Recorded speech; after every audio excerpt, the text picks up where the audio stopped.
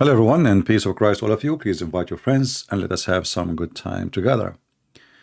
As you see in the title, we will talk today about religion and politics, because Islam is nothing but politics, actually, have nothing to do with religion. From the beginning of Islam, Muhammad, he was trying to establish a state so he can be the king of all kings, and he can subdue everybody, so he can sleep with your wife, enslave your children, take your house, unless you are his puppy. And nothing changed, this is nothing changed, really. The target is nothing, the Muslim trying, still hoping that they can subdue the world to the dead, composed prophet. So we saw in the news, today I will talk about actually two things, not one. I don't know what the date exactly. A teacher, she was like giving, I don't know, history class or something. So she showed a picture of Prophet Muhammad. And then the Muslim student, they get so upset. And look at the student who got upset. She have fake lashes, almost reaching the sky. And obviously she is a very conservative Muslim girl.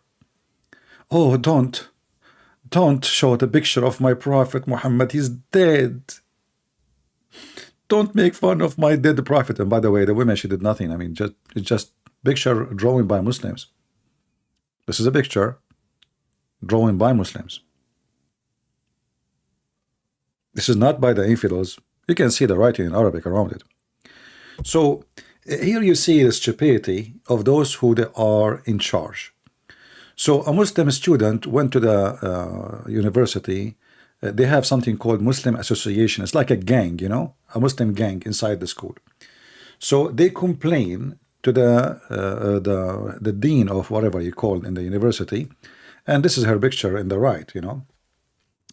This lady, her name is Helen something. I'm not sure what her name. So what she did, she fired the teacher who did show the picture. Why? Oh, because this is Islamophobia. Brother.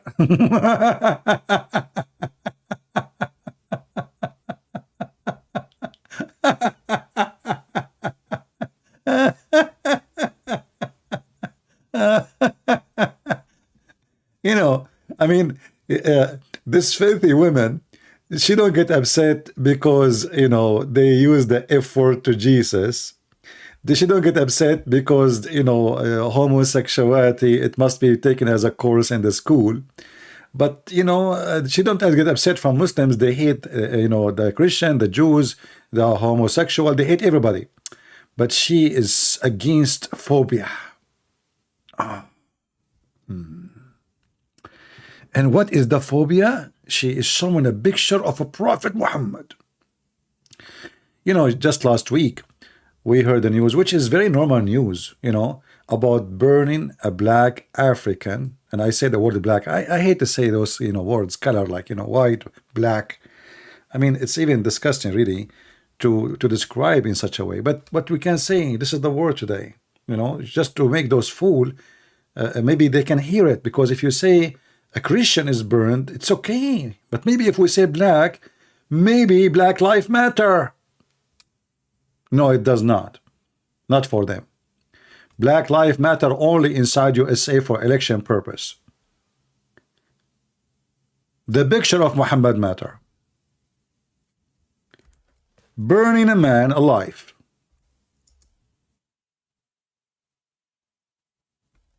Which is a very normal practice. Just a few months ago, they burned a woman.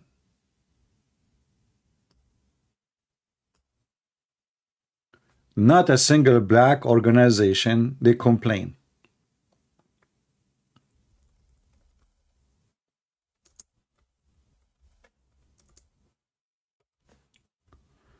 Nobody care. Why nobody care? Well, there is main reason. He is not supported by terrorists, and he is not the head of a terrorist group. So why they shall care? You tell me. He don't have the money of Qatar or the money of Saudi Arabia. He's a poor black African in the middle of Africa. Who care? The world talking about burning a stupid book. It's literally the most stupid book ever. But the world, nobody care, you know. We care for the right of the book, not the human right. The Muslims burn all books. Actually, the first one who burned the Quran was the Muslims. Go read history. Uthman al-Ma'boon, who married his own niece. He is the first one who burned the Quran. So a teacher, she show an image of Muhammad to teach history, but she show image to everybody, not only Muhammad. Why exactly, if you show an image of Muhammad, those people, they get phobia? And why this stupid women, the one in charge of the university, she is so worried about the feeling of Muslims. If you don't like it, this is a free country. You don't like it, here people can do whatever they want. People, they can insult Christianity. People, they can burn the Bible. People, they agree, they disagree. If you don't like this country, leave. If we want to burn the Quran, we will burn the Quran. If we want to show a picture of Muhammad making poo-poo, we can show a picture of Muhammad making poo-poo. And I'm so glad now that this woman, she is losing her job. So she fired the teacher, you know. She fired the teacher. She thought she can get away with it. And now she herself, she is losing the job. And the teacher will go back to the school. And now the Muslims now are offended. Oh, we don't feel secure no more. Why? What happened? The Muslims, they don't feel secure. They are unsafe. And just to show you, hold on. Look at this idiot here.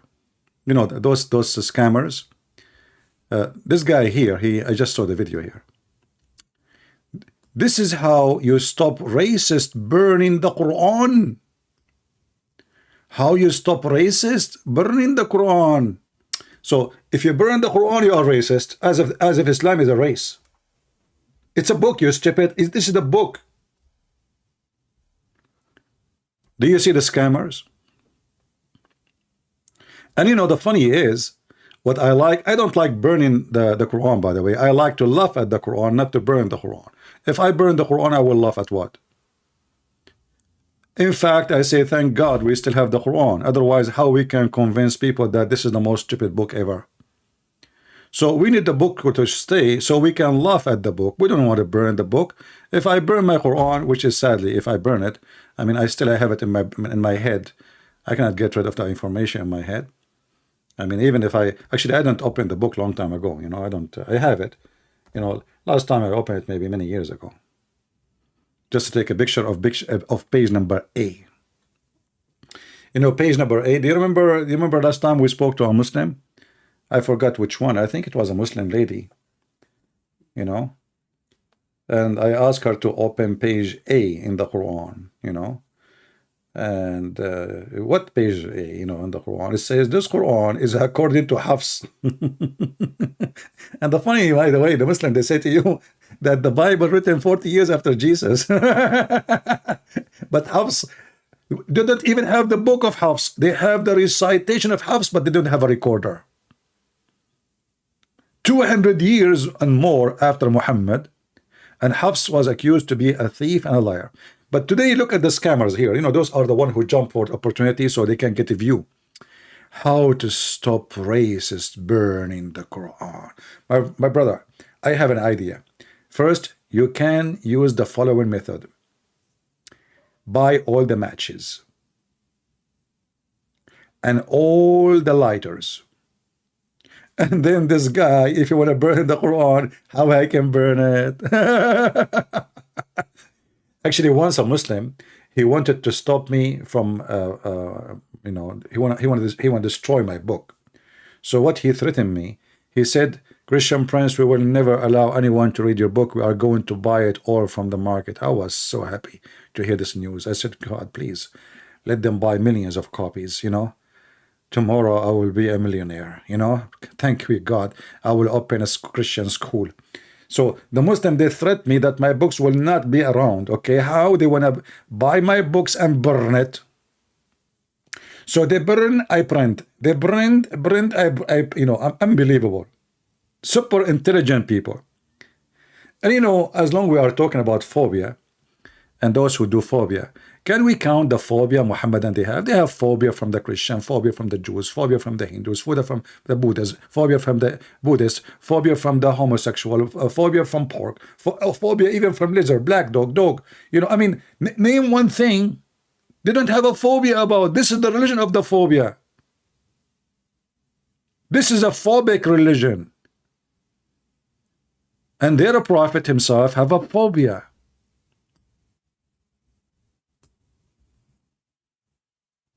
And yet they accuse everybody of phobia. Oh, please, don't put pork on the table. I'm a Muslim. Like, what happened to you? I put it in the table, not in your mouth.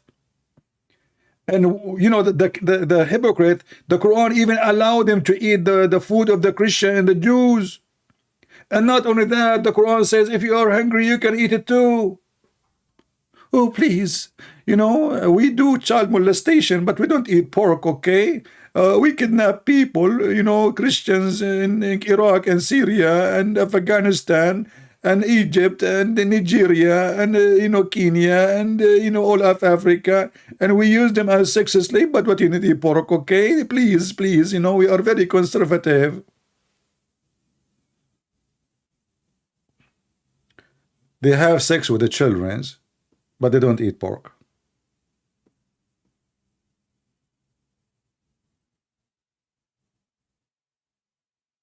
They slaughter people, they burn people alive, but they don't eat pork. And they speak about phobia. And now we have another scumbag, Erdoğan.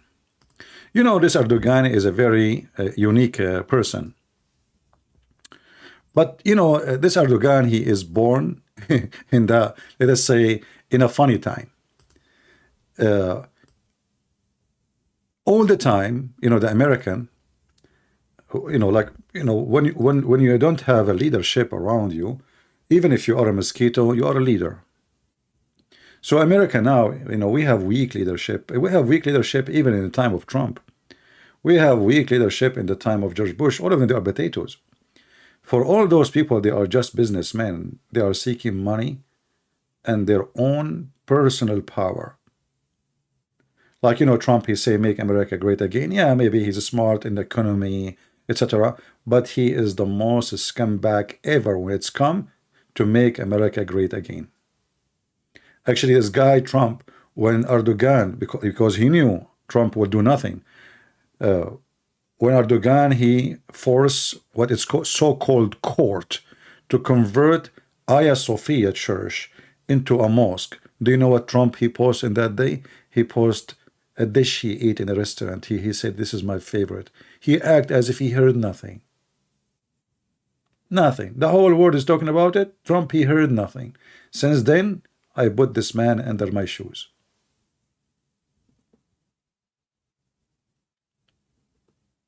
Biden is the same. Biden is the same. In fact, I just saw in the news. Let me see, where is the news? Did I close it? Maybe. Yeah, here we go. Huh.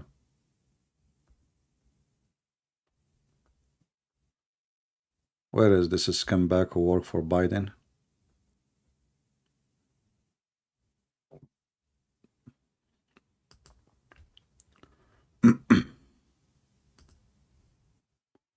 Those people, they don't work for us. They work, they are businessmen. Those who may be behind. Yeah. So look at this scumbag. I don't know if the word scumbag will fit. What has taken place in Sweden. Shut up, son of Mut'a. Hold on, where is the video? Those who may be behind Those who may be behind the burning of the Quran, they are trying to sabotage the NATO. I mean, can you believe it? A guy is burning the Quran. He is trying, suddenly now he is a foreign agent sent by Putin. And why? Because he want to sabotage the NATO. This is the scumbag of Biden.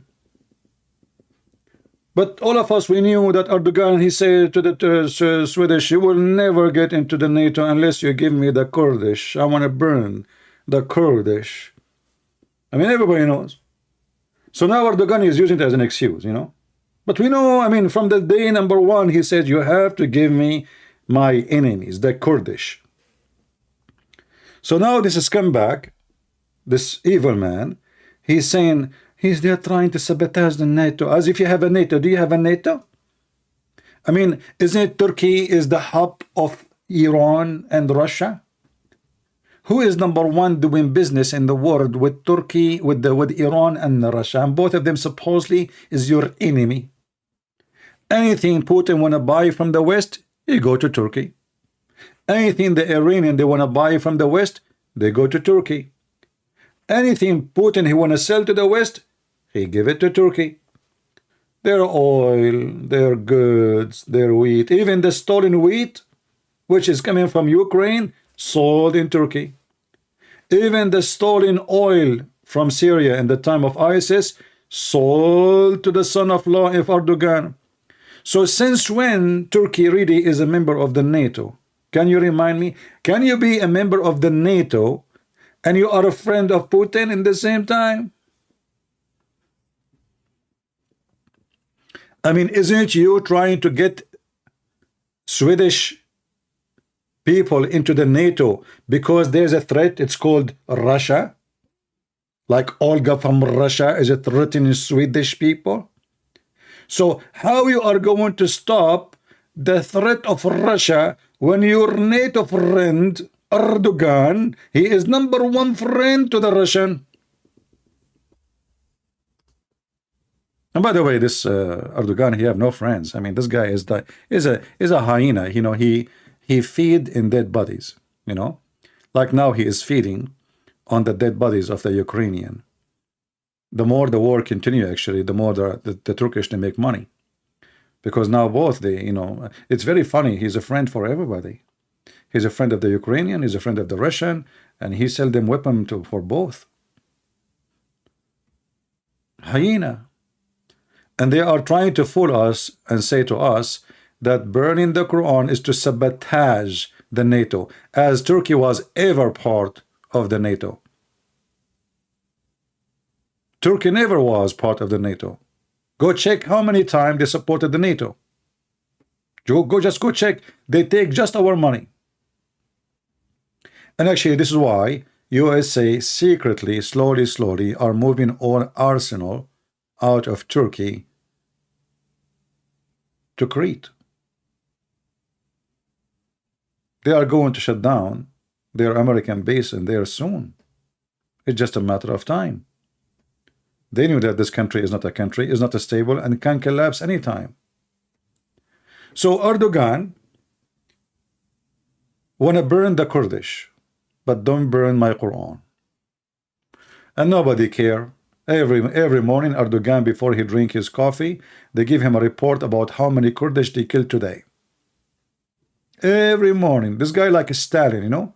Stalin, before he go in the morning, every day, at least 5,000 should be executed in the time of the Soviet Union. Every day. If the number is less than 5, Stalin is upset. Something wrong. So they are upset about burning a book, but America is not upset that this guy is killing the Kurdish, who they claim that they are their friends.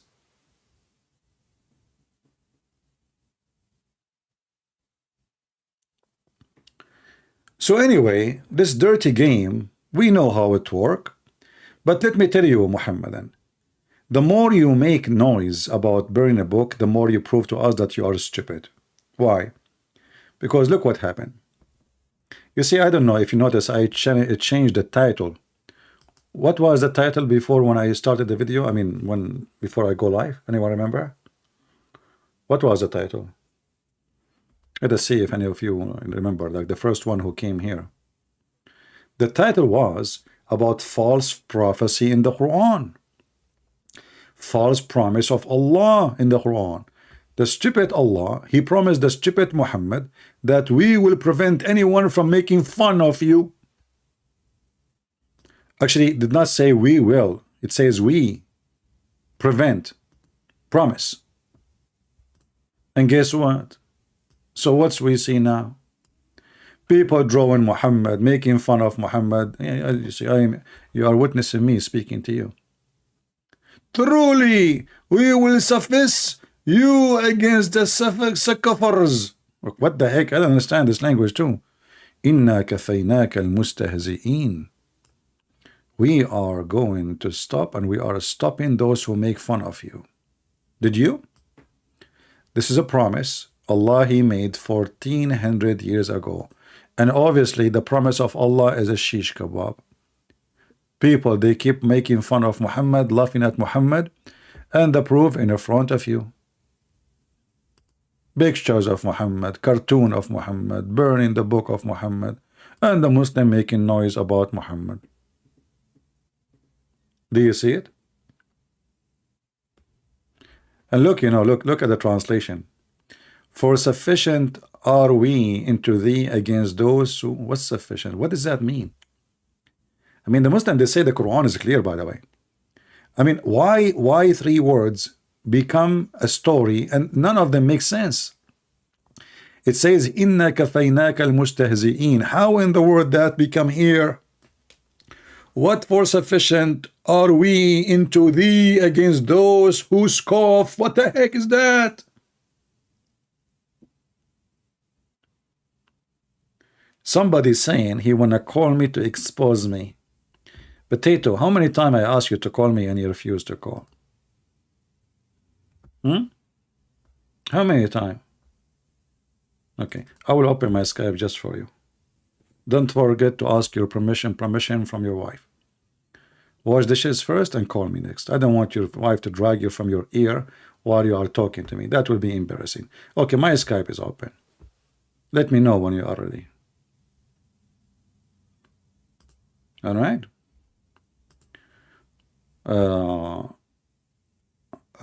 Erdoğan do not kill people. Okay, let us see. Let us call this person. I think maybe this is him. I don't know. He sent to me, Erdoğan, don't kill people.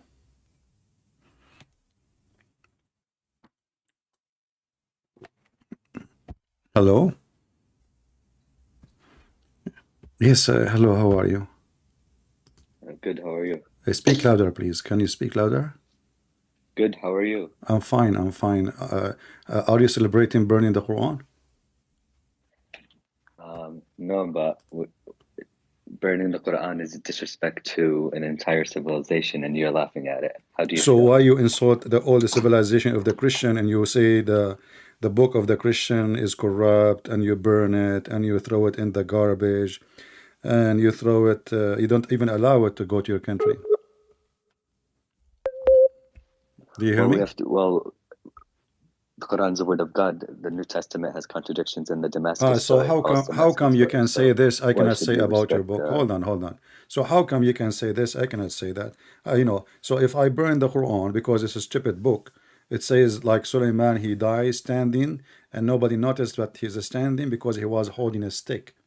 And I am against a king who dies standing. I like them to die sitting. So I don't like the story. So I burn the Quran. And you are saying this is against a civilization.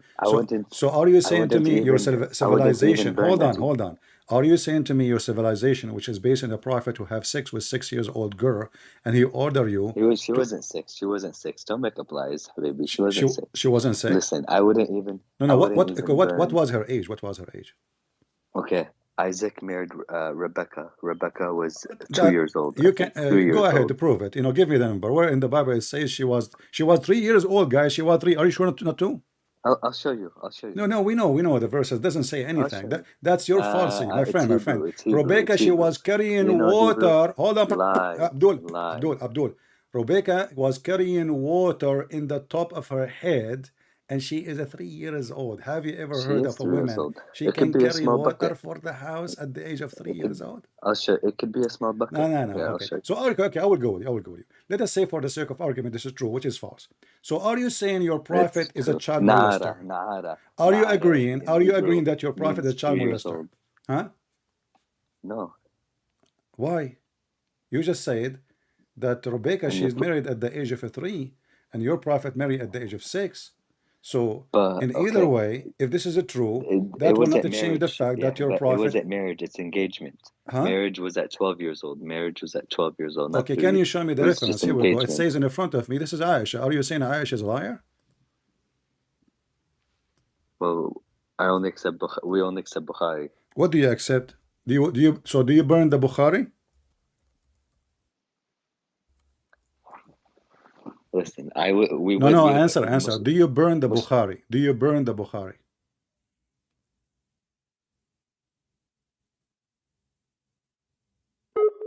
What happened? He's using the internet of the neighbors. Hello? Aisha, she was 12 years old, man. Are you there? Now he is going to burn al-Bukhari. We don't accept al-Bukhari.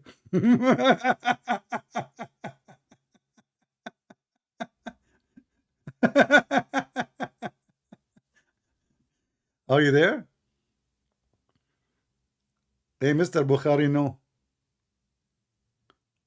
This guy is anti-Bukhari.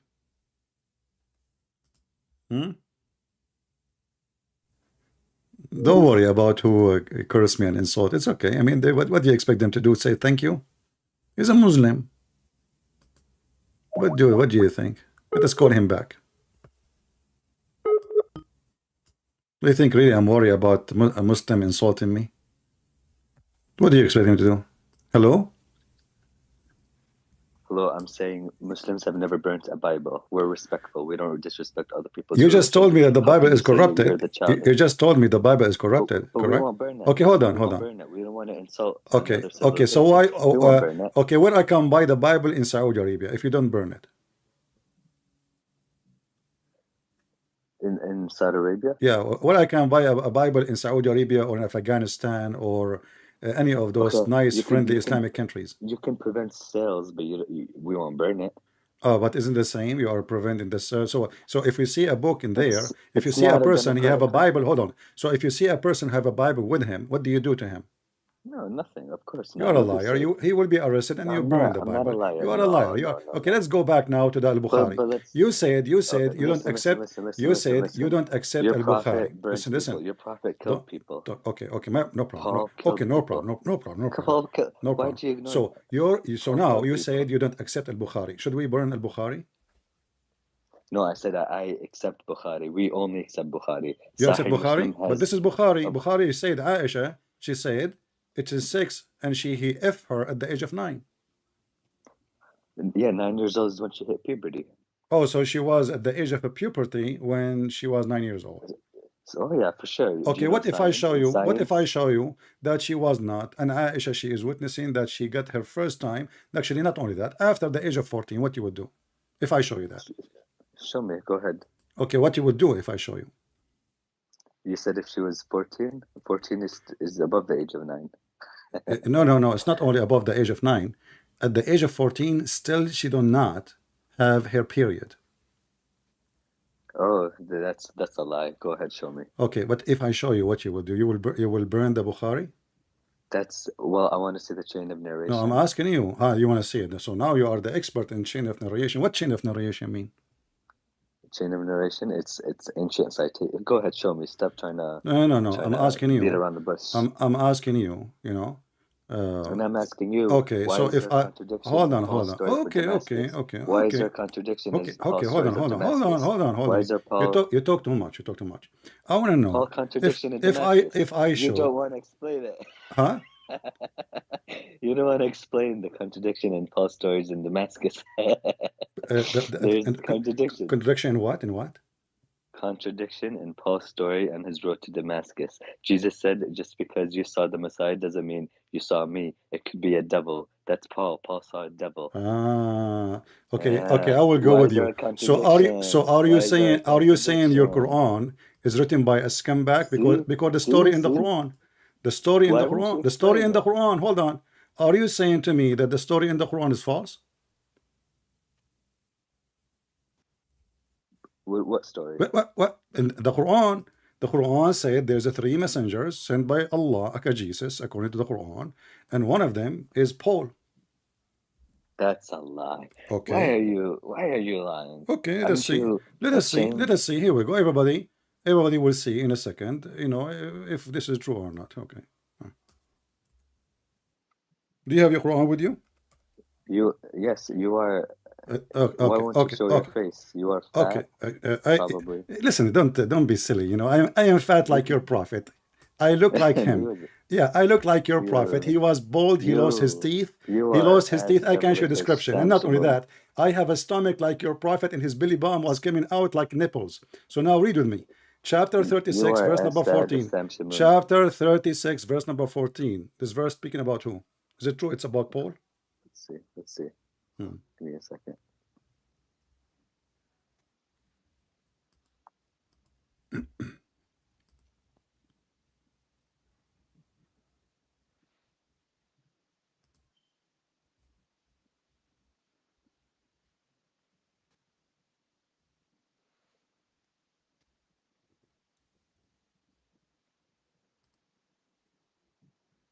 Remember, it's you who said that Paul, he saw Shaitan. And Paul is a bad person, right? So your stupid prophet is saying Paul is a messenger of Allah.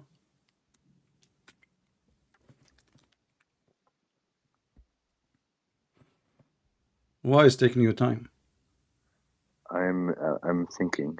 You are thinking. A Muslim is thinking. That's impossible. Is that in you? Do you think? Do you think when you drink camel urine? Don't change topic. Hold on. Don't tell me I'm thinking. Give me the answer. Is it true? Is it true? Is it true? It's Arab prophets. Is it true? Arab prophets. It's what?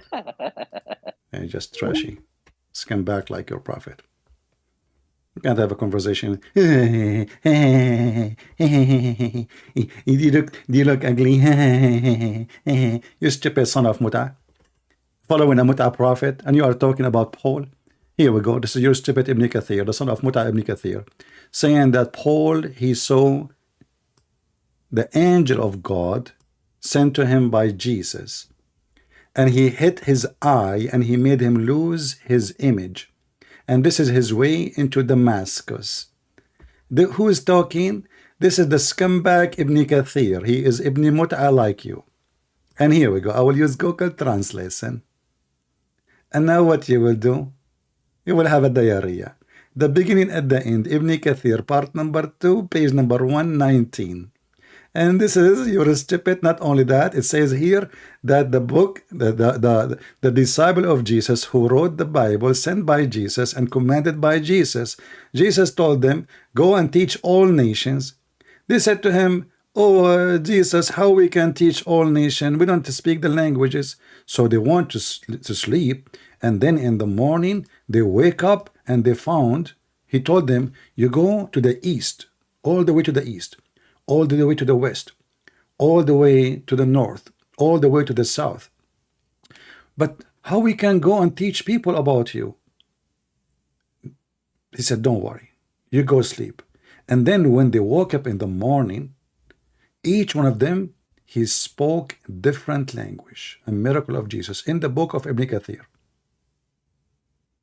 And the book, the gospel translated by 4 of them, Luke, Matthew, Mark, John, son of Muta. Do you see it? And then he continue, and it says that Paul was a good man, And here I find, by the way, I mean, we never heard Muhammad saying that Paul was a bad person. Only we see that from the scumbags in YouTube. But you will not find their prophet ever saying such a thing. Look like Muhammad, he never heard of him maybe. Maybe do not know he was bad. But those idiots who they are bully, they knew. They knew everything. So look what it says here. So here Paul, he's a Jew. This is Ibn Kathir, not me.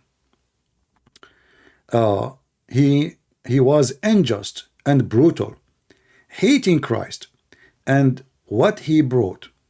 And he had saved, his nephew become a Christian. So he saved the head of his nephew to punish him, which means he's torturing his own even nephew because he became a Christian. And then he punished him, he stoned him until he died. This is the Muslim story. May God have mercy on him. Be my witness. Ibn Kathir saying, may Allah have mercy on the nephew of Paul. Why? Because the nephew of Paul believed in Jesus. And when Paul heard that Christ, peace be upon him, had head toward Damascus, he prepared his mules and he went to kill him. So guys, Paul, he went to Damascus to kill Jesus.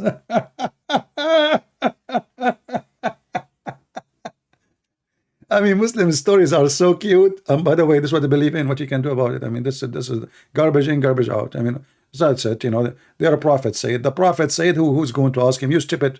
Paul, he went. And the funny, you see the dad saying to you, Paul, he never met Jesus.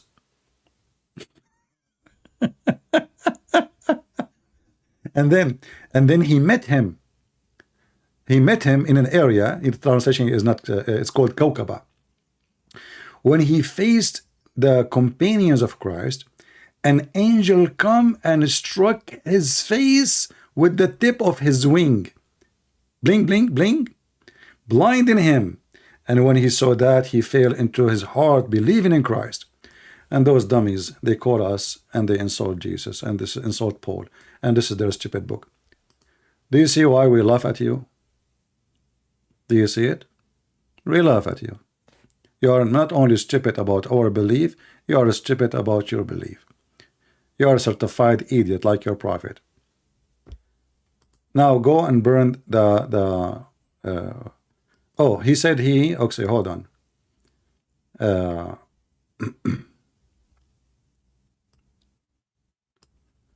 He said, no, she was, what? She got her period at the age of 9.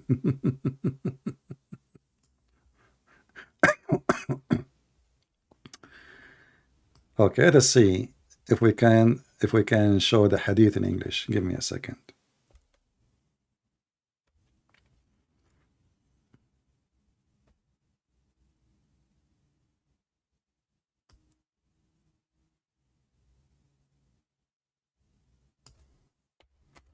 This is one of the lies, the Muhammadan. They try to cover the child molester, the duct tape. The duct tape is not going to work, my friend. Okay, let's see differently. This one is not working. Let us see a different one.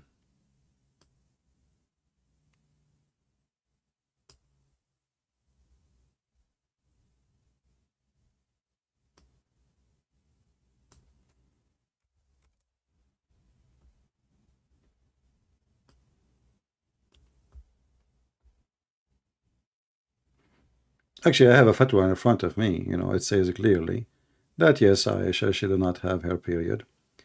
And that's why even she was allowed to play with her dolls. Let us see this one here.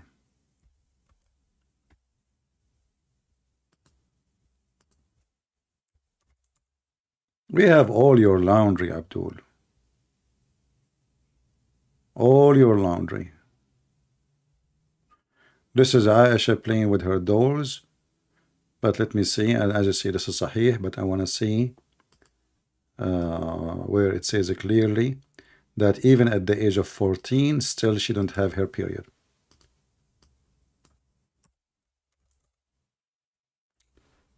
Okay.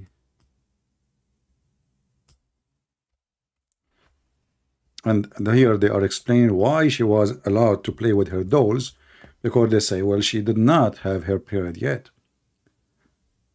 You know, at the age of 14.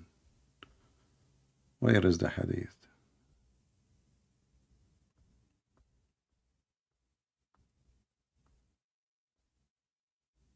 I don't say if hadith is here, but let's see if I will find it.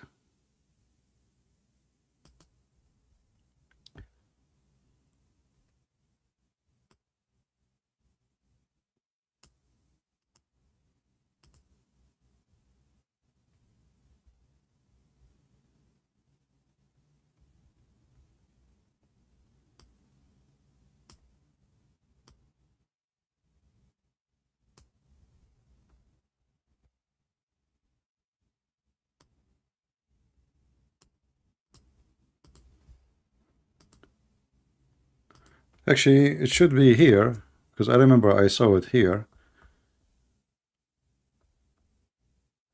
But if it's not, we can see it in English here, because maybe I'm searching for the wrong word, but I will show it to you.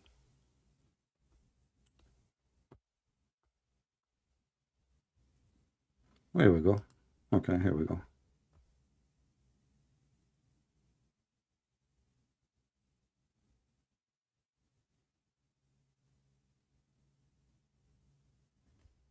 See, this is a fatwa here. It says Aisha at the age of 14, when she complete the age of 14, she was not yet baligh. She don't have her period. After the attack of Tabuk, which means at the end of Muhammad's life, for sure she was.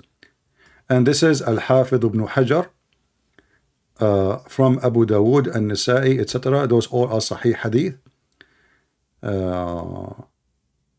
Let us see if we can see this hadith here. Well, if not, I will use Google Translation, but I prefer to find it. I posted many times here, actually.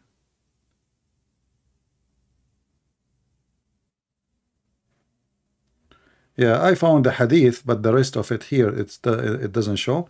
But let us use Google Translation here. I think maybe they took it off, because I remember this hadith was located here in the English page. So here it says, speaking about Aisha, so when she was at the age of 14, at that time, because she was immature. At what age? 14. And then for sure, at the time of the attack of Khaybar, Aisha, she was mature. So this is Aisha, she is 14, playing with the dolls. And this is, you can just calculate the years. The attack of Khaybar. Which year Muhammad, he married her? Which year was the attack of Khaybar? She was playing with her dolls, because simply, this is the Muslim book saying, hadith, because she was immature. This is why she was allowed to play with a doll. Okay? And this is why here, actually, even the question, look at the question. Building the Prophet, this is the false translation, ifing the Prophet to Aisha, and she was playing with her toys, like when he did if her. So I have a question, involve the matter, etc., blah blah blah blah, Prophet, blah blah blah, Maria Aisha, and she was playing, she was a minor, or she was an adult. If she was an adult, then she told us a hadith that she did use to play with her dolls. And then the answer, it says here, it said that the doll incident occurred either in the Battle of Khaybar, and when she was 14 at that time, or at Tabuk, when she was 16 years old. The question, etc., you can read the rest. All right? And you will see the answer. Yes, at the age of 14, she don't have her period.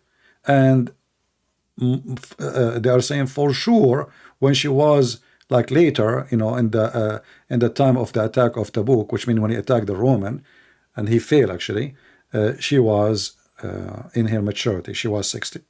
She was 16. So this is your stupid website, islamweb.net, and the dummy you say it doesn't say that at CP, and people laugh at you. You know, yeah, a woman playing with her dolls, literally. The Muslim believe if a slave girl reach 9 years old, then she is a woman. This does not mean that she reached menstruation and has become an adult, but rather it means that she is fit to be effed. Do you see it? This is the answer. This is not the question. This is the Sheikh is answering now.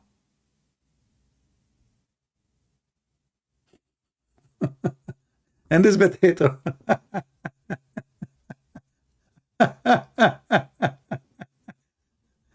Let me post the link for you. You know. Yeah.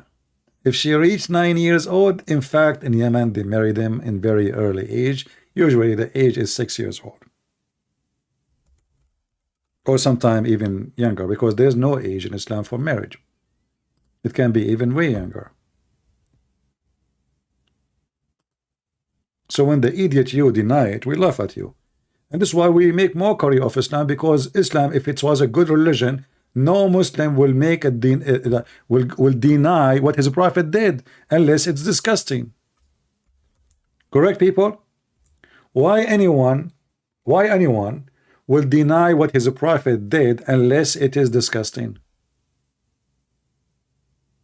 You tell me. And as you see how embarrassing it is, we have the proofs, we have the reference in front of your eyes. And I just posted the link. Is that my website? Is that a Christian Prince website? This is the website, by the way, Uthman, the ketchup boy he used.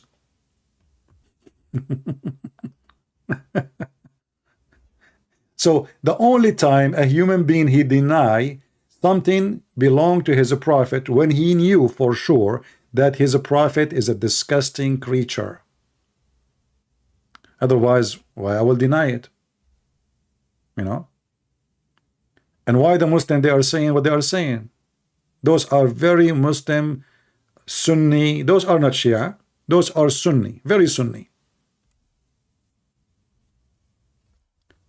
And this is actually the benefit of having those people calling us, because when they deny, they give us additional proof that Islam is false. Very simple. Do we have any Muhammadan?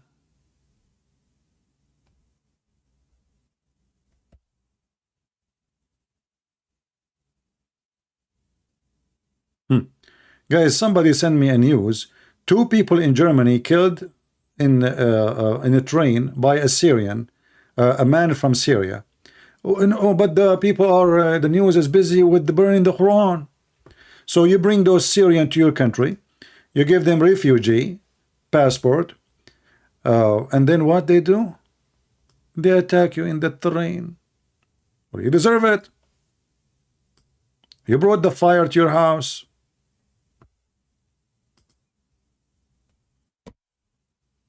You deserve it, my friend. Sad to say. Who forced you to bring them? You have a stupid woman. She became your chancellor for more than 20 years. She destroyed Germany. So Muslims, how we are going to stop burning the Quran? Anyone have any suggestion for us? What do you think, Muslims? Really, how we can stop burning the Quran? Me, myself, I'm against burning the Quran. I support laughing at the Quran, not burning the Quran. Because that will do 2 things.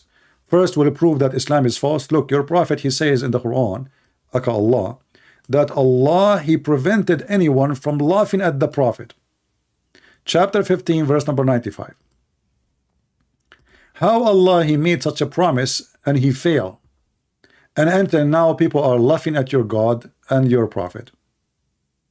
Any Muslim can explain? It says إِنَّا كَفَيْنَاكَ الْمُسْتَهْزِئِينَ. We prevented. That's it. They cannot laugh at you. And this was what? 1400 years ago. What kind of a promise Allah is making? Any Muhammadan can tell me? Isn't it this is a false promise from a false God and a false prophecy? Until now, people are laughing at Muhammad, making cartoon, burning the Quran, laughing at Muhammad, calling him child molester, and the Quran saying, you know, yeah, an attack on a church in Spain. The result is killing one person. Okay, here we go, news from Spain. Yeah, good, you know, good. Let those stupid Europeans see how stupid they are. Sad to say, Europeans are stupid people. Literally stupid, you know. And I believe in something very biblical, that when people they leave God, God will take his protection from them. He will leave them alone. And I believe Islam is a curse on those stupid Europeans. They are open for everything. Lousy, hippie, you know. Everybody, his bum is coming out. Naked women in the beach. Nobody want to think about God. If a woman, she is a virgin, they laugh at her. And, you know, we are hippie. And they elect a nudist. You know, this the chancellor of Germany for 20 years. She was a nudist. So what you expect? So when you stay away from God, God will let you exposed. And this is a curse will be upon you. Let them punish them. They punished themselves. They brought the devil to their houses. Everything evil is allowed in Europe. In France, the government, they send an employee to watch what the church is teaching. Can you believe it? And if the church did not teach something the government agree with, they will shut down the church in France.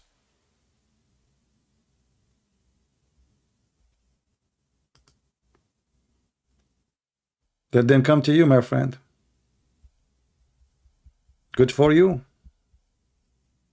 You have a good future, Europe. The future is very, very promising. Yeah.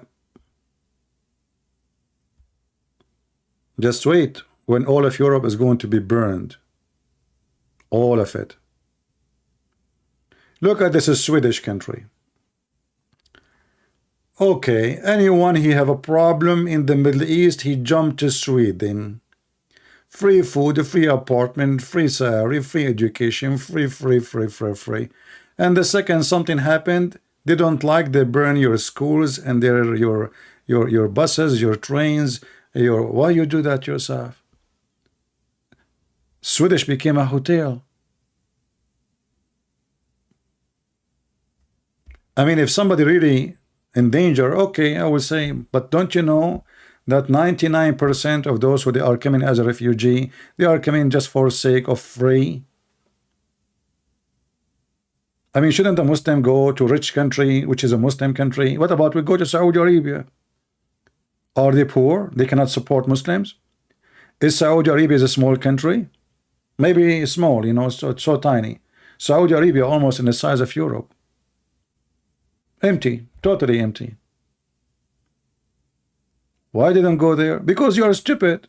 Free food, free education, free health insurance, free. They don't even go to work. When I was in England, I was looking for an apartment to rent. A Muslim refugee, he told me he have an apartment. He will rent it. I said, okay, who is the owner? He said, no, I will rent it. I said, you own it? Aren't you a refugee? He said, don't worry about it. You know, the government, they give us apartment, we rent it.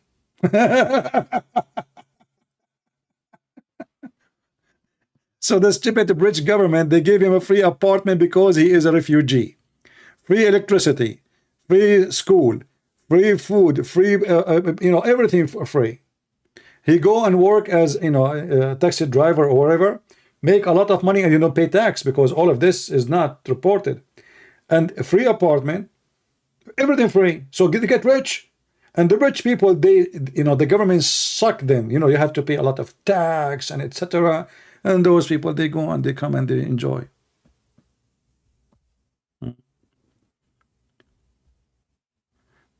And because you have a weird leadership in Europe, they are stupid and they are weak.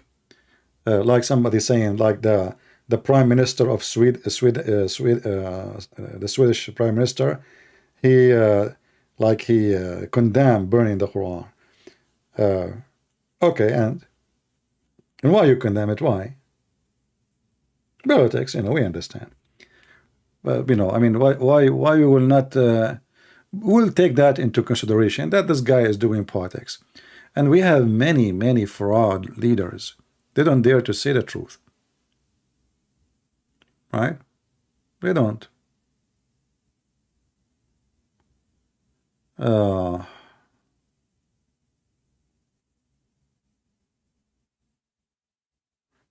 Yeah, and this Erdoğan.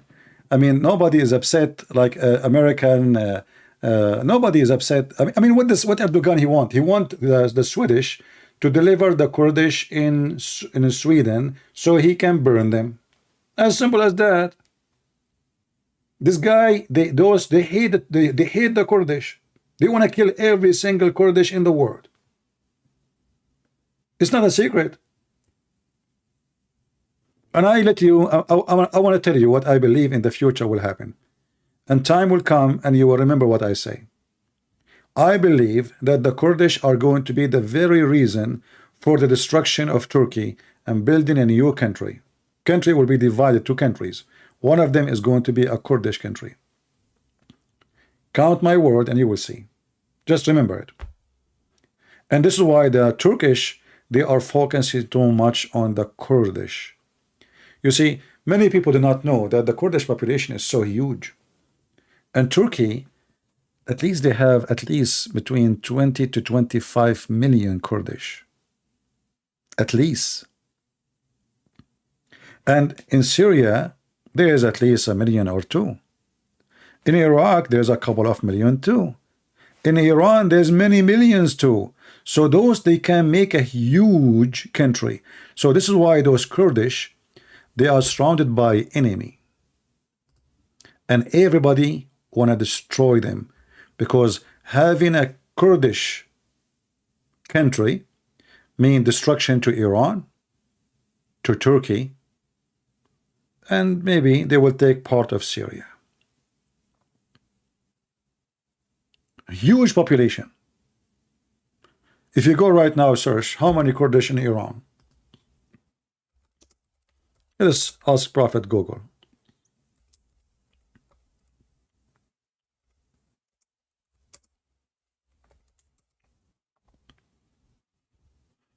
$10 million Kurdish in Iran. Actually, I think maybe more. I don't know. I cannot take Wikipedia, what they are saying, for granted, but this is 2006. So 10% of 84 million, they are Kurdish. This is 2020. All right. So you can imagine, we can talk 10%. This is a huge number. Okay, how many Kurdish are in Turkey? Let us see.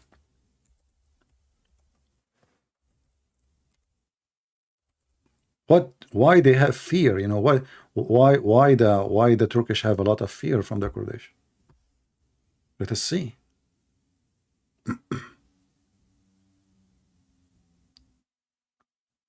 Okay.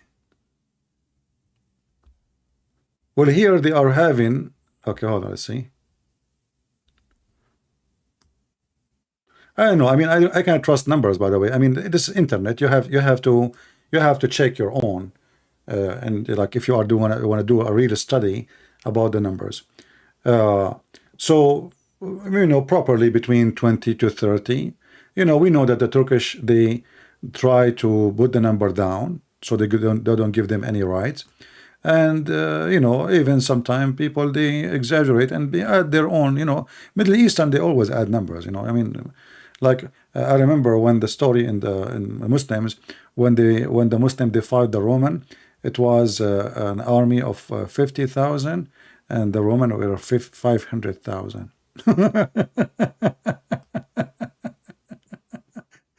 And the Muslim won. True story. Anyway.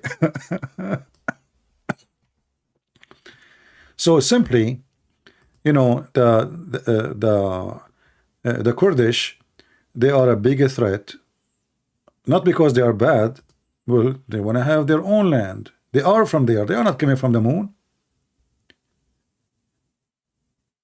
So if they establish their own land in Iraq, in Syria, in Turkey, in Iran, then you have, you know, Turkey is destroyed. What is left?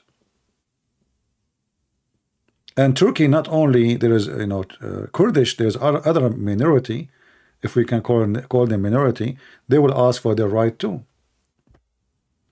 So all this drama, when it's come to this filthy Erdogan, is not about the Quran. This is about the Kurdish. Now, if the Swedish people agree to give him, to give those people the one Erdogan is asking for, you know, Erdogan will forget about the Quran. Somebody asking me, do you support Donald Trump? My friend, I support anyone, but I don't support people like Biden. Biden is an antichrist. Trump is not really a good person, but I support him if he go for election again, because Biden is confirmed to be antichrist. It's not maybe. So I will vote for Trump again, not because he's a good man, but because his shoe is better than Biden. But he's bad too. But what we can do in this country, you don't have choices to choose between good and good. You have to choose between bad and bad. This is how the system is.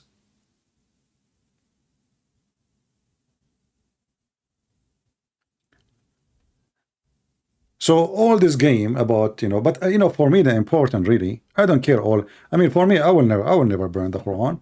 I laugh at the Quran. Why I want to burn it? Why I want to burn it? I mean, okay, if we burn the Quran, we will laugh at who? We will laugh at what? Funny comedy, you know. All of you come here every day, you enjoy laughing at this religion, and you enjoy how stupid the Muslim when they try to defend, like this guy who called me. You know, Rebecca, she got married at the age of 3. How is that? Oh, you know, he saw her when she was 3.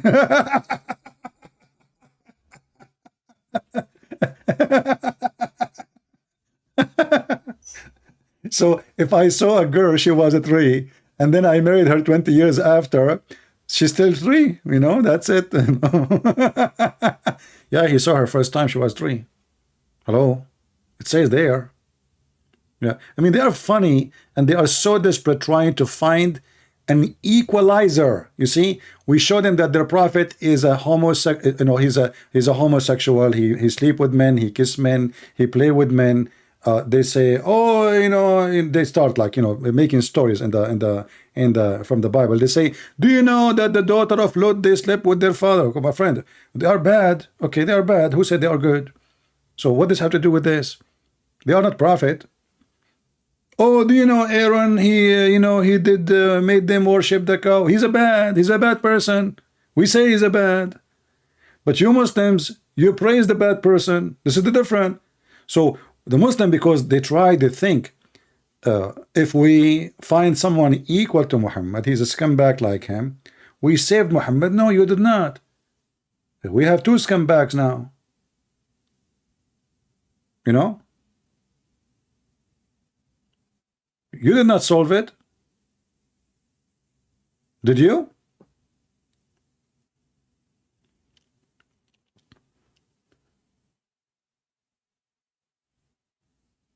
And you know, the funny is that a Muslim, he called me and he's laughing like this guy. There's a contradiction in the Bible.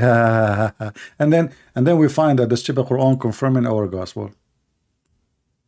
And then the Muslims, because the Quran is perfect book, as you know, they say, oh, the Quran says confirming what is with them, but he don't mean all of it. What the heck?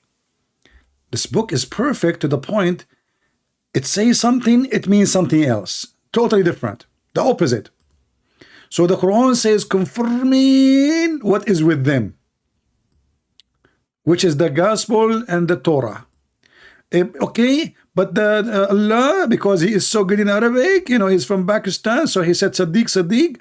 I don't mean to say that, I mean something else. So Allah, he say confirming what is with them, but he don't mean confirming all of it. Oh, so Allah, he forgot to say some of it. I mean, he never heard of the word some. As I know that a Muslim, he can have 4 some. I mean, 4 wives, 1 guy. In the same time, it is halal. It's not even cheating.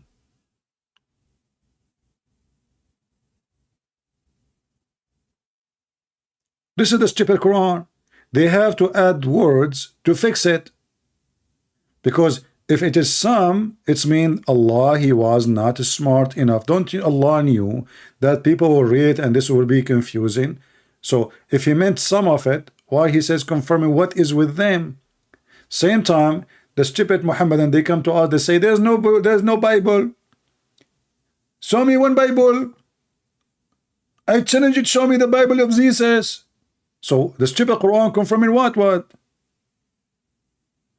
How you confirm a book? It's not exist. And why Allah, he says what is with them? So this is why I don't want to burn the Quran. It's laughable book. The sperm coming from the backbone of the man, and the women, she have sperm coming from the top of her ribs, which is proven to be scientifically. I mean, go to the beach, you will see women, they have big balls in their chest. They lie to you. They say those are breasts. They are lying. You know this thing. Ask Joe Biden. Those are breast testicles. And they are way bigger than the men testicles. I mean, man, you know, his testicle will look so small compared to those breasts, especially after they go to Thailand. So why we want to burn the Quran? We want to laugh at the Quran. All right?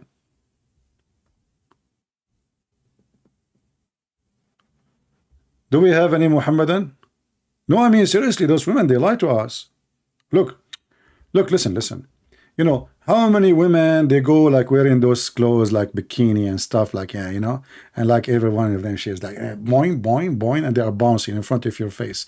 And you are like single, like, oh, what the heck is that? You know, like, and you get scared because I saw the movie of the, like Al-Gaddafi, when his bodyguard, the women, they use their boobs to break the bricks. Imagine they can break bricks with them. They have real balls. I mean, those are not really, I'm telling you, they are not.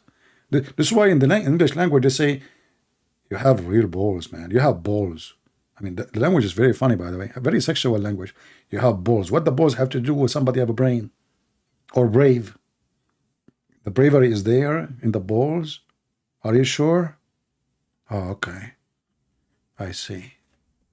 Look like only brave people have balls, the rest they don't have.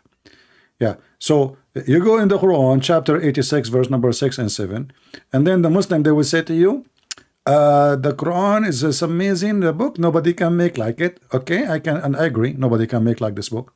I mean, you have to be monkey donkey to make such a book. And then they say to you that you are misquoting the Quran. This is out of context. How many times we hear it a day, you know, out of context. This is Ibn Kathir, and this is the interpretation. It says women, they have balls. Women, they have a sperm coming from their ribs. He is created from water gushing forth. Gushing forth, this is the orgasm. Meaning the sexual fluid that come out breasting. The Muslim, he says, no, this is not the breasting. This is a breasting from Palestine, okay? Breasting forth from the man and the women. Oh boy, from the man and the women. Okay. Thus the child is produced from both of them. So the liquid will come out from the man and the women, We mix them together, we put them in the oven, we have a baby. Okay, so now by permission of Allah, don't forget that too, by the way. My program now sponsored by the permission of Allah, in case you do not know, because according to Muslims, everything happened by permission of Allah. So right now, whatever I say is by permission of Allah, which means I'm sponsored by Allah. What do you want more? So if the Quran, by the way, is burned, isn't it the Quran says, وَمَا شِئْتُمْ إِلَّا مَا شَاءَ اللَّهُ, nothing you will except what Allah will. So when the guy he burned the Quran, it was the will of Allah. What's wrong with the Muslims? They believe in destiny. And then here continues saying, meaning, and I love it when the Muslim they say the word mean. The second you hear the word meaning, that's mean you are going to get dizzy and high. Meaning the backbone, or the backbone, you know, there's no lines, of the man and the ribs of the women. MashaAllah, MashaAllah, MashaAllah. So now the orgasm of the women is coming from the ribs of the women. In fact, the ribs does not mean really just the ribs. Tara'ib is the last top, like the one connected to the neck. That is the tara'ib, not the whole ribs. So the last bone in your rib connected, in Arabic it says mawqi' al-qilada, which means the location of the necklace. So the top, you know, in the top, like that hole, that is where the sperm is coming from, according to Muhammad, from women, which referring to her chest. Here it says the backbone of the man and the ribs of the women. And now Dr. Muhammad, sorry, he explained to you how women sperm look like. The women's sperm is yellow and fine in texture.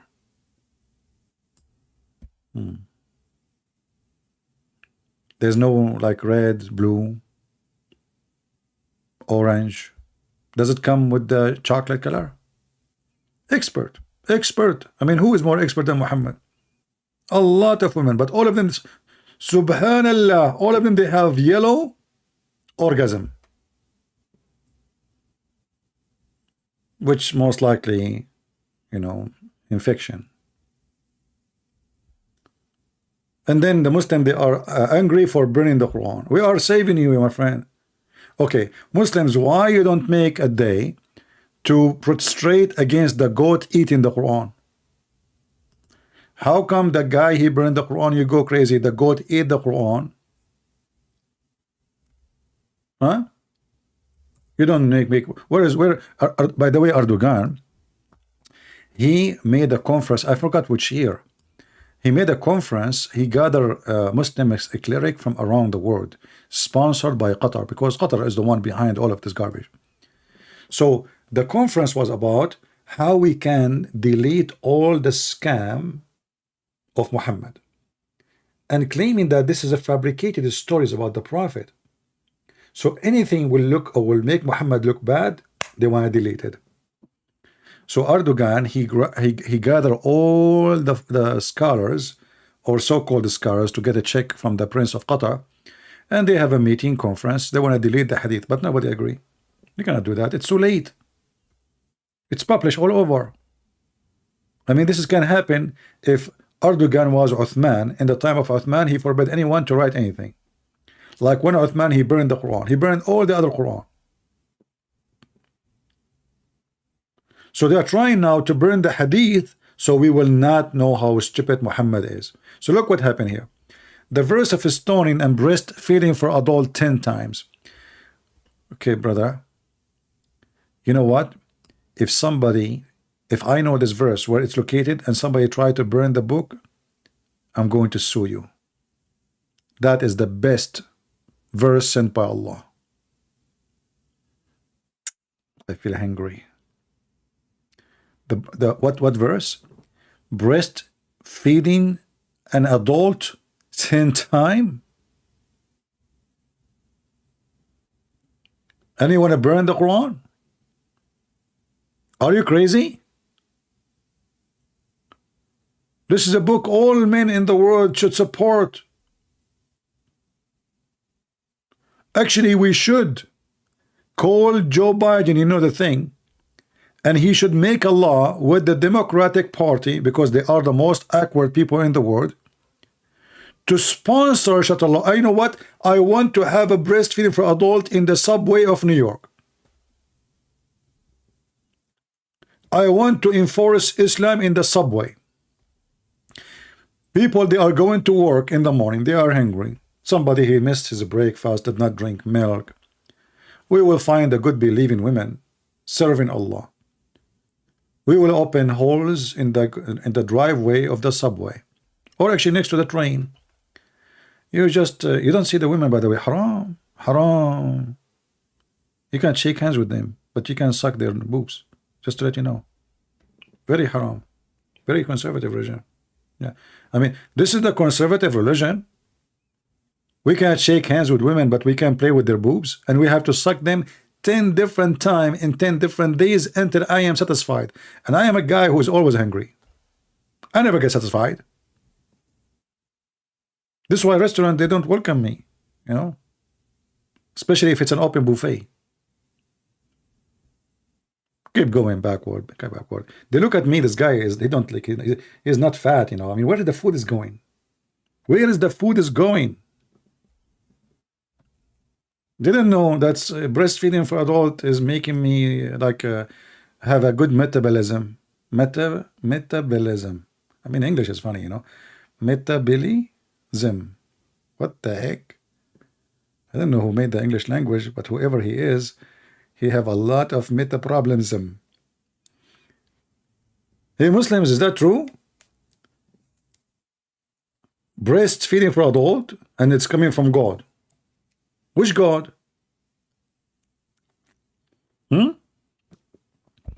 What is the connection between your God and nipples?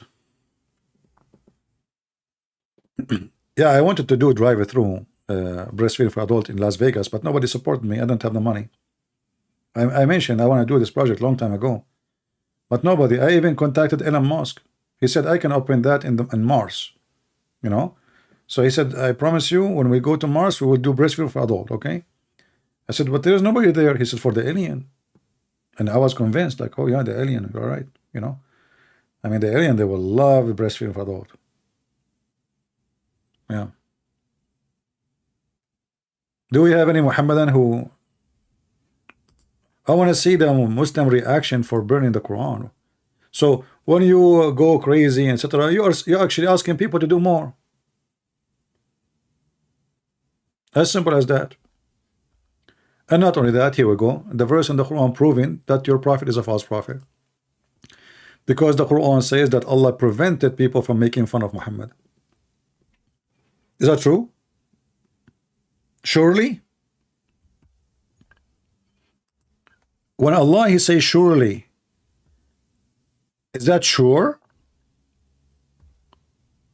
I mean, what's wrong with this God? Surely. Surely, Sherlock Holmes. Verily, we shall suffice these against all who now deride this message. Like, what the heck? What message? What it says about Muhammad, you liar? I mean, their translation is like somebody. I don't know what they are using to translate. I heard Yasser Qadhi saying that Yusuf Ali don't even speak Arabic. Only in Islam you can do that. You can translate the Quran without knowing Arabic. I mean, how in the world this guy, he translated the Quran, but he don't speak Arabic? Everything is possible with Allah. We suffice you against those who mock. Yeah, true. Absolutely true. This verse in the Quran proving Islam to be false. Because Allah, he could not stop people from mocking Muhammad. It's in front of you. Is that correct? How many of you took reference of this verse? Chapter 15, verse number 95. Allah, he promised that he will silence anyone who mock Muhammad. Muhammad is dead, and that never happened. And as you see, people are mocking Muhammad and mocking Allah.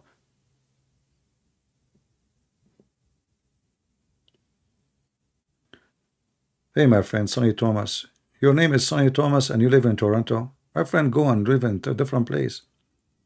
I mean, Toronto, and your name is Sonny Thomas. I can tell you wish to see the sun again. I advise you, listen, I have a free ticket, you know. I give those tickets only for people I care for. One-way trip to Afghanistan. A lot of sun there. So I don't know. If you, Thomas, just let me know, brother. Okay. Do we have any Muhammadan here? How Allah, He promised that Allah will silence anyone who mock Muhammad, and the mocking of Muhammad never stop, including inside your Islamic countries. Anyone? Do we have anyone?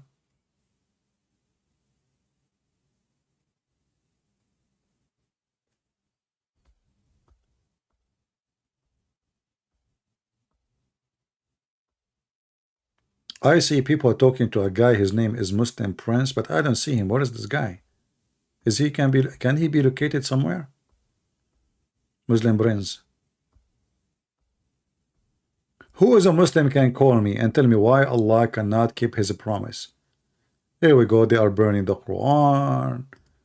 I mean, you see, in America, you complain, you don't complain. That will not work, my friend. Who care? You complain. Here we go. You try to kick a woman from her job because she put a picture of Muhammad. Do you know what happened now? The one who kicked her out of the job, she is going to lose her job and she will go back to her work.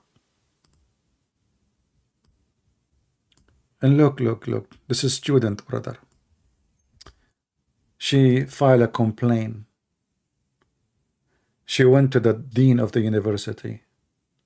The dean of the university, when she saw her fake eyelashes, she said, oh, no, those are arrows. And she is very conservative, so very conservative lady. You know, hey lady, the one you are against a picture of Muhammad, don't you know that the Prophet says that the woman, she take hair from her eyebrows, she go to hell? Do you know? Makeup, lipstick, fake eyelashes. Can I hang my clothes there? I mean, how you can get inside the bus? You might blind somebody with them. And now this conservative Muslim women, she complained. And then the other stupid women, who they are the dean of the university, she fired the teacher. And now guess, the teacher, she will get rich. So she sued the university, and now the university want to get rid of the dean and put back the teacher so they can settle the case. I wish it was me, the teacher. Oh boy. Do we have any Muhammadan here?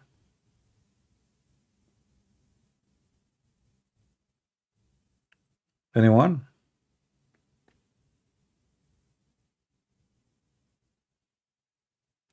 And you know, like one of the funny things about Muhammad,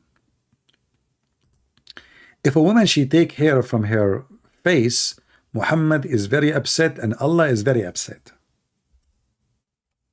Why? Any Muslim can tell me why?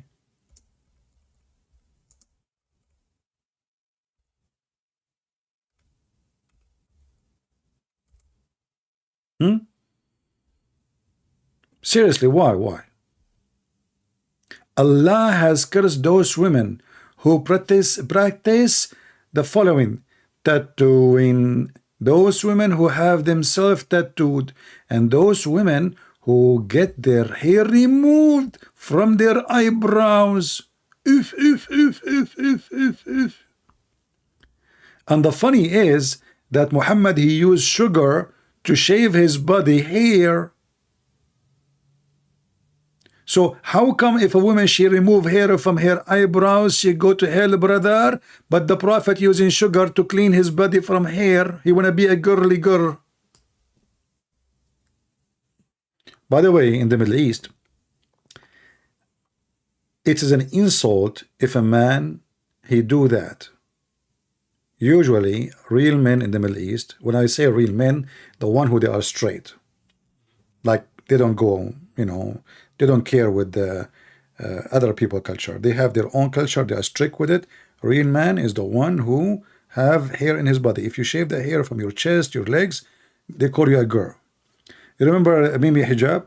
Mimi Hijab, he have 1,000 picture of himself stripping, and always he have hair in his chest. The day he want to strip in the front of the Chinese embassy, he have no hair. Go watch it. He took it off. Girly girl. So we, the women who got their hair removed from their eyebrows and faces, and look between bracket, by the way, listen, look, except the beard and the mustache.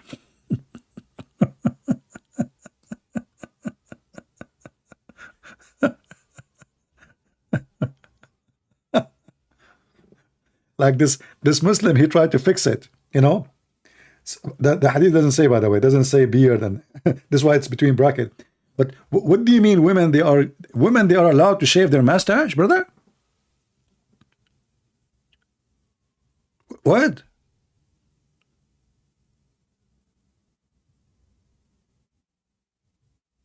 Hey Muslim, anybody can help us? Okay, hold on. I don't know. I'm a little bit confused with Allah Prophet and his wisdom. A lot of wisdom. Okay, hold on. Hey, what I will do now? Let us go to the other dom. Yeah, we go here. So now, this Muslim women,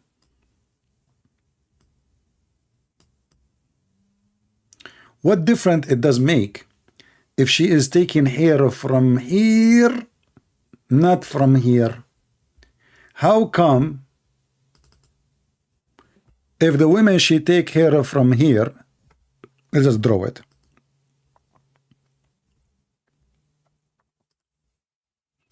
If she take her hair from here, she will go to hell.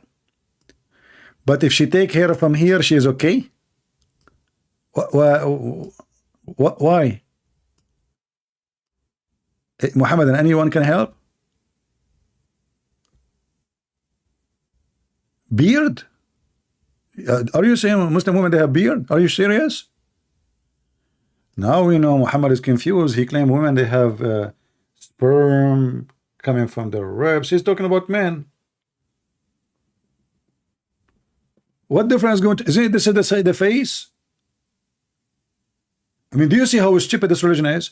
So does God, he curse you if you take hair from your eyebrows, but if you take it from your beard and your mustache, it's okay, it's okay. By the way, nowhere it says that. This is a lie. This is the Muslim now. They try to make it like, I mean, because there's no Muslim man who would like to see a woman, his wife, she have a beard. So they say, oh, the Prophet don't mean all the face, but the fact it says clearly, take hair from their face. It says there in the front of our eyes, it says take hair from their face, not only their eyebrows.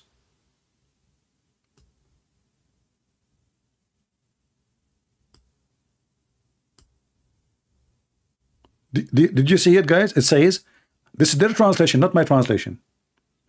The women who remove hair from their eyebrows and faces. So is the mustache, is it part of the face or part of the ass?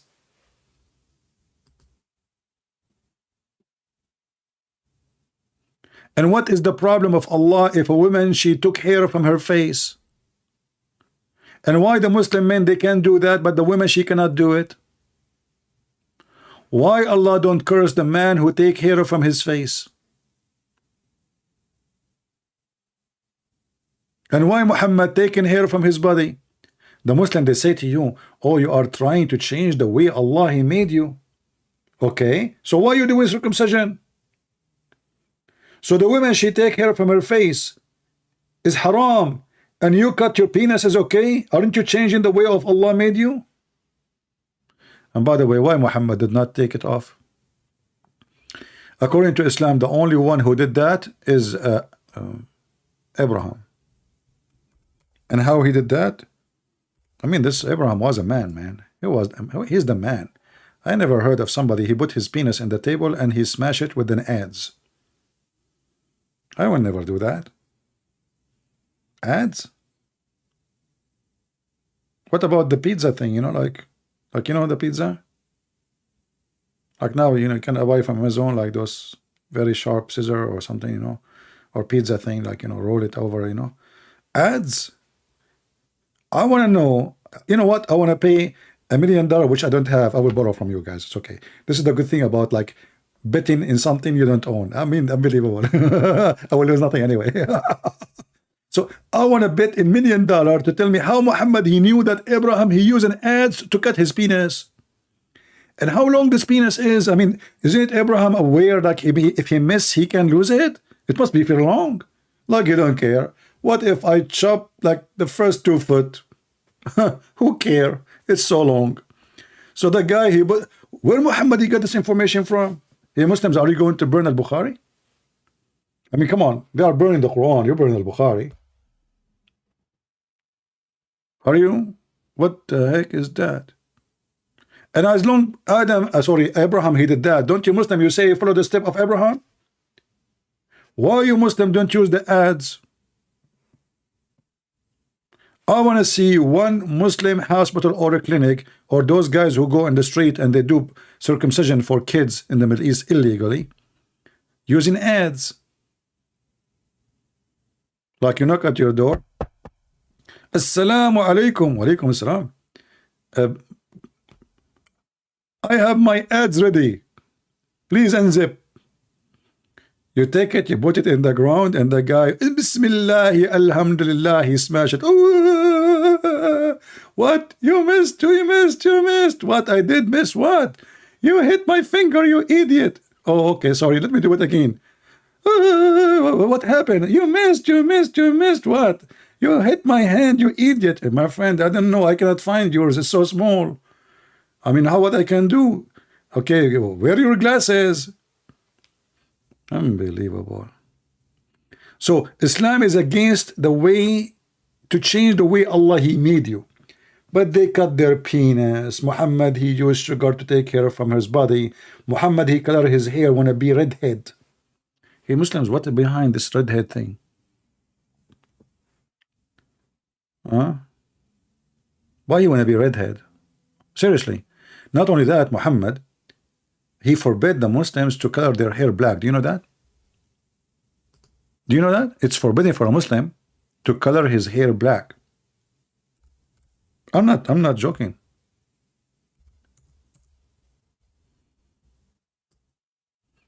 Let me find you the reference. This is why you see Muslims, I don't know if you notice, in the news or etc. They have their hair red, even they are in Bangladesh or, you know. Let us see.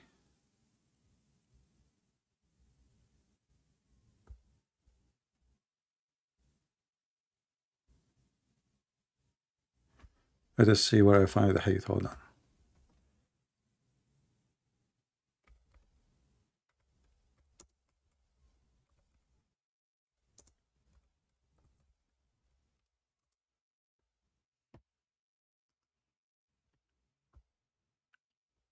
All right.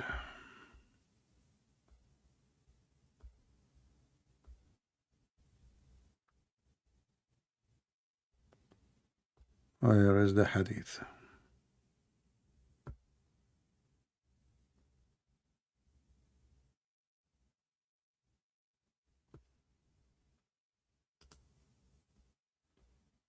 Muhammad, you wanna be a redhead.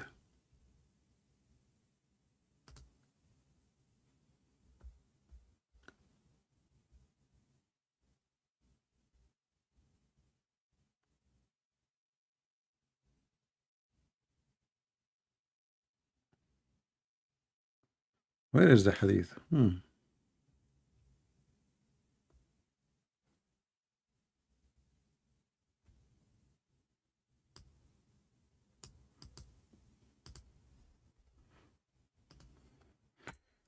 I hate to say something without showing the reference.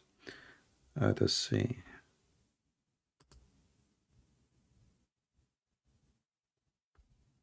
Here we go.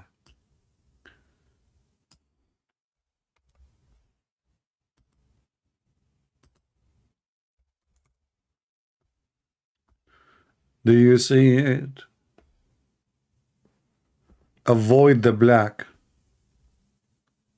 And then Muhammad, he ordered them to color their hair to be a redhead. Isn't it clear that this man is mentally ill? Why? What the problem with the black color? Any Muslim can tell us?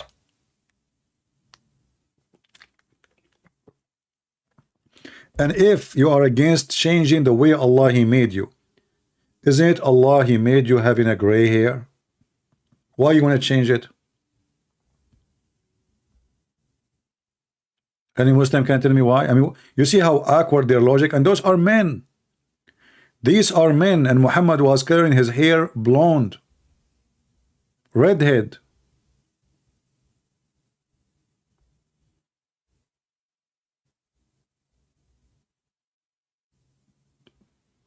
How funny this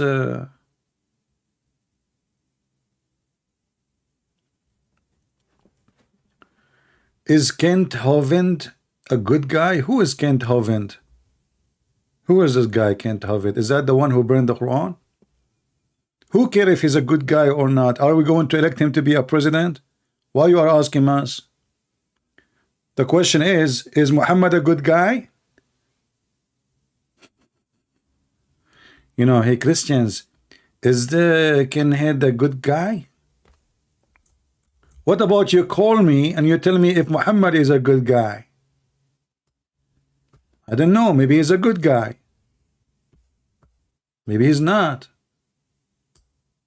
But can you answer my question? This guy is not a prophet. He have time and he have matches. He said to himself, okay, you know what? I'm going to burn the Quran. Now, is Muhammad a good guy? Why you didn't answer me? Is Muslims are good people when they go and burn schools and cars and buses because somebody burned a book? Why you don't ask yourself such a question? If Islam is peace, isn't it the Muslim they say Islam is peace? How Islam is peace, and then when somebody burned the Quran and they say to you Islam is tolerant religion?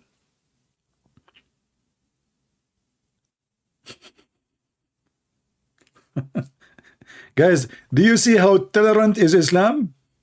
Islam is peace, brother.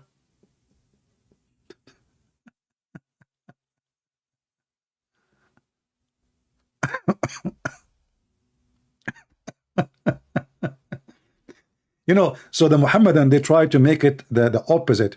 It's like it's not them who is the problem. It is the guy. If you Muslim don't care and you don't make a big story, no, he will not do it. Trust me, he will not do it. This guy, he knew that all of you are a bunch of mental and he will go crazy. So he go and he do it if he did it now and tomorrow nobody care, he will not, he will stop doing it, and now he will do it again and more people will do it because you're stupid.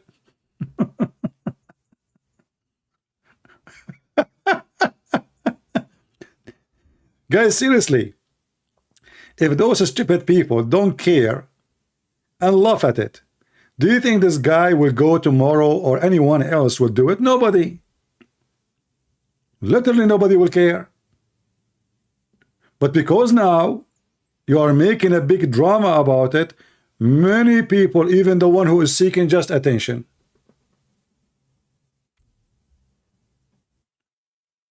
just attention, nothing more. What you can do about it? You force people to do things. Like you started threatening what his name David would. What David would he do? He eat the Quran.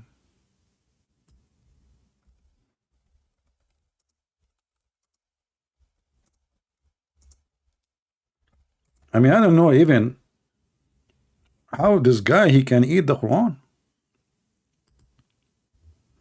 I cannot invite him to my house.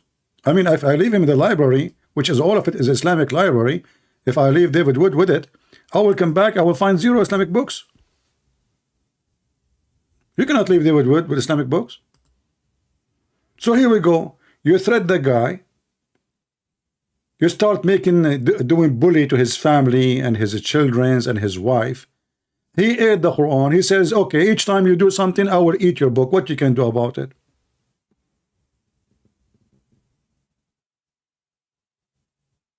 And this is the reason I will never invite David Wood to my house. I can't even leave him with my computer. I have a lot of Islamic books.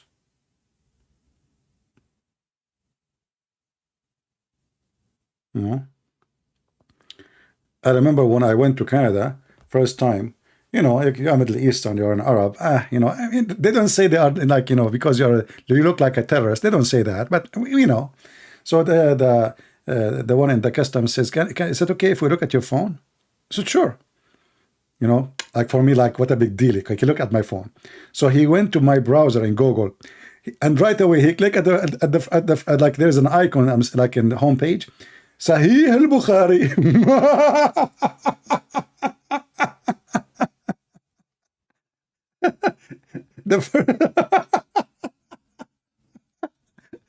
Quran, Sahih al-Bukhari, Quran. And I was looking at that like, man, I mean, I forgot to delete those, you know. I mean, the guy, I was sure. I said, sure, look at my phone. What a big deal. You know, you can say no if you want, but they will not let you get in Canada. So I was sure, like, what a big deal, man. Take my phone. Go ahead. So the guy, he started browsing the history, you know. Sahih al-Bukhari, Quran, fight them or kill them wherever you find them. I'm like, what the heck? And I was looking, oh boy. And he said, can you go with me inside, please? You know, I said, we are inside. He said, no, more inside.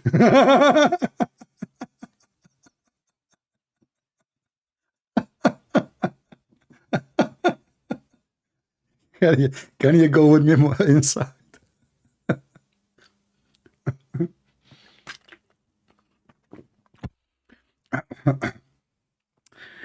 Oh boy. So this is what you do, Muhammadan. You know, you because you go aggressive and you are being stupid, you know, and you claim that you are terrorists. And look what happened. People burn your Quran. People laugh at your prophet, you know. And you go and what you do, you burn Christians. Just how many attacks you did in the last 24 hours, 48 hours? Attack in Spain, in a church. They killed a Christian person in church. Attack in the train in Germany, killing 2 people. Burning a Christian man in Nigeria alive. He's a priest, just a few days ago. And then they claim that they are the religion of peace and they have God. You don't have God, you have Satan. You have a demon. His name is Allah.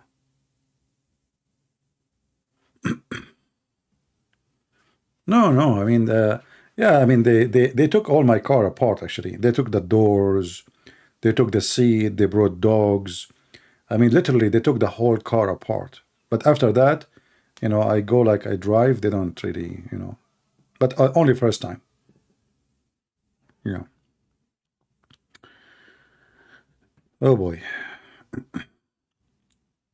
Actually, when I went last time, you know, I went to Singapore in the airport. They put my passport on the machine, you know, they have a machine. Beep, like what the heck? There is a red light. She put it again, red light again. Third time, I know something is not right. So she said, can you? And she, like, somebody came, you know, a police officer. She said, can you go with him? I said, okay, here we go. You know, the drama again, because I'm Middle Eastern. So I went, you know, they have like a side office, like a counter. And they asked me to take a chair. Look how polite they are. You know, and then they start working in my passport. Yeah.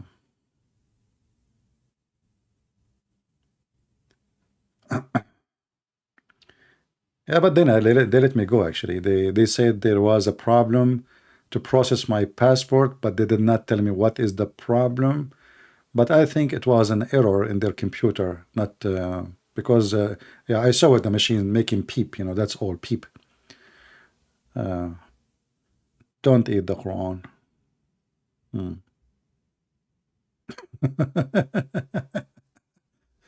Anyway, do we have any Muhammadan? Maybe I look like a terrorist. Rosa, are you serious? I look like a boss. I don't look like a terrorist. I look like the boss of them. Oh boy. So do we have any Muslim want to call us and tell us what do you think about burning the Quran? What do you think?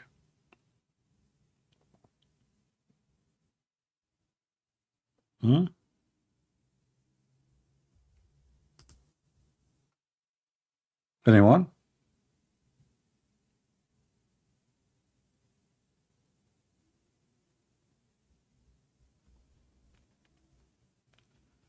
Any Muhammadan? Hey Muslim, do you think that what this guy from the American foreign minister of Biden, he said that burning the Quran is to sabotage the NATO, brother. I mean, where those Democrats they got to their intelligence information from? And the funny is, I don't know, they are saying that the guy who burned the Quran right now is USA. So how he is sabotaging the NATO and now he's in America? Oh boy.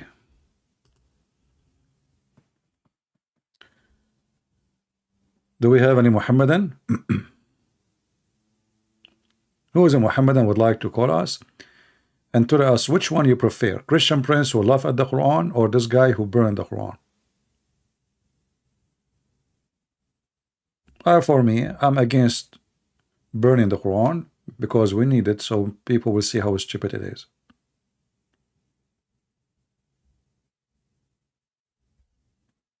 Who agree with me from the Muhammadan? I find that the Quran is the most laughable, stupid book ever, and it's part of history, so we should preserve it for generation and generation to come, so we can teach our kids how stupid it is and how a human being can be deceived and misled, even in the 21st century. So we can use it as an example of deception. Why wouldn't burn it? Right? You know, when Umar ibn Khattab, he occupied Jerusalem, he put in the Pact of Umar, which is nothing but a filthy, ugly, disgusting rules, that the Christians cannot teach their children Islam. Do you know why? Why they put that? Because they don't want your children to know how to refute Islam in the future. So the one who teach about Islam will be killed. If a Christian man, he teach anything to his children about Islam, he will be executed. They want your kids to be stupid, so when they walk in the street, Muslim kids, they speak to them, they fool them, and they convert.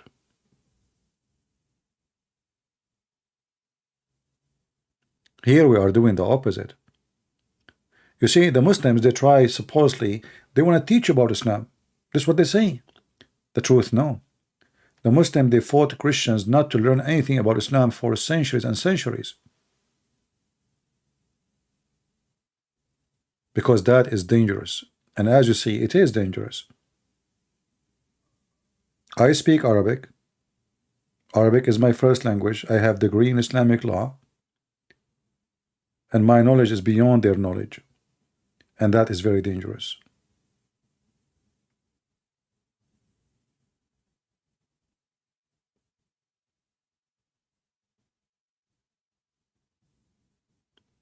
Do we have any Muhammadan?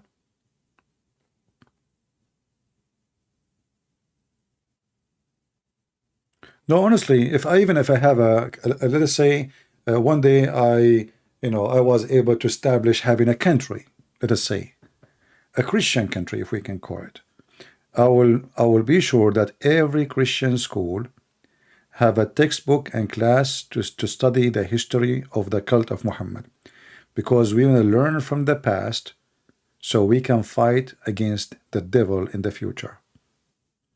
So for me, I like to do the smart thing, not the silly stuff like burning books. The smart thing is to teach our kids what is the stupid Quran is. not to teach them how to burn the Quran. So for me, all of this is just, silly. But in the same time, what Muslim does when somebody burns the Quran, it helps us to show the world how filthy this religion is. In one hand, they lie to you and they say Islam means peace. In the second hand, you touch the Quran, they kill you. Islam means peace. Like, if you go right now and search in Google, search behead those who insult the Prophet. And in the same sign, it says Islam is peace.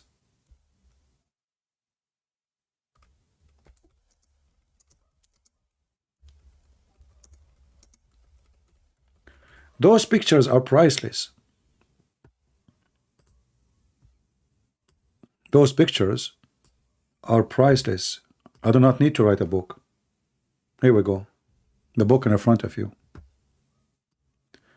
If I try my best to tell you Islam is evil, but you look around you, you see nice people. Those people, they are just giving hugs, they are friendly. You will not believe me.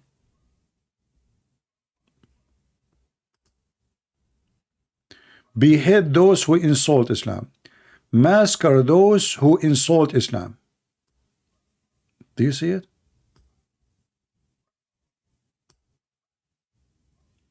Did I make those pictures up? Those are Muslims. Proving to you what Islam is about.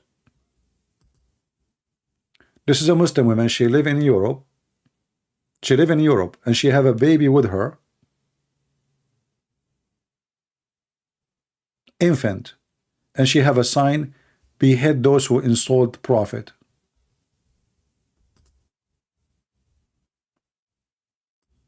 And this is her son too. Wonderful religion.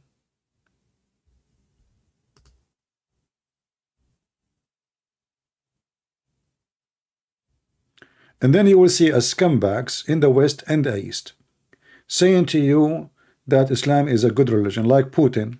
Putin is not the better, but Putin, the Putin difference between Putin and the Western leaders, Putin is very, he's the evil kind, who use Muslims. Like, he destroyed Chechnya. He killed at least 60,000 of that country by his command, not to mention the ones before him. He knew how to play the game. So they got somebody. His name is Kadyrov. He's their dog. This is the dog of Putin. We will give you the control, okay? Listen, yeah, Muhammad is wonderful. I will say things, nice things, but nobody will open his mouth against Russia. The second you open your mouth, you or your people, I will smash you, make you shish kebab.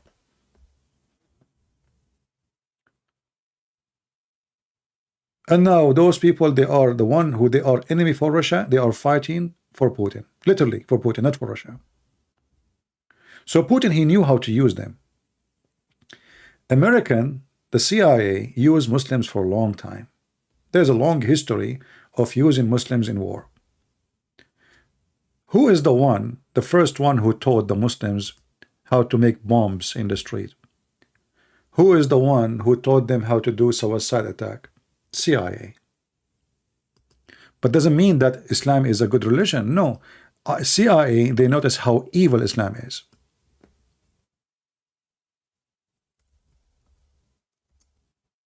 Osama bin Laden was our boy. Actually, there's an article, I think in Washington Post.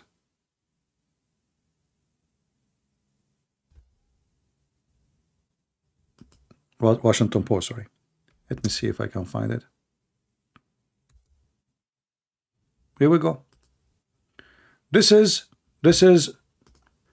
our hero.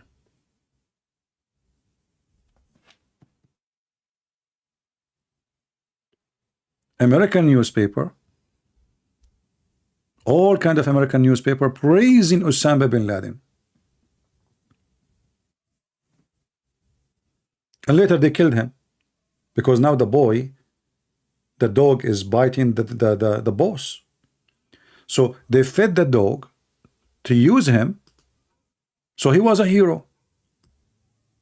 CIA agent, they went, they train them, they teach them how to do suicide build, how to make bombs in the street, they give them missiles, anti-crafts.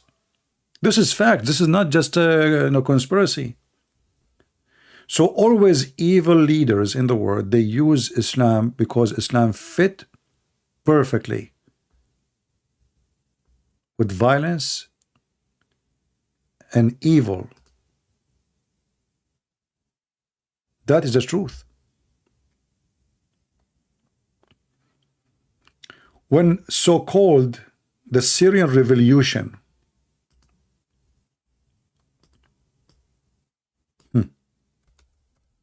who is the first one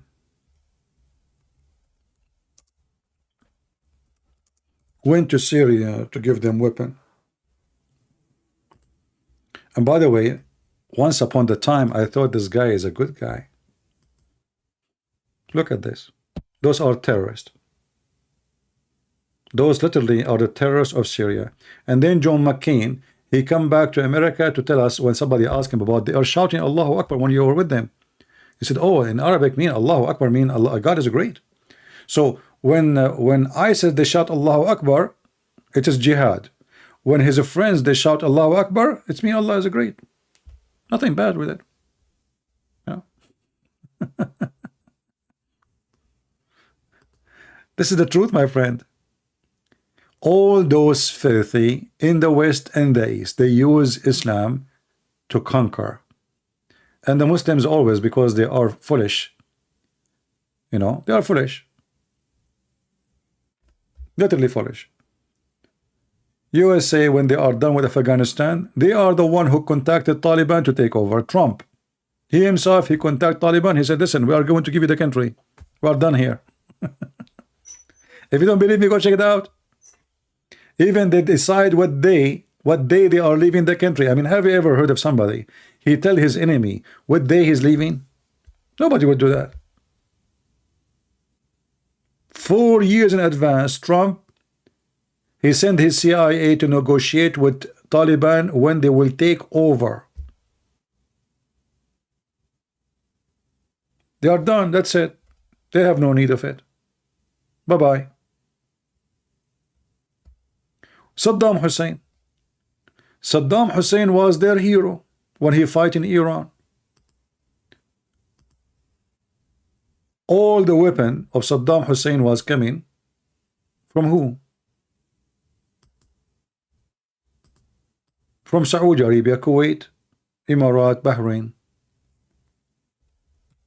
Okay, how, but who, where, from where, whose supply, how it work?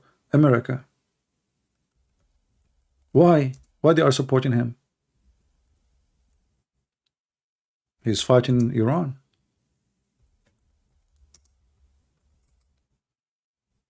Very simple. So they use, they use Saddam Hussein to fight Iran. So always evil ones, they use the evil Islam. Iran regime is evil. Who is the best to fight evil more than the evil ones? This is their friend. This is the same one America went against him because the dog, he decided to bite his boss. Suddenly he attacked Kuwait. Otherwise, always America liked this guy. They sponsored him non-stop. Most of his money actually in USA.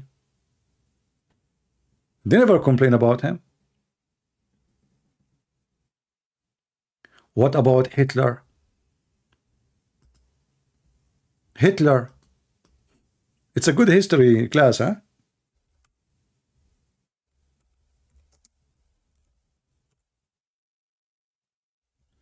Did Hitler use the Muslims in his war? Hitler, he praised Islam. Actually, he said he is born in the wrong religion. He's born in the wrong religion. He don't like to be born into Christianity. Because Christians are not violent. Those are the army of Hitler. The Muslims. This is the Mufti of Jerusalem.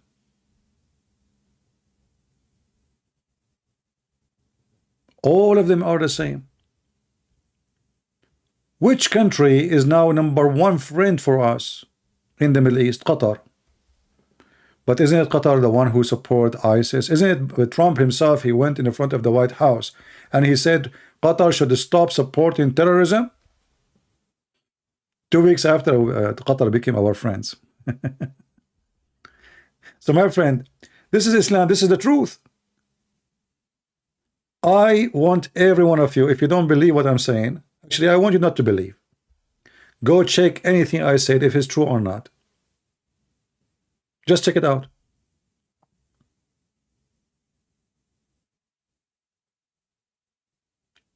All evil leaders, they use Islam. And this is why we see, I don't want to mention now Andrew Tate because he's the leader of the pimp. At the end of the day, all of them are pimps, you know. Those leaders, all of them, they are pimps. They have no honor, they have no honesty, they have no dignity. Andrew Tate, why he converted to Islam? I mean, this guy is, he don't care. I mean, this guy is just, his business literally is a vagina. Literally. Until now, nothing changed. What he have to do with Islam? How this guy is he a religious guy, really? Well, he's evil. He found that Islam is an evil religion, fit perfectly with his agenda. So he knew that he have problems. He knew he is wanted sooner or later. He knew he need a place where he can seek refuge. He have 7 passport.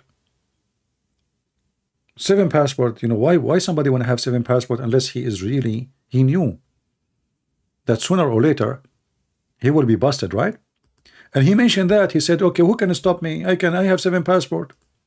And then he said to himself, I'm going to go to Romania because Romania is corrupt. And he said, if I walk into a jail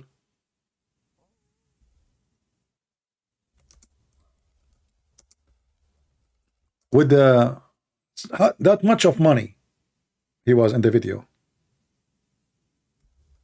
do you think anyone can stop me, arrest me? But they will serve me.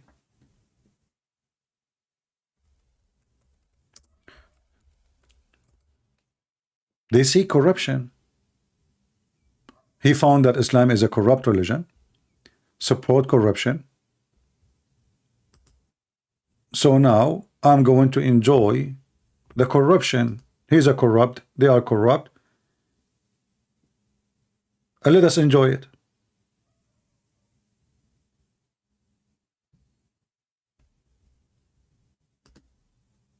Everybody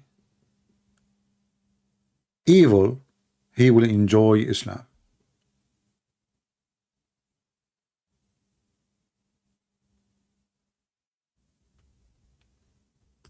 The funny, this guy today he said there's no justice in Romania.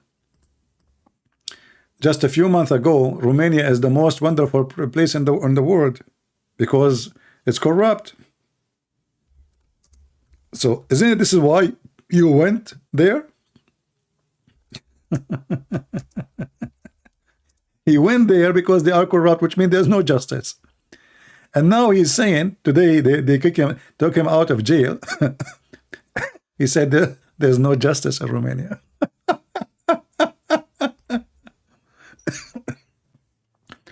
But isn't this the same reason you went there for? Because there's no justice in Romania? They are corrupt, you said?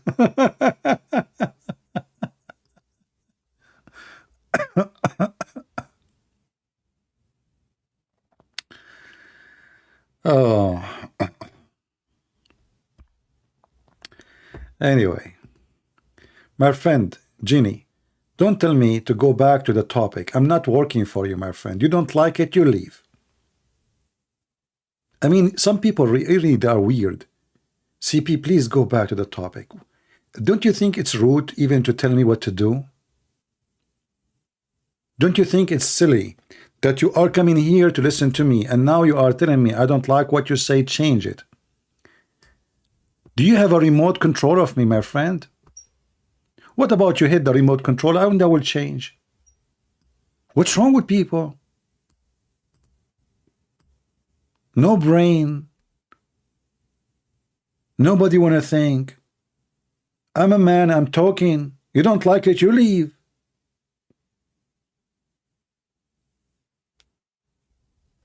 Unbelievable. That's it. He don't like it. Genie don't like it. Genie in the ball don't like it.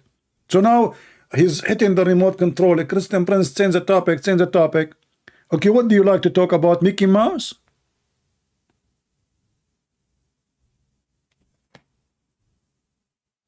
Weirdo.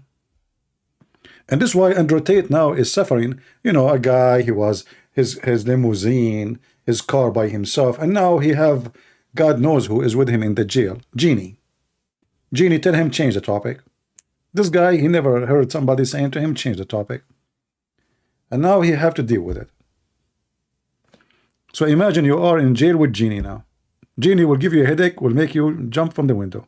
But you cannot get out the window, you are in jail. Oh boy.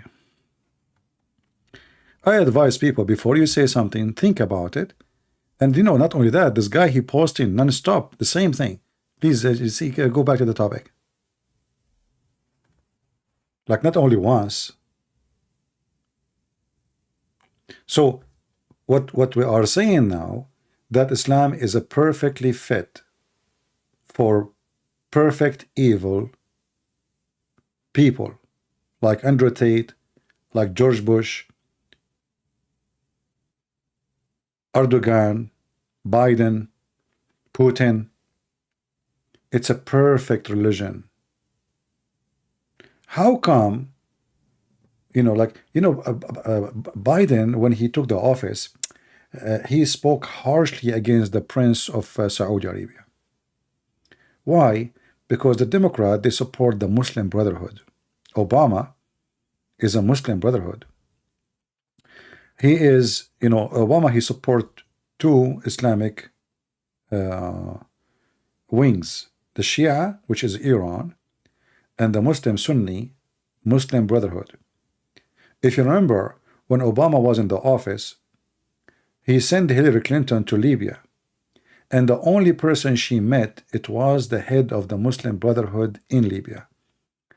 And the plan of Obama, and actually I don't know if you remember, this is many years ago when Obama became president, I said Obama will not finish his presidency before he establishes an Islamic State. And I have it in the radio with Osama Daktok. Actually, one of you, he sent me this. I said, I cannot believe that you mentioned that. It happened. This was the plan of Obama and the CIA of Obama. They want to establish, the Muslim Brotherhood, they are Sunni, yes, but they are a Shia organization, which means sponsored by the Shia, by Iran. In fact, the first Muslim center in Egypt of the Muslim Brotherhood was bought by the Shia mullahs of Iraq, of Iran, by the revolutionary mullahs of Iraq, of Iran. So the Muslim Brotherhood, it was the fingers of Iran between the Sunni.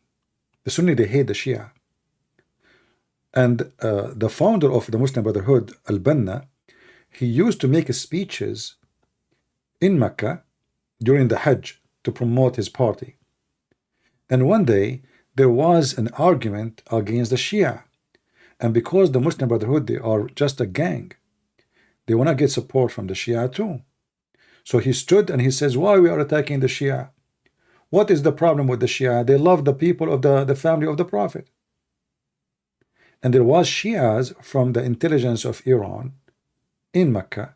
They heard him, and then they met with him, and then they sponsored him with a lot of money. So all the Muslim Brotherhood organizations sponsored 100% for a long time just by the money of Iran, which is Shia country, which is strange. So it was an investment. And now Hamas, all their weapon, They don't hide it. They say all our weapon, all our money come from Iran.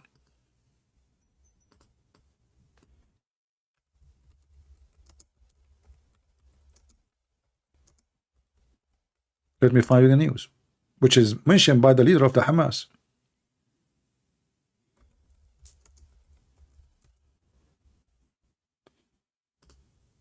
Just to show you, how this religion is perfectly fit for evil.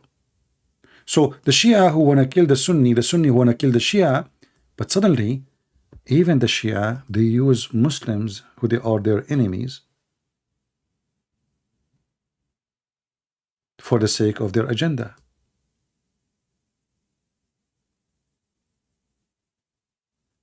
Are you following with me? It doesn't make sense. Doesn't make sense. I mean, the Shia, they are supporting Hamas. I mean, those Hamas, I mean, Muslims, Sunni, they hate anything have to do with the Shia. So how in the world Hamas are sponsored by Iran? Not by Saudi Arabia. Do you understand? So the naive ones, they think Hamas is a Sunni, they defend the Sunni. In fact, they are just the sex toys of Iran, the same as Hezbollah. Every evil leader in the world, he have to invest in such or some Islamic groups to sponsor his agenda. So Putin, he invent with Kadyrov. They brought this kid. His father was a traitor to the Chechenian people. They made him a president. They gave him control. Now the guy, he is living in a palace, very corrupt man, thousands of cars and companies, monies around the world, and he's living like a king, but he's a potato in the front of Putin. And Putin, he considered him like a son, but the fact, this is his puppy. So every one of those leaders in the world, he have to find a dog, and that dog is going to be from the Islamic cult. Hamas, Taliban. Taliban was our friends when we were fighting, Soviet Union. Osama bin Laden was our friend for a long time, and we are the one who trained his men. And the list goes. It's endless list. When so-called revolutionary in Syria happened, USA sent more than $500 million to the terrorist. Why you want to send $500 million? Ooh, those people, they are cutting heads, they are burning churches, they are killing even Muslims. Why you want to do that? It's an investment. Zero ethic. Literally zero ethic. What about Trump? Trump, he became a president. Trump, he have a lot of a property in Turkey.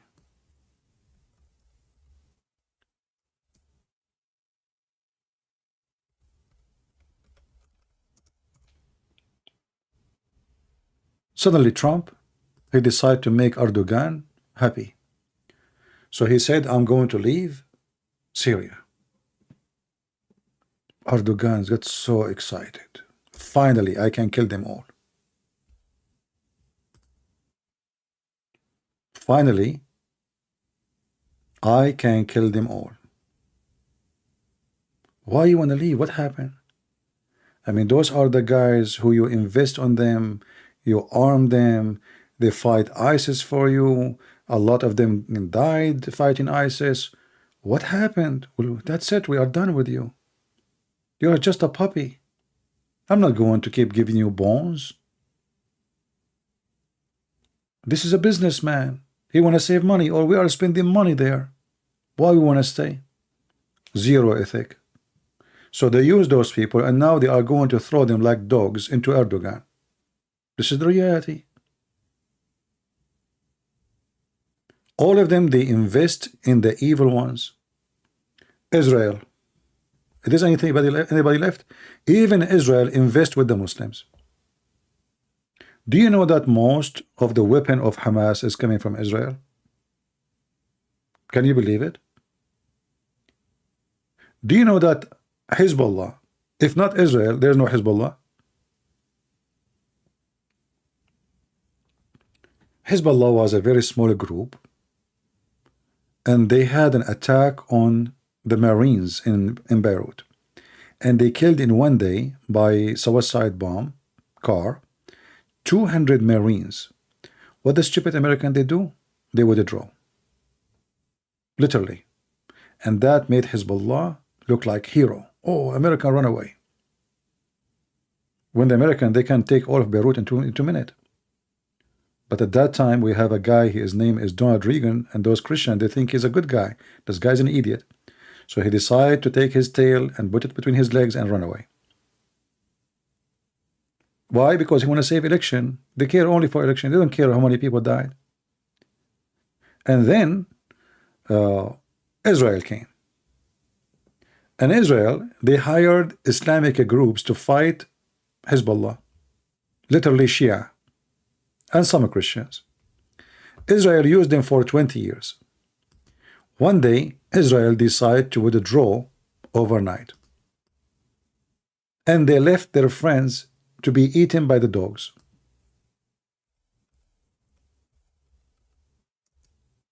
They did not even tell their friends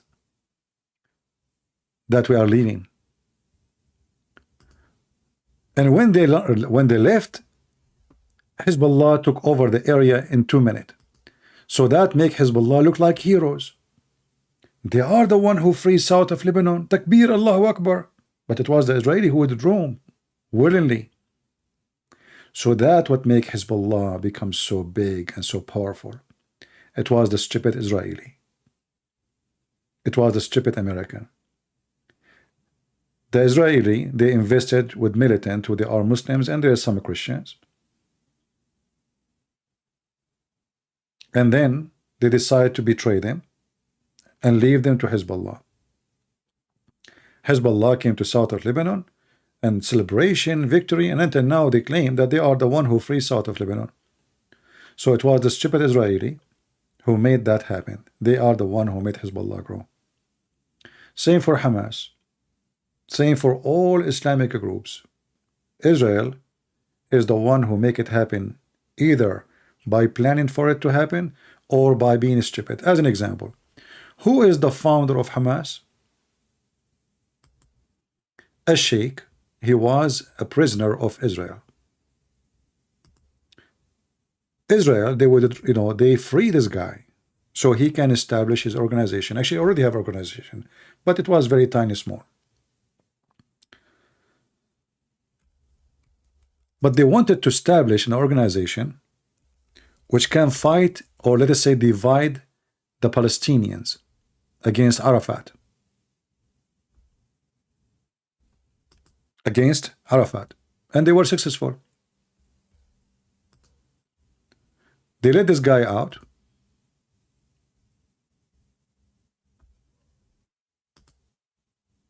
Hamas get bigger and bigger and bigger, and they sponsor him. This guy should stay in jail forever until he die.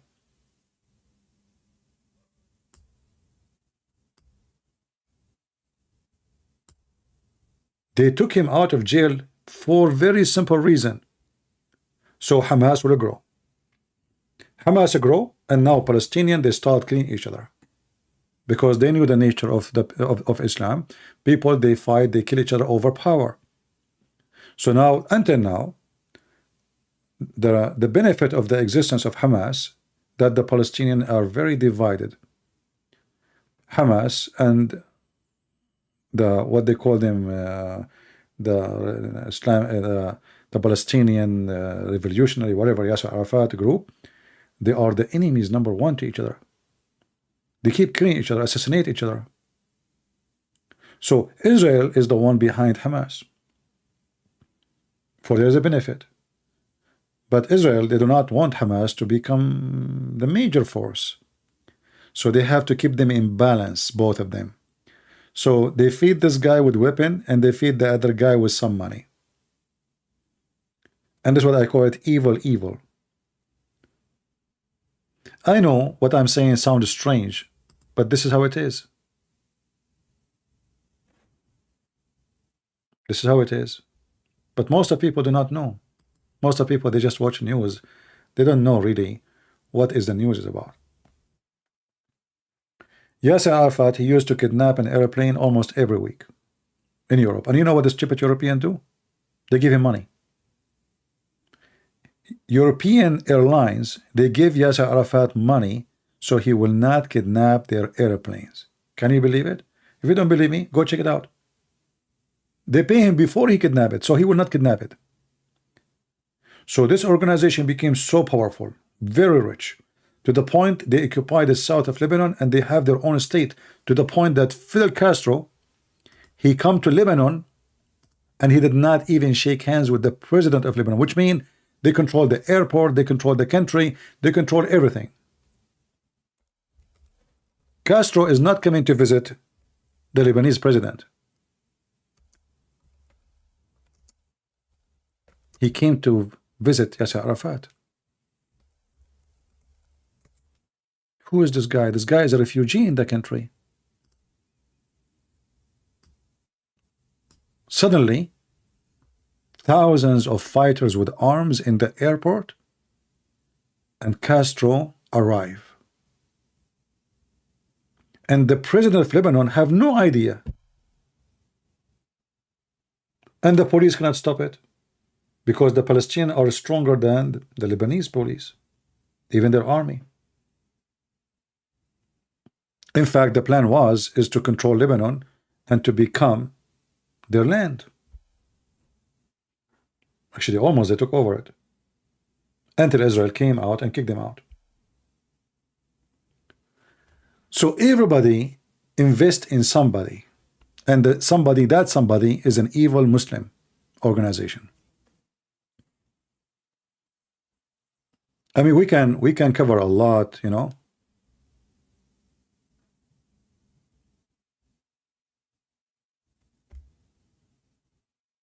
All of them, they promote evil and terrorism.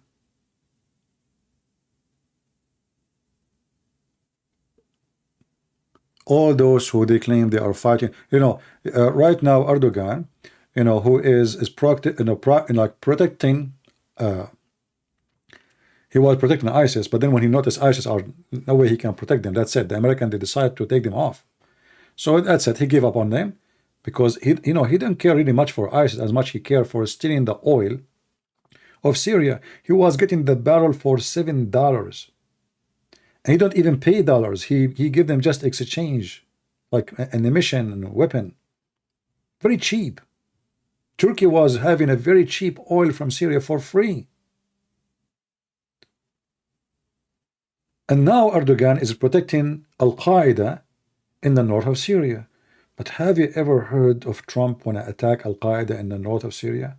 No. What about Biden? No. What about Obama? No. Okay, what happened? Isn't it this is Al-Qaeda, the same Al-Qaeda? How come now we don't care for Al-Qaeda no more? Very simple, because they are evil. They knew if now we kill all Al-Qaeda in the north of Syria, that will give Russia full control of Syria. So we will leave those dogs to bite the Russian and the Syrian, so they will be busy.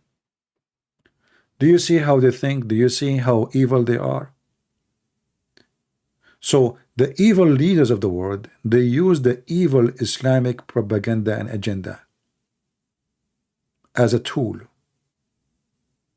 to conquer, to accomplish their evil.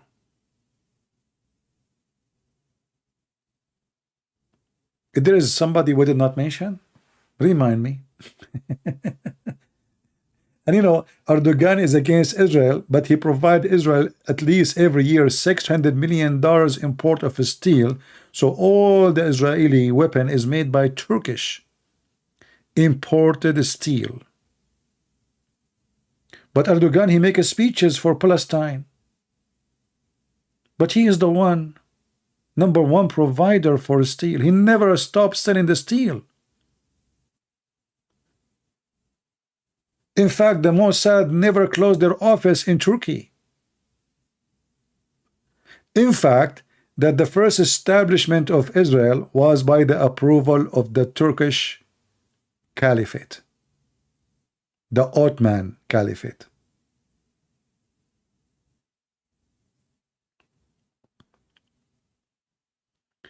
Somebody saying, Mr. Chris saying, CP, doesn't IDF army every day arrest Hamas member?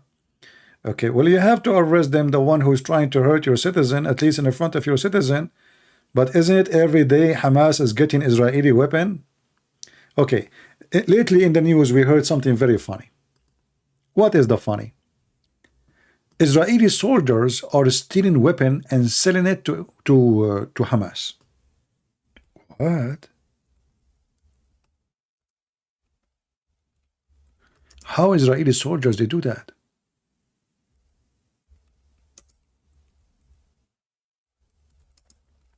And can you really convince me that the Israeli intelligence they did not notice all those years?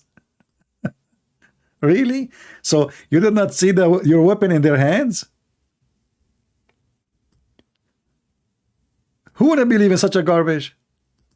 I mean, those guys are using they have 1 million videos with their weapon. And the Israeli intelligence did not see their weapon in the hand of Hamas and did not ask themselves, where they got their weapon from? And the Israeli army did not notice that hundreds and thousands of rifles and weapons are missing? Why? Even if it's a grocery store, you will notice if you have some sardine is missing. My friend, I don't say anything from my head.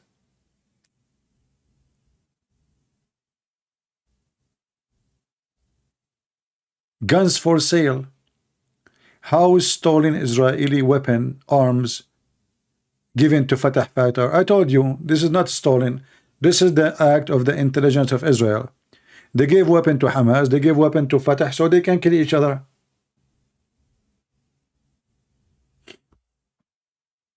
And the naive one, they don't understand what's happening. Like you have two people, they are enemies. And you want them to kill each other, what do you do?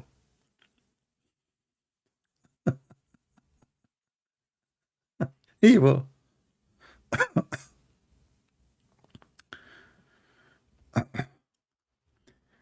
And you know, the funny is, like, let me see in the news if I can find it, like this has happened just last month. Let us see. Like, they did not really notice, the Israeli army did not notice that this is really happening? Who want to believe in such a garbage?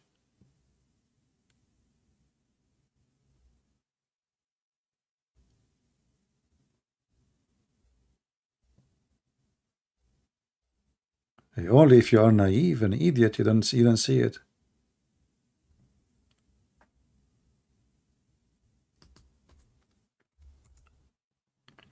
But anyway, most of people these days are idiots.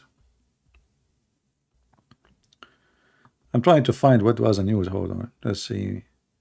I'm not sure what the title I should look for.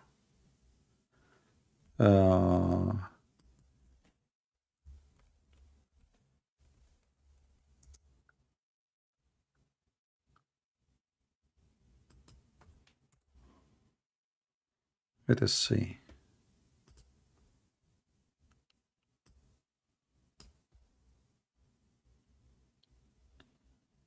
Because supposedly now they are launching a big investigation. But who want to believe in such a garbage? All this time you did not notice?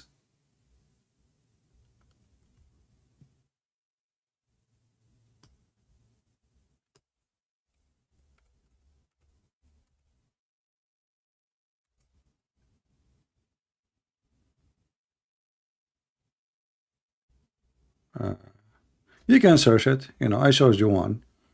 But you can search it.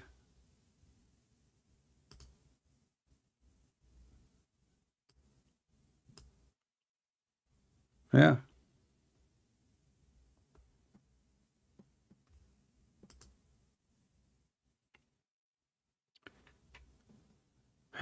Do you know lying is sin? Look who is talking. Muslim Prince is saying to me, lying is sin. Hey, Muslim Prince, why you don't call me and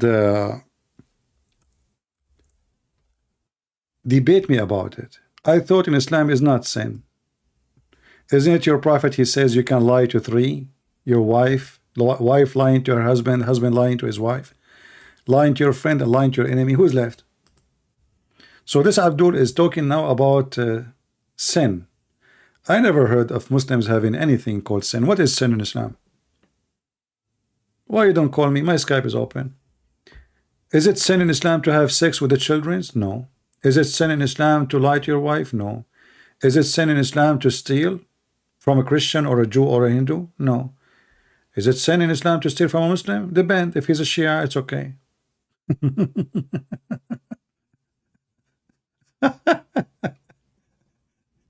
Is it sin in Islam to take a woman to your bed and she is married and you play with her private part? No. Call me, I will show it to you from the Quran.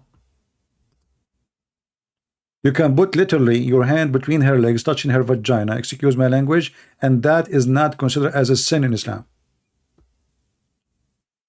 And there's no penalty for it. Prove me wrong. Why don't call me? A man, he came to Muhammad. His name is Nabhan al-Tammar. Nabhan al-Tammar came to Muhammad. He felt guilty.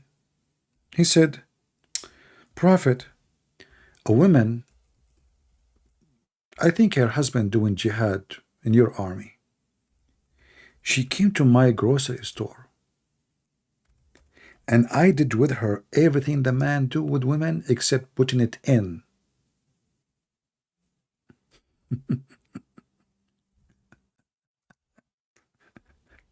Prophet, he says, so you did not put it in? He said, no. He said, don't worry, this is lamam. What lamam mean?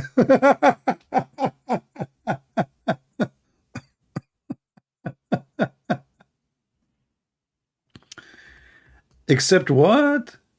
Except lamam, brother. This is lamam. Don't worry. So guys, let me show you. Here we go. Are you with me, Muslim friends? Sin in Islam. Islam there is sin.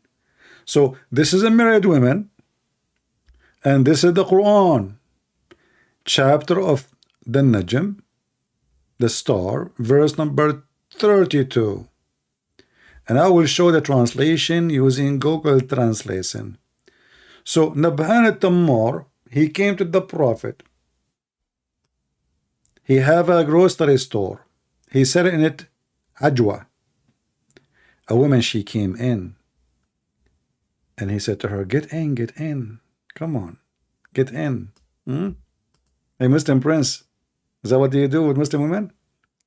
There is inside something better inside. So when she did, he wanted to F her, but she did not like it. She did not let him. And then he said to Muhammad, there's nothing I did with her, I did everything with her except intercourse. And he continues saying, maybe her husband is doing jihad. So this ayah came. Lamam is to play with women, but you don't F her. Like kissing, touching, benching, or even laying down with her. That is not zina in Islam. There's no penalty for it. He told him this is lamam. And don't worry, this is only a destiny. Allah, he made a destiny for you.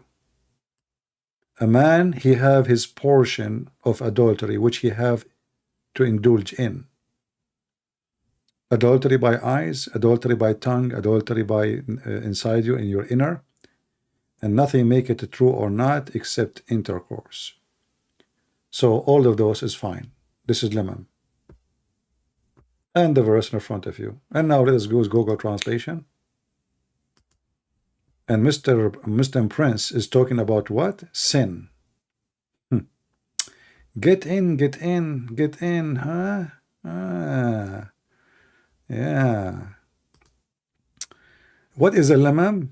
Touch, punch, anything except that intercourse, kiss, wink, laying down with her. Lamam.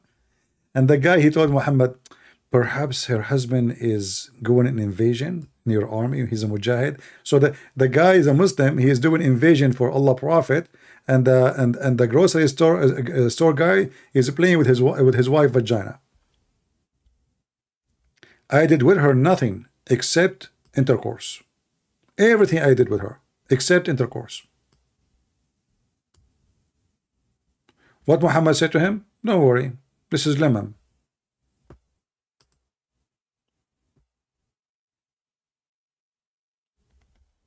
Are you there, Muslim prince? So what is adultery in Islam? Only intercourse. And not only that, even if your wife, she have intercourse, you cannot prove it. You have to have 4 witnesses, and the 4 witnesses, they have to bring,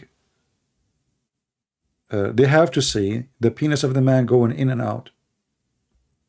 And look, you know, Muslim prince, because he cannot answer me, so what he do? He call me names.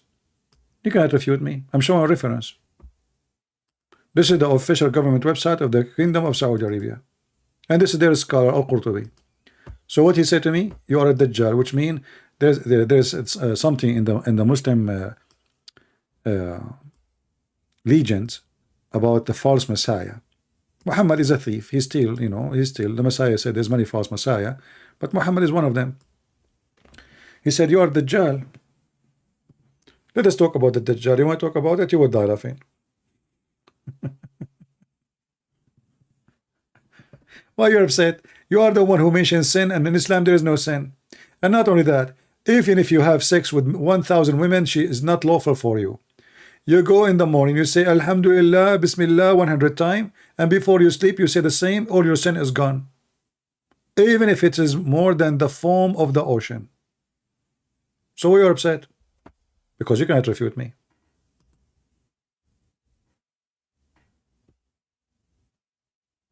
Why you are upset? I'm showing you your reference. Here we go. And this is your Islamic website, the official government website of Saudi Arabia. Here we go.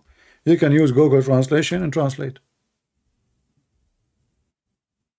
Everything I have in front of you.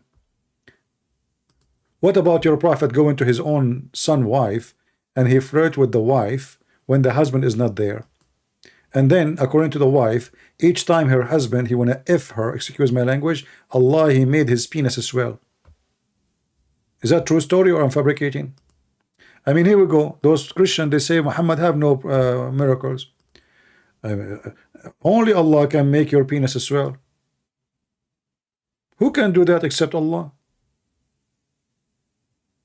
Allah, he made the penis of the husband swell because he want to sleep with his wife, because the prophet, he liked the wife. This is the religion of God.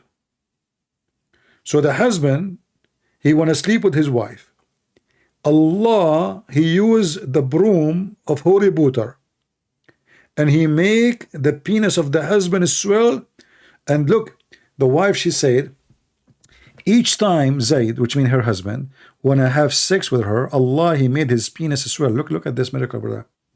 Imagine. I'm not going to draw it because that will not be nice. Allah is God and Muhammad is king, whether you like it or not. King of where?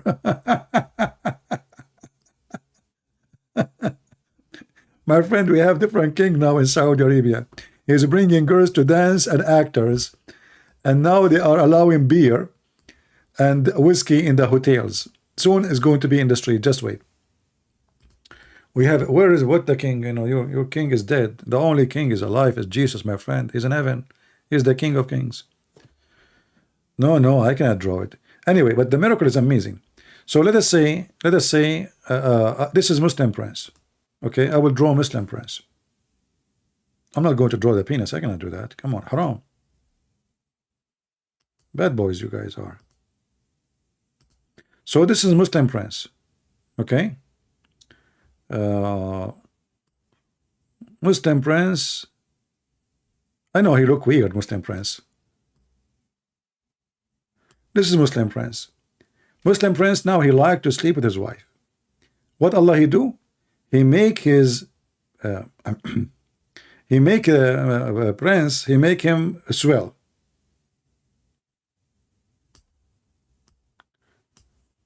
And because now it's a swell, you cannot touch it. It's wawa, you know. So like it hurt. So like very wawa, very wawa. You cannot even touch it. Like there is it's red, it's a suffering, it is etc. And this is a miracle of Allah. So this is Muslim prince because the Prophet he like his wife, and now the wife, you know, she is reporting the miracle made by Allah. He swell. Okay. Who can do that? Save Allah. I mean, look how the size it changed, and now the guy he can't even put it in. Subhanallah, Subhanallah. What the heck with this religion? This is religion of God. So Muhammad, all his Quran saying he has zero miracle, and now suddenly Allah he decide to make the guy private part swell, and who? The husband, not Muhammad. You know, isn't it Allah should make Muhammad the penis swell to punish him for wishing to have sex with the women she's married? And the Muslim prince talking about sin. So Allah he reward the one who is flirting with the married women, and he make the husband penis swell. And I challenge you, Muslim prince, to call me and say you are a liar in front of everybody. Why you don't do it? Hey Muslim, who wanna call me and say this is a lie? No, you don't dare, because you know it's true. Okay, let me put my signature here because I don't want people to you know, use it and sell it in Amazon. This is amazing print, unbelievable. Hold on. I don't, you know, I mean, you know, these days forgery and you know, like they take your arts and they try to copy it, and you know.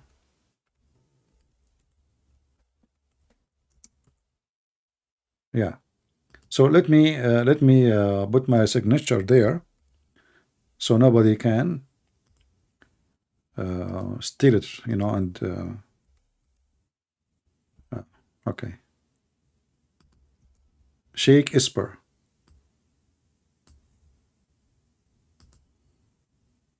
Well, what happened? Where is the writing? I didn't see it.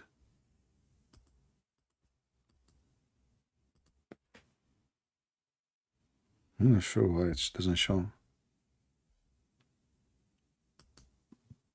Something wrong with the software. I cannot even show it, you know. I'm not sure why. Anyway. Something wrong. Yeah, I don't want people to, you know, they take your art, and you know, people are evil, you know. They take my books, they post them everywhere, you know. I mean, and even my art. I mean, shame on you. No respect for artists, people these days.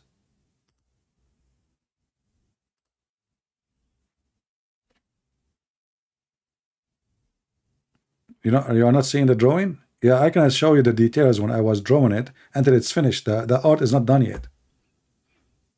Okay, so this is Muslim prince before.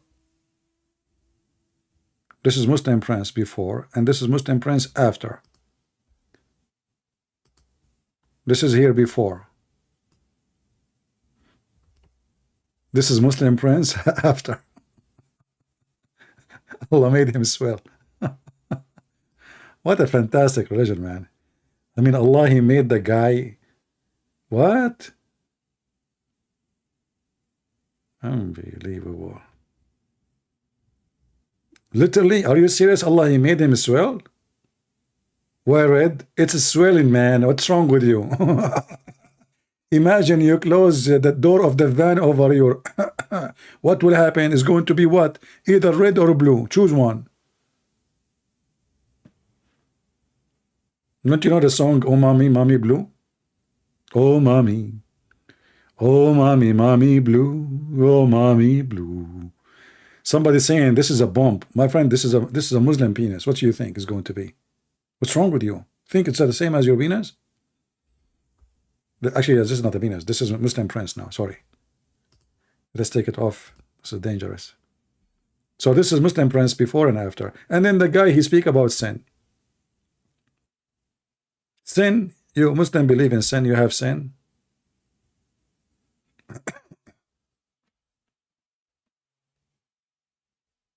I never heard of religion that the God, he punish the husband by making his penis swell, and he reward the prophet who flirt with the wife of that husband.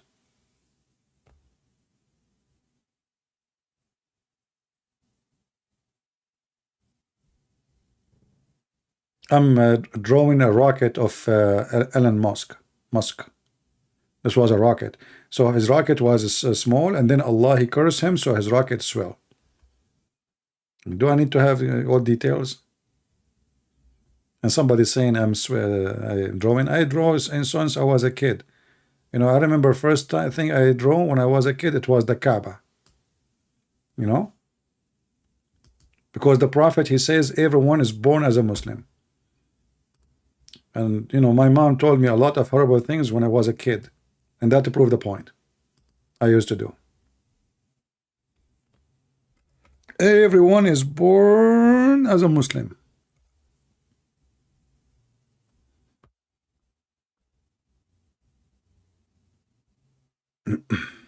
Where is the hadith? Let us see.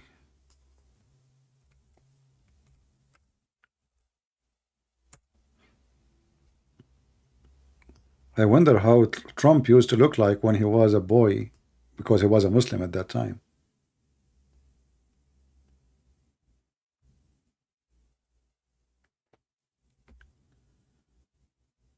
What happened to Muslim Prince? He is so quiet now. No baby is born but upon fitra. What fitra mean? The Muslim will say by nature you are a Muslim. This is what fitra mean. And it is his parents who make him a Jew or a Christian or polytheist. But do you know what Muhammad did by saying this? Muhammad, he is an idiot. He just proved that he is a polytheist. Anyone understand why? Because what he said, this has happened to everybody. Everyone is born as a baby as a Muslim. Then what his parents would do? Will make him a Jew or a Christian or polytheist. But isn't it Muhammad parents are polytheist? Are you getting my point? So what Muhammad he confirmed? That he is a polytheist. Stupid. This is why we laugh at Muhammad. His mother and his father, both of them, they are pagan. So what they made him? Pagan. And who said that? Muhammad.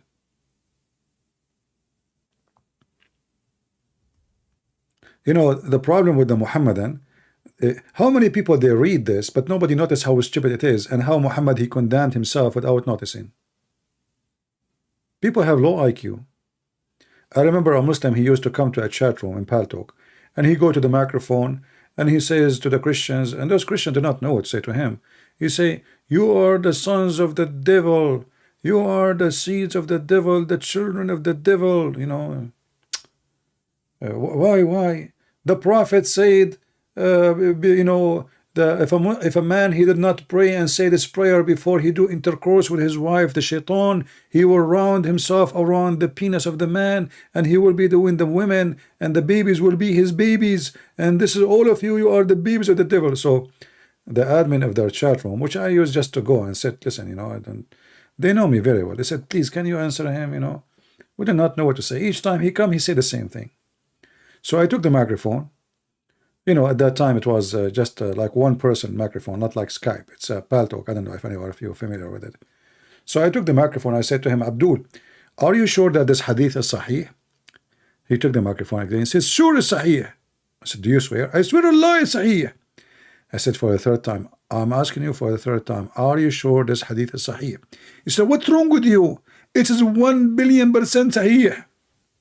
Are you stupid or what? I told you it's sahih. Why you keep repeating the question? So I said, I took the microphone again. I said, listen, as long the one who don't say this prayer, he's going to be the baby of the shaitan. That means your prophet is the baby of the shaitan. because your prophet father and his mother both are not Muslims. Therefore, your prophet father did not say this prayer. So who is the one who if the mother of Muhammad? Shaitan. You should see him after that. You can do the mic. May Allah curse you. May Allah destroy you. You are smart like the devil, but you are cursed. May Allah curse you. May Allah destroy you. And he's crying. But he was insisting that the one who don't pray this prayer, Shaitan is going to have sex with the wife. And the baby will be the babies of the Shaitan. So when Muhammad, he mentioned that story, wasn't he stupid or not? He's stupid. And they are stupid, but nobody want to think. Nobody want to use his brain. People, they have little IQ. Think carefully of the words. Muhammad, he just condemned himself. He himself is a son of Shaitan. His father and his mother, both of them, they are not Muslims. They are pagan. And Muhammad, he never heard this prayer before. So Muhammad is a son of Shaitan. That's what Muhammad said. But nobody want to use his brain. Nobody want to think.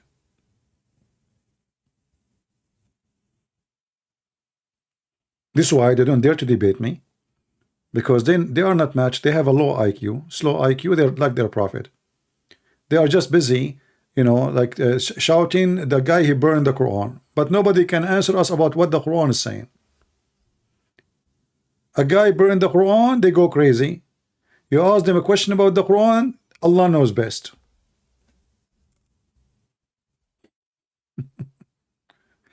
And they say to you that the Quran is made by a clear, like the best God and the best author. But nobody understands what the author is saying.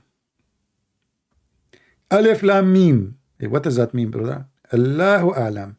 Okay, what about the verse after it? Allahu Alam. What is the verse after it? Allah knows, only knows. What the heck? Okay, you know, when I went to a Muslim website and asked them, you know, it says convert to Islam. So I said, hey, I have a question. Why the Prophet he kissed the black stone? Took them 10 minutes to answer. And then they said, because it's holy. And then I answered back. I said, okay, and why it's holy? Took them another 10 minutes, and they said, because the Prophet kissed it.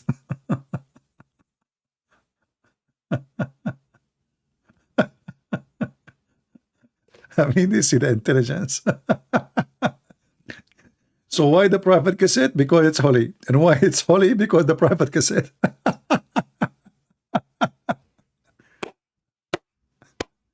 And this is the guy who wanna guide me to convert to Islam. Super intelligence. Like Mimi Hijab. This is why the translator, he said, pray for, not to. It looked like I make a difference now. Pray for or pray to. Still he's praying.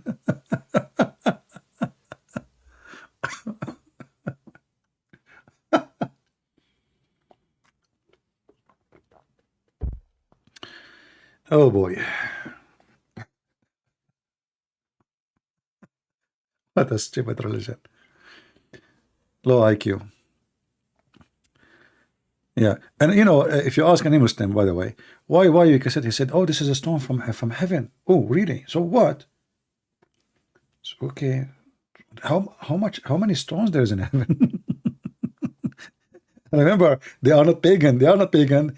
The Buddhists are pagan, the Hindus are pagan, but Muslims are not. But they kiss stones and they bow down in front of a stone.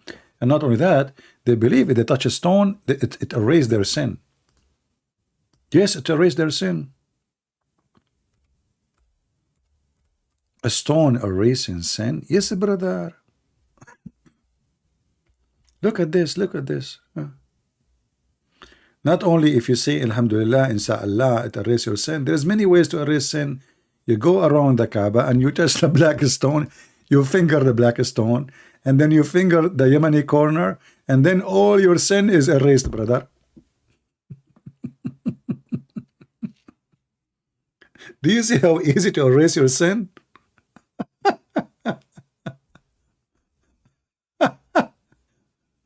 Very easy. So this is why you see this is why those Abdul from Bangladesh and Pakistan when they get old, like they sleep with everybody, they have sex with boys, bazi, and now he is supposedly, he wanna wipe his sin, brother. What he do? He finger the black stone. He look it. He kiss it. And then he go and he put his hand in the bum of the Yemeni corner. And that brother will erase his sin. Magic. And they are what? Monotheist. They are monotheist. What else? What else? How we can erase sin? There's many ways, many ways. Islam is all over, full of way, you know, brother. Look, look, look. Allah Messenger said, if any of you incapable of earning 1,000 hasana, like what? Earning what? Hasana, which means good deed. And do you wanna learn how to earn 1,000 good deed? Sound like Andrew Tate. I know. Can I answer? What? Watch porn web camera. No. That will make you get rich if you open a business. We are talking about Hasana now. Hasana. Okay, sorry. Okay, I'm a student of Andrew Tate. Okay, he said, glorify Allah 100 times. If. And 1,000 good deed will be written for you.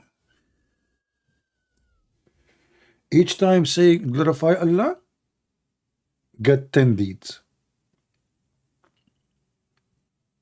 So if you are a smart person, you spend the whole day saying this, imagine how many deeds in your bank account. Very easy. Just glorify Allah.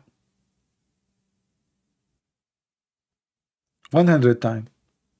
And what make it even more stupid, you know, I don't know if you heard about Muslim, they have a night, it's called the night of Al-Qadr, which sound like a porn. According to Muhammad, if you pray in that night, is better than 1,000 months of prayer.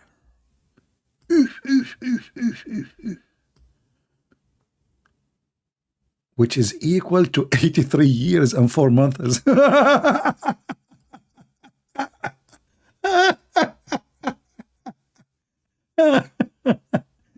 Can you believe it? So why I want to pray all my life? I just pray one night. I might not even live 83 years old. I pray at that night, and I will go, I prayed for 83 years old. And not only that, what about I pray like 5 nights like those, like in 5 years, you know, each year, 1 year. And this night, I will pray 5 times only, like which mean every year this day or this night come once. That will make it 5x83. What the heck is that? I mean, where this guy he get his logic from? 1 night prayer is better than 83 years and 4 months. Why? The magical night. Muhammad was making rap. Stupid rap. إنا أنزلناه في ليلة القدر وما أدراك ما ليلة القدر ليلة القدر خير من 1000 شهر. So he need a word at the end to fit with it. So he said, okay, this is perfect. I will say 1000 شهر. Exaggeration. Just to make a point, which is not really a point, which is stupid, doesn't make sense. And what make it more horrible, not a single Muslim knows which one is the night of Al-Qadr. Once Muhammad, he woke up and he run. He run. He come to the Muslims. Yeah. Hey guys, I remember when the night of Al-Qadr is. They said, really, Prophet? Tell us. Okay. Okay, Prophet, tell us when. Prophet, tell us when the night of Al-Qadr. He said, oh, you know what? I forgot. What the heck? Muslim prince, is that true? The Prophet, he woke up and Allah told him where the night of Al-Qadr, when it happened. And then Muhammad, he ran a mile and he is breathing heavily. And now he arrived to the Muslims to tell them that he remembered it. Allah told him. And when he arrived there, he forgot it again. Are you there, Muslim Prince? If I am lying, call me and get me busted. What's wrong with this guy? I mean, how you remember it? You just run. Did you drop it in the way? The Muslim, they say no. His wives, they have an argument. This is why he forgot it. Look, what the heck? This is the most important night in Islam. How you can forget it?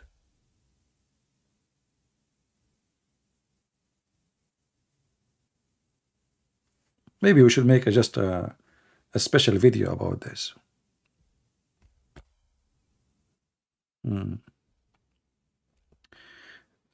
Tate will be free soon. Okay, Muslim Prince, my friend, as long as Tate will be free soon. Do you think he will open? I heard that he opened a business in Emirat. Do you think he can hire you? What do you think? I think this is a good job. It's legal, it is halal in Islam to be a pimp. Look what he's trying to change the topic, you know. Tate will be free soon. So what if they free him, not to free him? Who care, man? I mean, you are stupid. What about free your prophet from the grave? Your prophet, he decomposed. The decomposed prophet. Those people, this guy is a pimp. Who care for, you know, all the stupid people, really. When we talk about him, we are just, you know, just for the purpose of showing people how stupid this religion is. And Islam, if Islam is a good religion, they will not praise such a guy. I will be disgusted if this guy said I'm Christian. I will never let him, you know, I will fight against his claim. Who in the world wanna be proud to have such an evil man convert into his religion? That is a bad thing, my friend. But anyway, I'm happy that it happened. Garbage, go where it belong. You know, when you would go, when you want to do poo-poo, where do you go? Try a seat. Very simple. And he knows where to go. He knows where to go. Anyway. Actually, I pray that every scumbag in the world convert to Islam. That will make us stay filter, good people only, and all the trash and garbage go. And join Muhammad. Honestly. There's many people, they claim to be Christian, they are more damaging in the society than those who, you know, I mean, it's for our benefit if they leave. You know? And you know, we are in a very awkward time where a whore, she is a teacher in Harvard University, or a whore like Andrew Tate, he is have a university, Hustler University. I mean, the guy don't even have high school. Hustler University. Or, you know, I'm so proud of Harvard University inviting Kim Kardashian. Man. To do what? To give a lecture.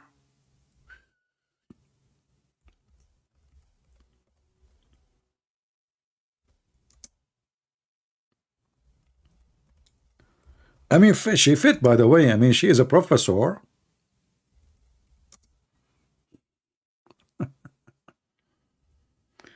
I don't know how to write her name. I'm searching, you know. Kardashian. Okay, hold on. Google will help.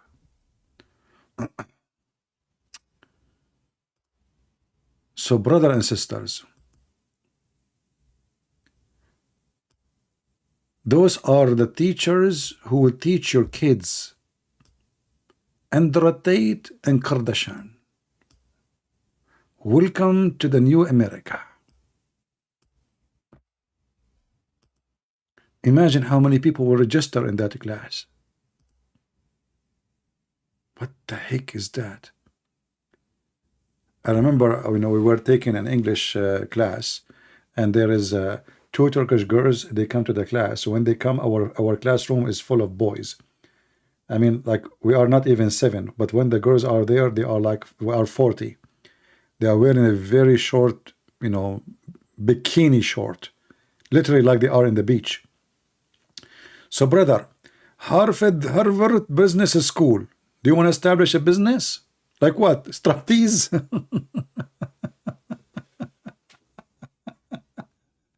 Kurdish. I mean, don't they have a shame? I mean, okay, what is the business Kardashian she will establish exactly? I mean, what we will learn from Kardashian?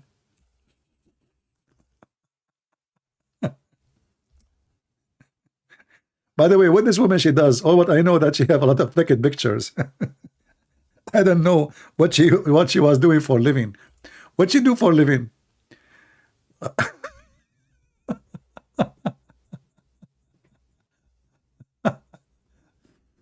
Oh boy. Kardashian. Oh boy.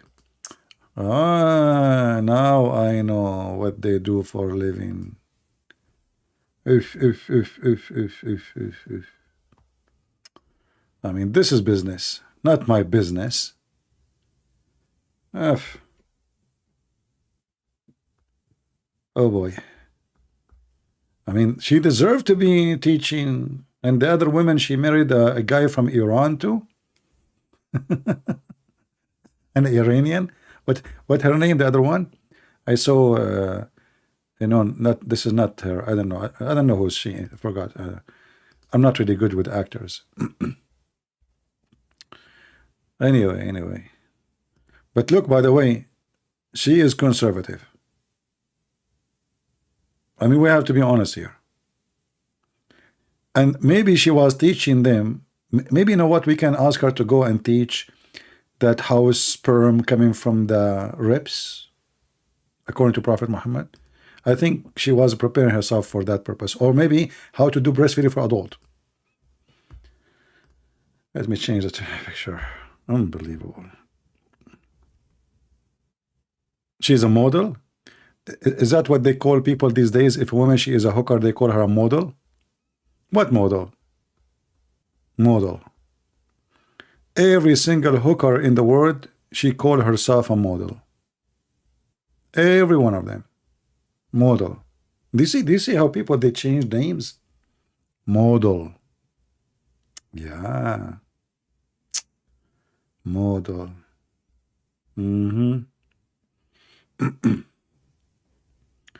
Awkward word. Actually, you know what? All, like you see, we are making fun of this Andrew Tate. He's a pimp, right? But in fact, almost every actor in Hollywood is a pimp. Isn't it them, they get money to have sex on the camera? And yet people, they praise them and take pictures with them. This is reality. They take literally porn video. I mean, what is missing? They did not show you the private part? Is that correct?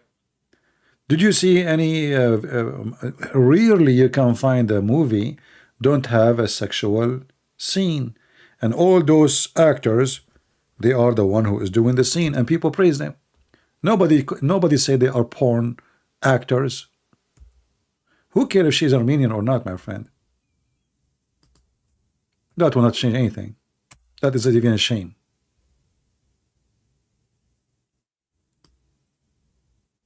It's a shame for Armenian to say that she's Armenian. If I am an Armenian, I would not say she is. So reality is that all those actors who people worship them and praise them, they are porn actors. But people, they take pictures with them. They go crazy for them. But all of them, they are porn actors. Do you remember any one of them did not have sex on the camera? Any one of them? And you pay them, and people wait, and ceremony, and red carpet, this is the truth. They are all of them, they are Andrew Tate. All of them.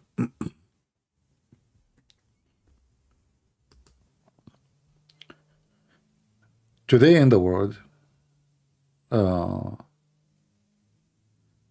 everything is upside down. They praise the famous, even though he's a pimp, and they change the name of the job to an actor. Look like we cannot act unless we have sex in the camera. We cannot make a movie without sex, right? I mean, come on, that is missing something. And yet people worship them, praise them. This is what the liberals they want, and this is what they want your kids to believe. They want them to have zero moral. Now those people, they are their stars. Actually, they call them stars, don't they?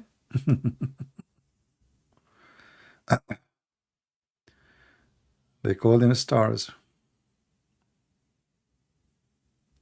Sick.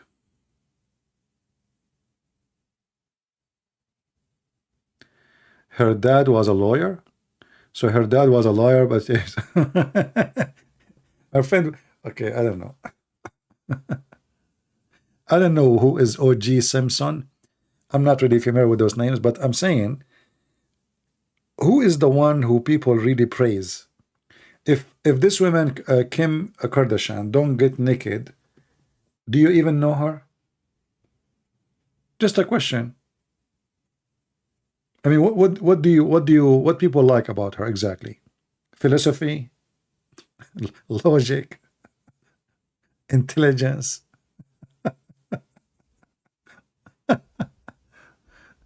Oh my God. Anyway, and then after some time, they might become a president. You never know. You know? Yeah.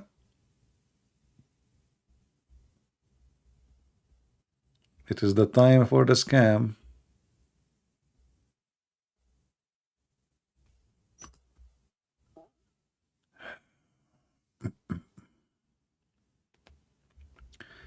Anyway.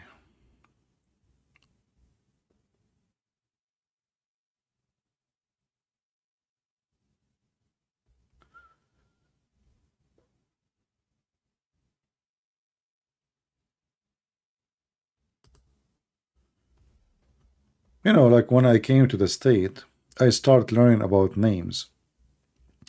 But really, I do not know much about, I mean, the West in general, you know. And in the Middle East, we were thinking that Western are smart people, they are intelligent, they are successful. I mean, look what they accomplish and look where we are.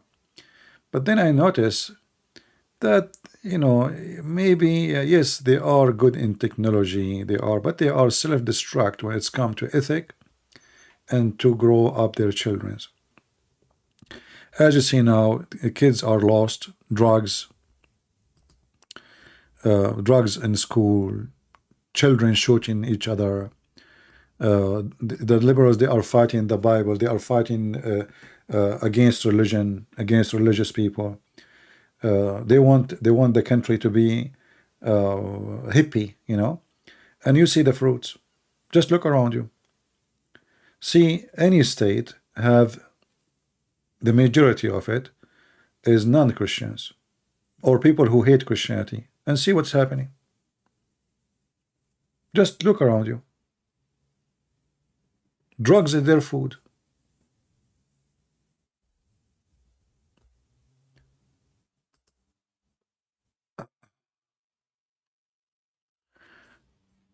Truth saying, all religion glorifies sex and immoral behavior. Not, you know, I cannot say all religion. You see, there is some false religions, but not necessarily they promote those things. Actually, the most dangerous religions is the one who claim that they are against bad things, because then they can, you know, they can put seeds. Like, you know, the Messiah, he says, there's many false prophets will come to you. And what false prophet they do? They will speak good. They will speak good. They will try to give a good example of themselves so they can deceive you.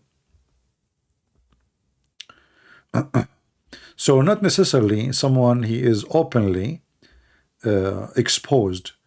Actually, the one who is not is the most dangerous one, because that one can fool you. Have you visited the Vatican City? No. When I want to visit the Vatican, what I have to do with it? What I have to do with it? I want to visit the Kaaba, brother. The Chinese, they want to build a casino there. I know truth. But when you say religion, we Christian, yes, we are not religion, but religion in the definition of the dictionary, as I know, and I'm sure you speak English better than me, is a group of people believe in something, right? So we have to be careful when we use the word religion, because some they say, okay, well, Christianity is religion because religion is a group of people believe in the same thing. So you can say, oh, I'm not religion. We know we are faithful people who have faith in Jesus. But in the language, religion is religion. No, I'm not going to kiss the black stone. I want to take a piece of it so I can, open a business. You know, the black stone have now 7 stones, I think, left. There's no black stone, actually. Black stone is gone. I mean, there's just little pieces left. So if I can get one piece, we can open like maybe something in Las Vegas, like we put a casino machine. The one who win the jackpot, he can kiss the black stone. And imagine how much money we'll make. Erdoğan will come.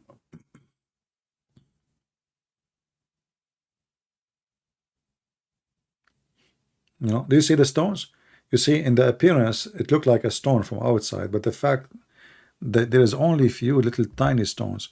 And this is additional proof, by the way, that Islam is false, because how Allah could not preserve the big black stone. So now what left is this. Where is the stone is preserved by Allah?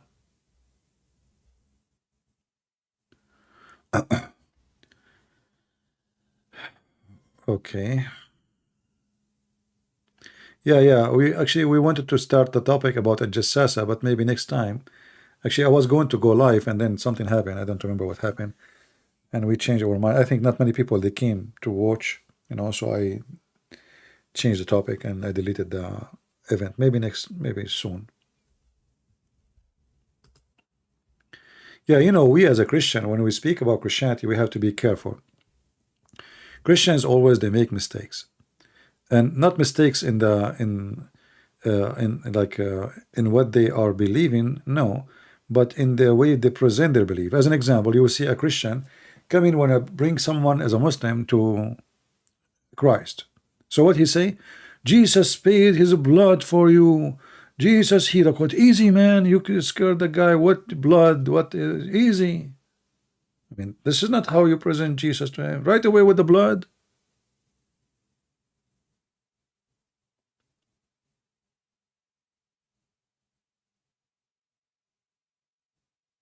You know what I mean? I mean, right away you jump to the blood, and he paid for your sin. The guy who, and now the Muslim will say, see the Christian, they say, oh, Jesus, he paid for our sin, so we can sin. Look what the Christians are saying. So you give them wrong idea, and they will use it against us. Because the silly you presented Jesus wrong. Jesus did not go to the Jews and say, hey, I paid for your sin. This is not how you do it.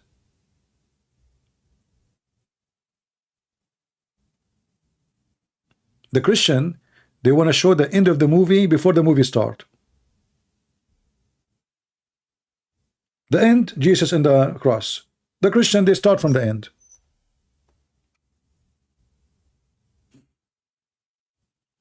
You know what I mean?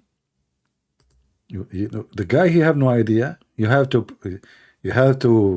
tell him the story, and then you arrive to the cross. The cross is at the end, not in the beginning. So right away you shower the guy with the blood of Jesus, and Jesus died for you, and and the guy, you have no idea what you're saying.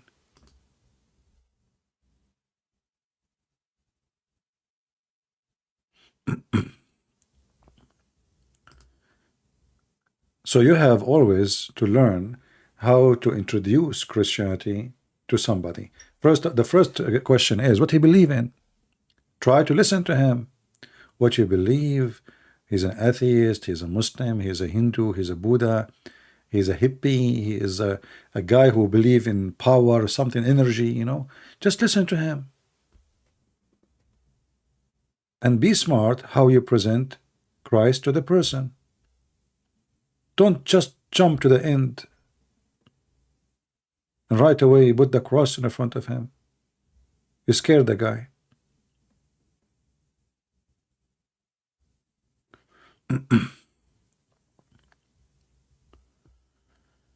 When I speak to Muslims, and how many people left Islam and how many accepted Christianity, live on air, you are my witness. I do not need to talk about what I do. I don't present Christianity until I demolish the virus in the head of the person, because now he will listen. Before that moment, he's not listening.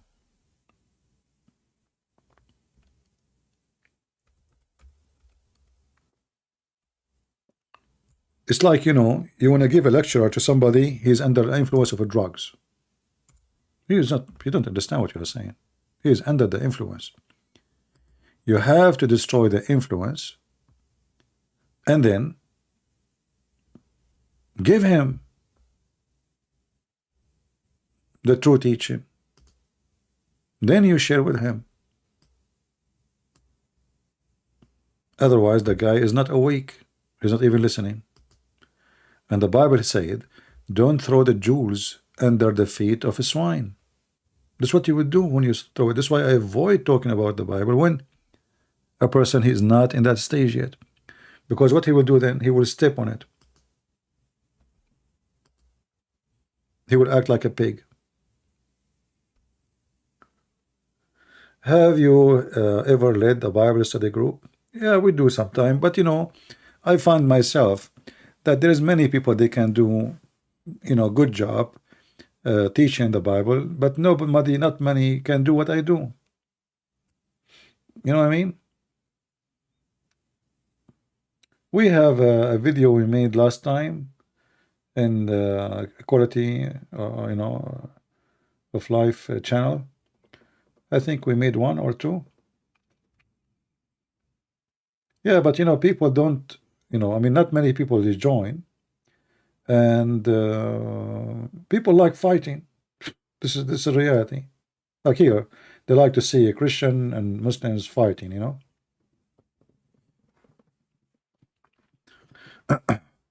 Anyway, there's many good Christians. They can do maybe even better than me when it's come to the Bible, because the Bible is, my English is not really that good to speak about such a deep topic. If I'm going to teach in Arabic, that will be very easy for me. But because the Bible is a very deep topic, I find myself short with words, very short with words. Not like the Quran. The Quran is a stupid book. The topic is way more simple, and Arabic is my first language.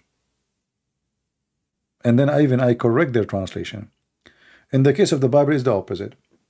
I'm going to read to people in English, and mostly I have to say words I don't even know how to pronounce. So I'm sure there's many people they can do better than me.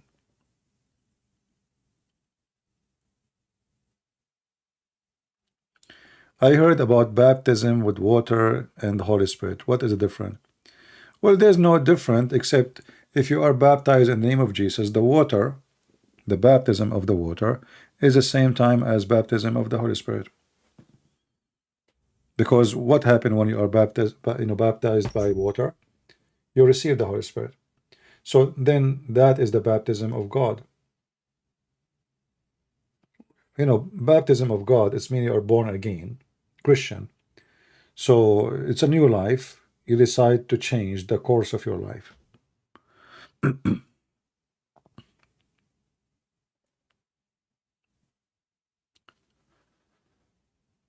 do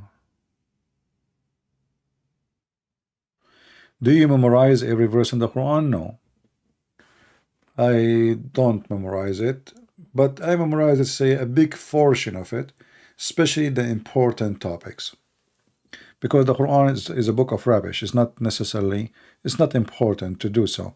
So for me, I understand every verse in the Quran, but I don't memorize every verse in the Quran.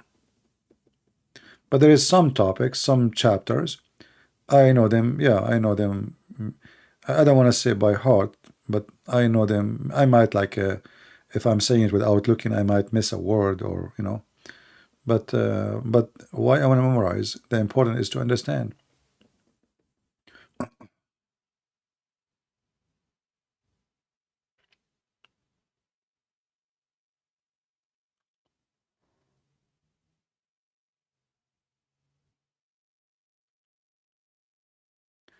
Yeah, actually, teaching the Bible.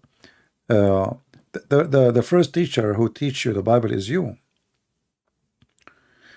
Imagine yourself saying that I need a teacher to teach me the Bible, but the Bible is between your hands, and Christianity teach you that it is like a personal relationship between you and the Lord. So when you are like from all your heart trying to understand and trying to be living the book, you will live the book, you will understand the book, because this is a book of God. God will help you, not a teacher. You are the one who can lead yourself to find the truth. You need to learn how to read, and learn how to read not about how to say A, B, C, is about how to live the story, so we can understand the story. This is why you see that Messiah, he was teaching using parables. Why? So you might understand. So Jesus, he made it so simple for you. Go check every one of his parables, and you will see he is telling you a story about yourself, not about somebody else. Any one of the examples in the Bible, see them. You will see you are there. It's about you. Even though this is something been said 2,000 years ago, every story there is about you. You yourself. You will see yourself there. So try not to read, try to live the story. Like if we go in the Bible now, if we open any chapter, actually this is open already, so I do not know what we have here. Oh, this is Matthew. Okay, look, unbelievable. Honest to God, I don't even know. I just click at the page, it was open from before. Look what we see in front of us.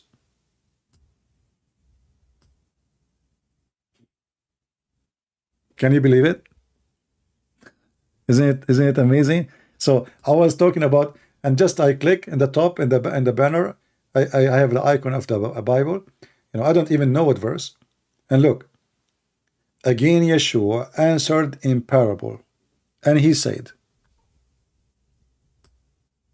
the kingdom of heaven is compared to a man who was a king, and who made a wedding feast for his son. And he sent his servants to call those invited to the wedding feast, and they chose not to come. That is you and me, and the rest of the world. And it's amazing. I'm talking about how the Lord is speaking parable. I click at the page, and here we go. I don't even know what I'm going to read.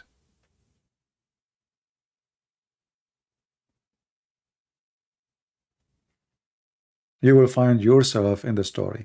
Just to try to think about it, and try to think about who is the one really is invited, and who is the king, and who is the son of the king. So the Messiah, my friend, is not the same as the stupid Quran. The language is easy, is beautiful, and it is heart touching. You do not need a scholar to teach you really. I mean, a scholar can answer a question about history. Like, you read the book of Kings in the Old Testament. Who is this king? Where he was? So you need maybe somebody who have more knowledge in history. But this is not about history. And Jesus, he spoke in such a language. So the one of us who don't have a PhD, he got the PhD of understanding, even though he don't have education. And that's what God is about. If we cannot understand God, then that means God, he failed to make us understand him. So it's a parable, but in the same time, it is very powerful. Again, he sent another servant, and he said, tell those invited, behold, my banquet is ready. And you can read the rest of the story. So this king, he sent you messenger after messenger, inviting you in a very honorable way. Come to my wedding party. I have a banquet for you. I'm preparing things for you, good things for you. You say no.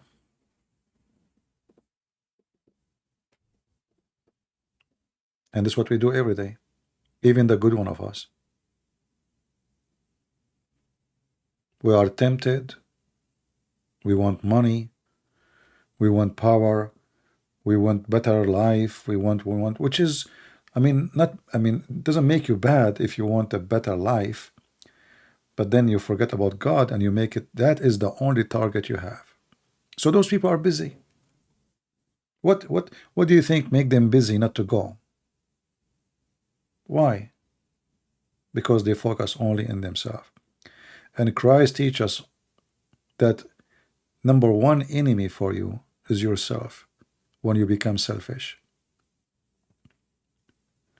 You will notice when the whole Bible teaching us, for God he loved the world, he sent his only begotten son.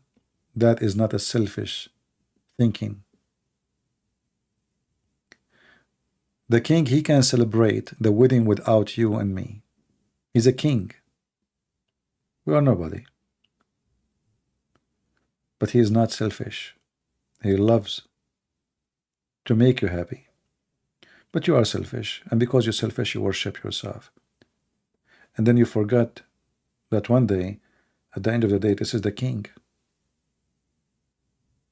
It's not you. But you decide to be a king against yourself.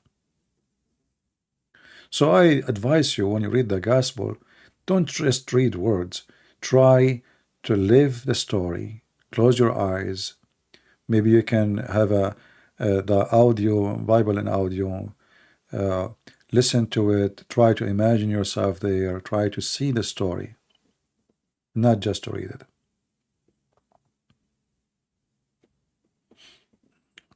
And this is what people do when they read books. They read words. Those are not words. This is not a word, my friend. This is God.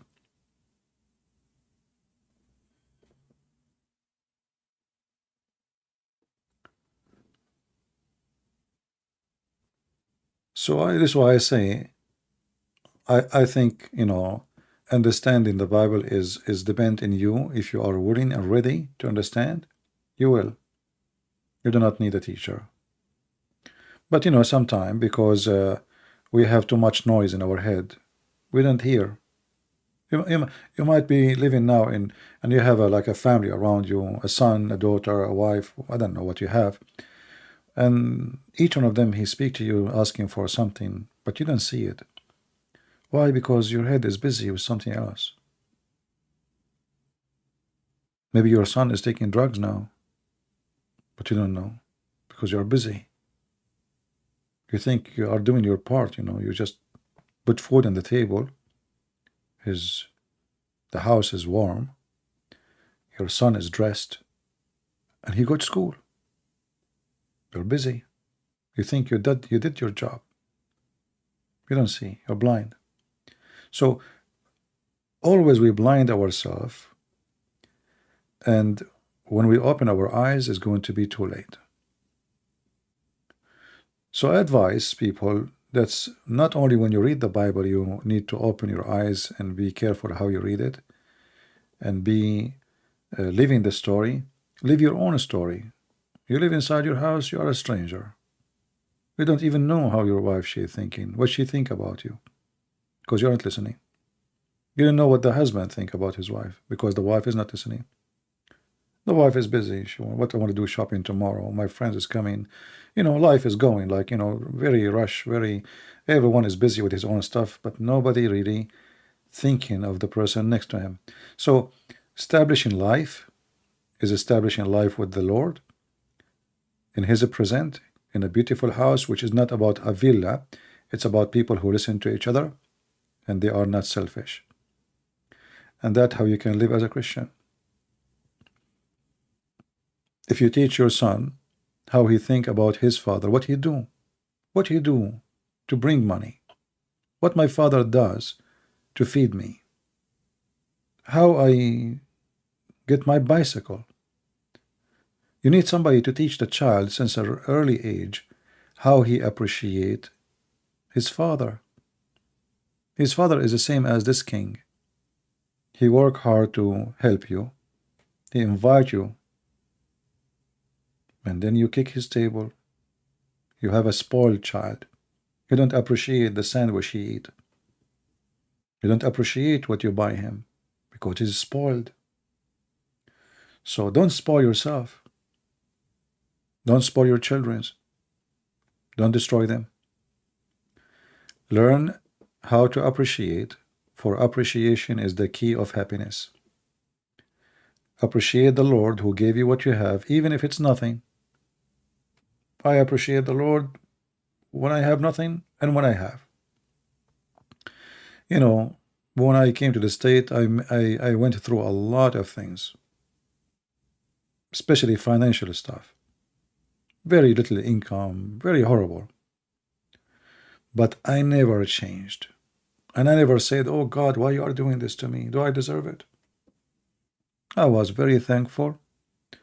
When I eat my bread, I say, thank you, Lord. Thank you for the bread. I don't have a heat. Thank you, Lord. I'm alive. I'm healthy. So when you are a person who learn how to appreciate, you learn how to live and how to enjoy life. And if you appreciate, appreciation starts from the one who gave you what you have, even if it is nothing in your eyes, because nothing is a lot, by the way. Yes, nothing is a lot. You don't know how lucky you are to have eyes until you see someone is blind. Oh, I'm poor, I have nothing. No, you have a lot. You don't know what you have until you lose it. You don't know how precious to have feet until you see somebody can't walk. You don't feel it. What a big deal to have feet. There's people, they die to walk. There's people, they pay everything they have just to see. Appreciation, my friend. Appreciation is what makes you human. Not a wolf who want to bite and eat, and then his belly is full and he sleep. And second day he look for a prey to bite again. So we need to learn how to be disciplined, and how to fight ourselves, and how to fight all the shiny stuff around us, and how to appreciate, and then you will be happy. You have a small house. Thank God you have a house. There's people don't have a house. I wonderfully appreciate what I have. Go and see how people around the world live. There's many people, they wish to have what you have. So to understand the Bible, my friend, you have to understand that you are a human, and your humanity have to come first by understanding that God who gave you your humanity, he will take it one day. He gave it to you for free, and he will take it back. So either he will take it back and he will still give it to you still, which means you and whatever he gave you, you are welcome to his kingdom, or he will send you where you deserve to go, for you are selfish, you don't belong to his kingdom.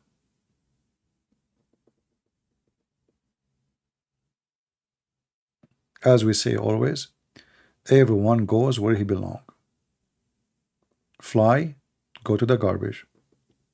Bees, go to the flower. Just see where you belong and go. And don't be misled by what you see in this media and TV and etc. They try to make you believe that those celebrities are the successful. Look at them. They die one after one from drugs. They keep getting married, divorce, getting married, divorce, getting married, divorce, getting married. I mean, sick. They are sick, literally sick. But people think they are happy. That's what they think. They see shiny stuff, they see expensive cars, they see cameras, light, interview. But the fact a poor man who sit in a side of his house and nobody know him is more happy. I don't want those lights on me. What for? That will not make me happy. This is disgusting. You can't even drink your tea. You can't even sit under with your kid just to play around or to have fun like a normal human being. So those people, they lost. They sold themselves to the devil, to the money, and they bought their fame, and the price was very heavy. How many actors they die because of drugs? You notice that a human being, the more he gets famous, he thinks that he is God, powerful. Like this guy, stupid Tate, he called himself Top G. He's Top G. I don't know even how a man, he said to him, you are my Top G. That you must be mentally ill. So he when a man he become rich, and now I'm healthy, he think he's a king. He think he is the one in control of this world. But the fact you are the same as a rabbit. Little virus can kill you. The same virus can kill the rabbit. Today you are big and healthy. Tomorrow you are a piece of a plastic. Even piece of plastic will stay longer than you. Will take long time for a piece of plastic to be demolished. It doesn't rust. It's not really even composed or decomposed. But you will, few days you will be composed. So when a human being he go to stupidity mood, he think he is powerful, and then one day he will notice how weak he is, how stupid he is. Literally. What all the money in the world can do to me if I cannot be happy, and this money, those who try, like this guy when he buy cars, car after car after car, and the whole point is to show them in the videos. Did you ask yourself, really, this guy is mentally ill? What's the problem? A person, he won the lotto. Suddenly he start buying cars, collection cars. Okay, why? Oh, they are beautiful. Why? Okay, beautiful. What is exactly? What happened to you? Oh, I have a dream to buy those cars. Okay, why you want to have all those cars? Why your dream will not come true unless your dream is stupid?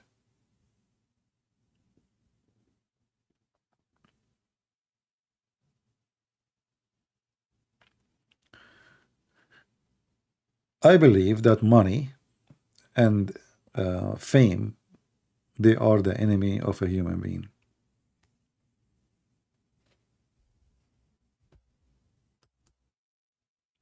I pray that the Lord will keep us not rich,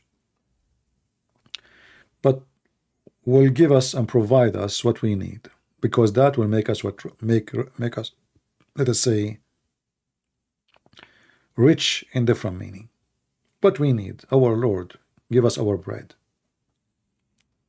our needs. You will not take with you more. If you have in the bank right now $1 billion. How much Elon Musk he can eat a day? I mean, you can, yes, you have a billions, but you know, this is all is so extra. But this guy, he cannot walk in the street alone. Can he walk in the street alone? He will be kidnapped. He don't dare actually. His money is a curse. I'm not saying he's a bad person, but I'm saying his money is not really helping. So now you're not enjoying your life as a normal human being no more, just because you are very rich. So you know, joy of life is not about being rich. It's about being able to be respected. So I feel sorry for someone he's very poor and there is somebody taking advantage of him. That is bad. But the poor person still is a good person, but he is suffering. But still he is better than the one who is rich and abusing him. That will not change. So it's better to be the poor and not to be the abuser.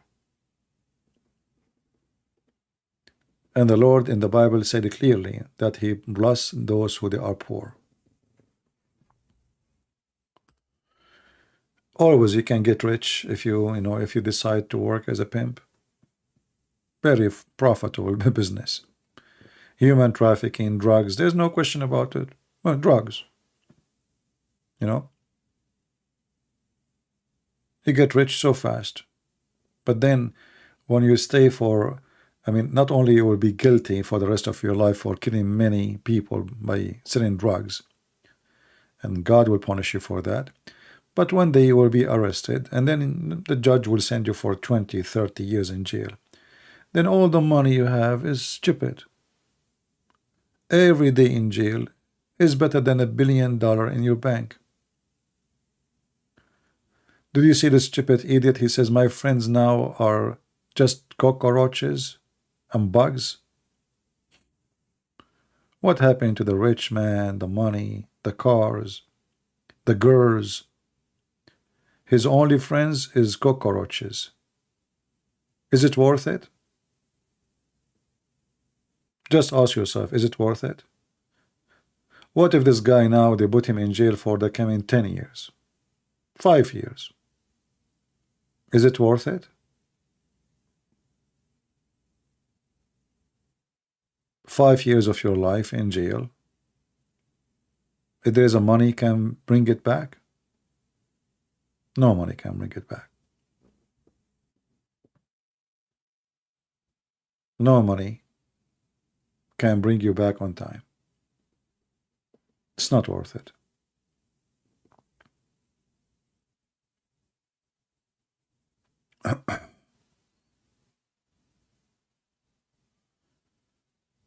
Anyway, everybody have his own philosophy in life, but for us as a Christians, we have a Messiah. We don't have a philosophy. And the Messiah, he gave us a very simple way to learn how to appreciate and to learn how to be with him. Very simple way. Don't be selfish. Be giving, be loving, and be truthful. Don't be politically correct. Many Christians these days, those are fake Christians. They try to teach you that Christianity is about giving hugs. That's not true. Oh, you cannot insult people. No, that's not true. I'm not insulting people because I like to insult them. I insult by saying the truth. The truth is an insult. When you say to somebody you're a liar, you're insulting. But if he's a liar, you have to say it. So there is a fake, wave of people who claim to be Christians. They're trying to practice Islam on us. So we play taqiyya, protection statement. Like, we cannot say those things. Oh, we are in the year 2023. You cannot say those things. Christian person, he say those things no matter what. No matter what the year, no matter what the time, no matter what the century. So either you are Christian or you are not.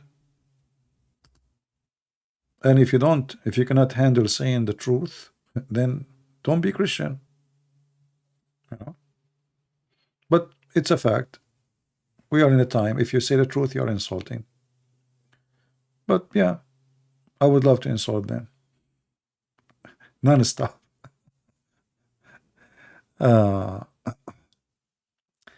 Money is the root of evil. Actually, this is not your mom. This is coming from the Bible. But it's not what the Bible meant. The Bible doesn't mean that the money is the problem. The roots of evil is you.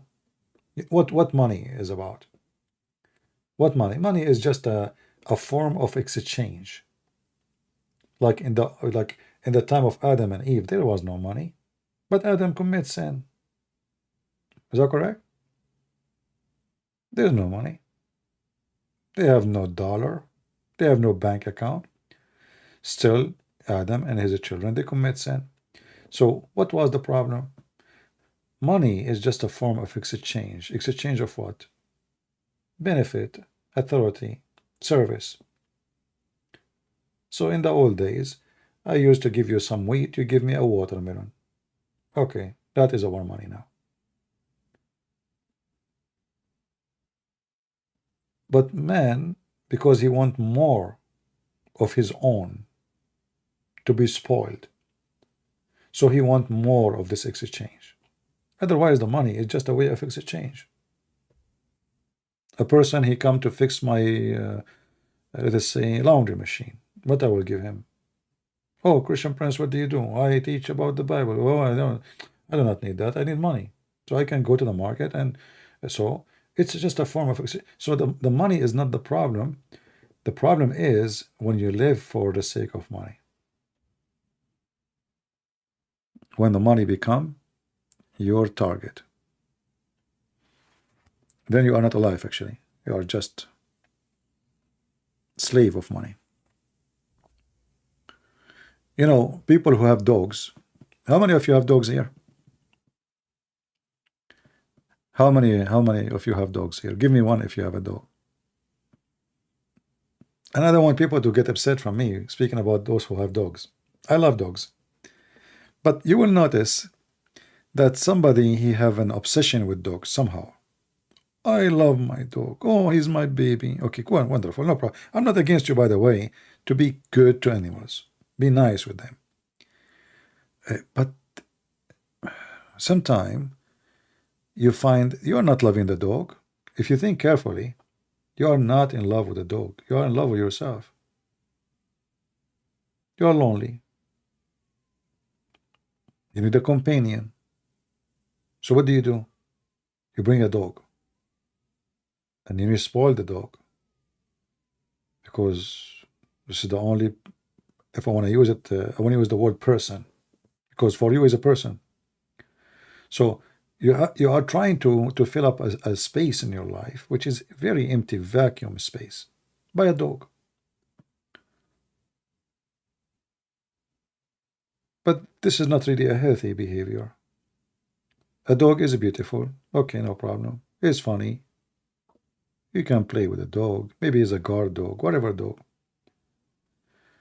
But you are not being loving to the dog. You are abusing the dog actually. You are abusing and you are using the dog for your selfishness. The same as a person who bring a bird. Oh, he is singing beautiful. Okay, I will buy him, put him in a cage. I feed him, I put water for him, but the fact you are selfish. So we think we are being good to animals, but in reality, it's an exchange of benefit. The dog is making you happy, and the dog, if you don't feed him, etc., you feel guilty. Or maybe you are feeding him just to keep him alive. But at the end of the day, you are using the dog. You are not really in love with the dog. I know some people, they might say this is not true, you know, but I believe that even when we own animals, we are using them, you know. We are trying to solve a problem. And again, I'm not speaking against dogs. Yeah, dogs are good animals, you know, not all of them for sure, but generally speaking. But when you have obsession with dogs, most likely you have a problem, you know. Yeah. Dog is more loyal than your boyfriend. Well, here we go. This is an example. So you'll see, you are exchanging a boyfriend with the dog now. That's funny. So maybe you will like your coming boyfriend to be a dog because dog is loyal. Or let us say you like maybe your coming boyfriend to be loyal like a dog. In fact, the dog is not really loyal. You know, the dog is just an animal who, you know, he have one master. He the one who feed him. It's not you. You don't care who you are. If the same dog grow in different house, he will not be loyal to you. He will be loyal to different house. Yeah, it's an animal. So, you know, that's why I say people they try to solve a problem in their life, and then they get into other problem. So now you are more isolated. You are just surrounding yourself by dogs and cats. You don't have maybe friends because you trust dogs, but you don't trust a human. Oh, dogs is more loyal. Anyway, I'm not trying to put you down, but I'm just saying you what I think about it. You know, we as a Christians, dogs protect the property we live on. That's good. I didn't, guys, I did not say dogs are bad. Did I say good bad dog? Did I say that? You see, people don't understand me. I'm not saying dogs are bad. I'm saying you are bad.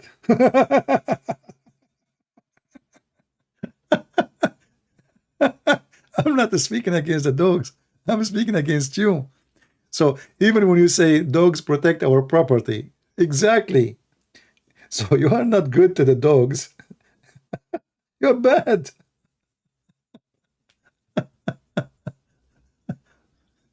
You see, I don't know.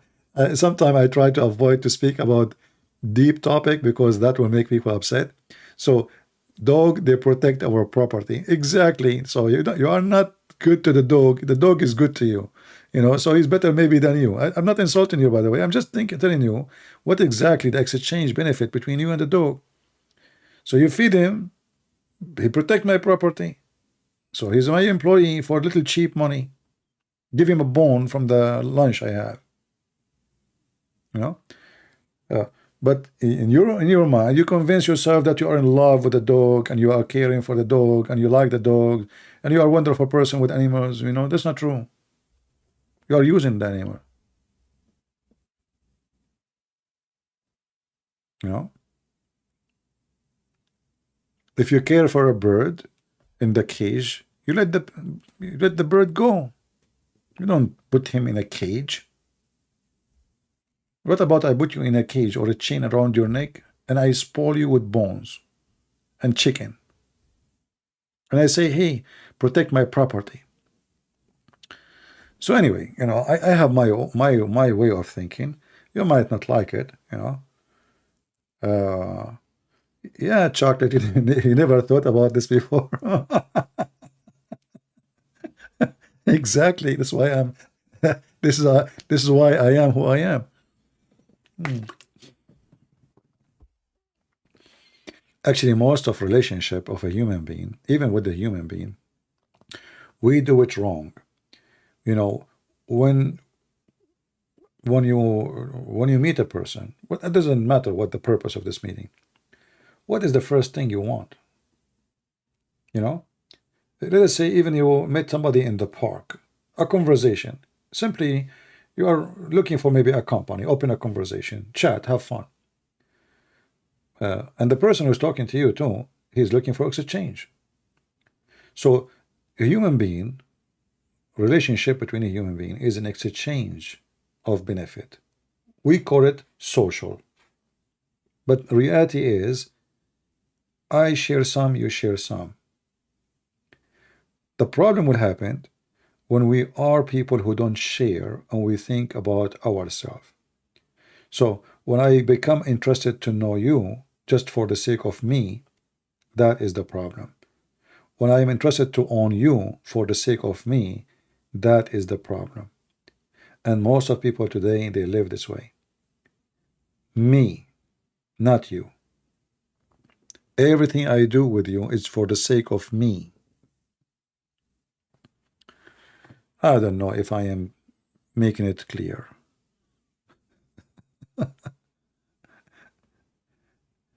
No, I'm not asking you to release the dog or anything. I'm just telling you how how you do things. You don't want to think about it deeply. It's up to you. I'm just telling you how you think about things. Even when a woman she marry a man, or a man he marry a woman, what exactly they want? If the man he is in love with the woman, even she have nothing to provide, that is a man who is in love. She have nothing. He's not even asking for anything. If the woman she's the same, she's in love with the man, and she don't want anything from him except to be with him. She love him. Okay, that's wonderful. But 90, maybe 9% of men and women, they are not in love. They are in love with their toy. So the man, he see a beautiful woman. He is now in love with her beauty, not with her. If she maybe change her makeup, he will not like her. And maybe the woman, she's the same. She look at the man, oh, he's handsome. Oh, he's funny. Oh, he's cute. Oh, he would fit to go with me when in front of my friends. Or later, maybe I should marry him. So we end with a failure relationship where the husband and wife, they don't fit and they don't match because every one of them, he was thinking about how to find a Barbie. And then they find that their Barbie is not what they thought. And then they end miserable.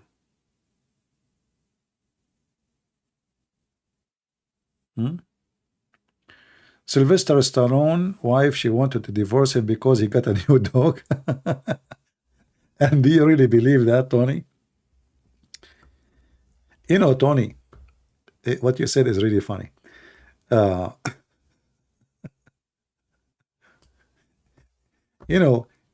If a woman, she hate you, or a man, if he hate his wife, then he will look for any reason to divorce. What dog, my friend? Do you really believe in that?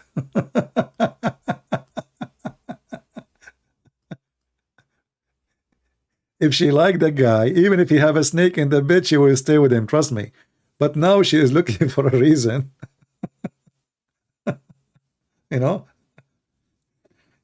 Like a mother, you ask her about her son. Oh, her son is the most wonderful kid in the world. He's the smartest. He is the most handsome. But maybe her son look like me, like a monkey. So, but the mother, she see something you don't see. So even you are really horrible, maybe, but your mother, she see you like the best in the world. This is what the women, she would do with the husband. If the women, she like the man, it doesn't matter if you have an elephant in the house or you have a tiger, she will stay. But now she is looking for a reason to get rid of him, and guess what? After she divorced him, she will keep the dog. Like, I hate you to have a dog here. She divorced him. She asked him, can I keep the dog? Just wait. So, yeah. I remember once there was a guy, he had a fight with his wife. He asked me and his wife, they asked me to be involved. And I said, I don't really like to involve in the personal stuff. They said, please, we trust you, you can help us. And, the wife, what's the fight about? Middle Eastern, we drink, the coffee cups, the small cups. I have one here, actually. So this wife, she is fighting with the guy because she told him 100 times not to leave the coffee cup on the table. And things going horrible. They might even go for a divorce. So, I said to them, I said, do you want to convince me that all of this drama is because the guy, he let his coffee cup on the table? So I said to the women, I said, when you get married with him, do he used to leave the coffee cup on the table before? She said, yes. I said, how come you did not get upset at that time? The husband got upset. He got excited. He said, yes, Yes, why? How come? So don't talk. So what happened? You know, when a pressure is built up, there is something not right in the marriage, and then the wife or the husband, they start looking for any excuse to make a fight. There's an anger inside, and you have to take it out. Then anything happened, the anger will come out. You are looking for a mistake to happen so you can explode. And I told him, both of you are not being honest with me. You are not telling me what the reason. This is not the reason. You know, sorry, I have to go. You know, this is not the reason. There's no way that both of you are fighting over this. Anyway, I mean, second day they called me. They said, we apologize. You are right. We did not tell you because we felt we should not tell you. Anyway, but this is how they are. People, you know, people, they don't want to face their problem. The one who is going to be successful is the one who faced his problem, not the one who bury it and he tried to make it other problem, or try to blame other problem for the problem which is really he's facing.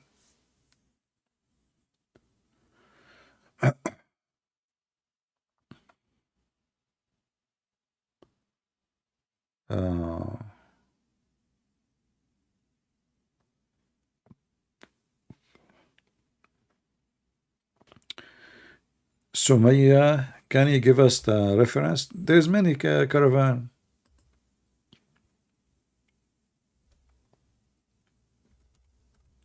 Do you speak Arabic, Sumaya? If you speak Arabic, just type Ghazawat al-Rasul in Google, Prophet Google, peace be upon him. The Muslim, they have a big list for you.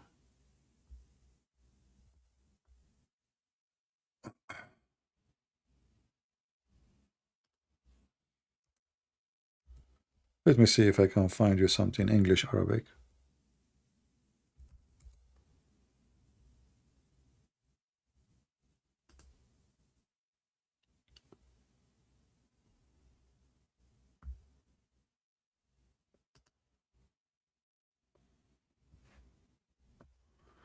Okay, give me a second.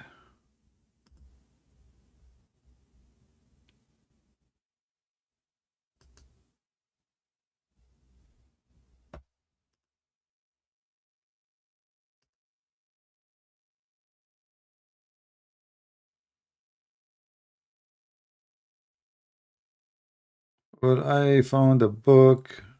What I think this is a PDF. Just search in Google the attack of a Prophet Muhammad, false Prophet Muhammad. All right, and you'll find long list of them with the dates.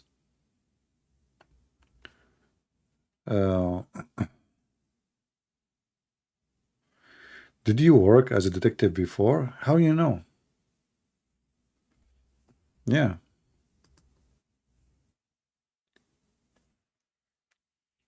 You know, when I finished my law degree, because you have a degree in law, so you know you can work with the police. So yeah, I did.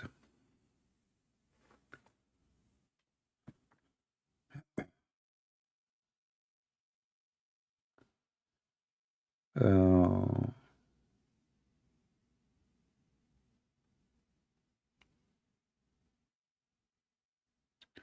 I had a girlfriend break up with me because my cat died. Well, I don't know what kind of girlfriend you have, but I'm so happy she broke up with you. Because if she become your wife, you are doomed. Anyway,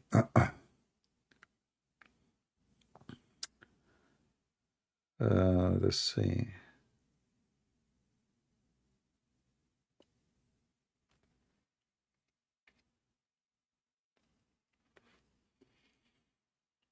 Yeah, you know, sometime even what you think is a bad thing happened, it might be for your good, right? I am so mean. Why am so mean? No, actually, I'm saying good for him. Because imagine if this woman, she become his wife, and later the cat died.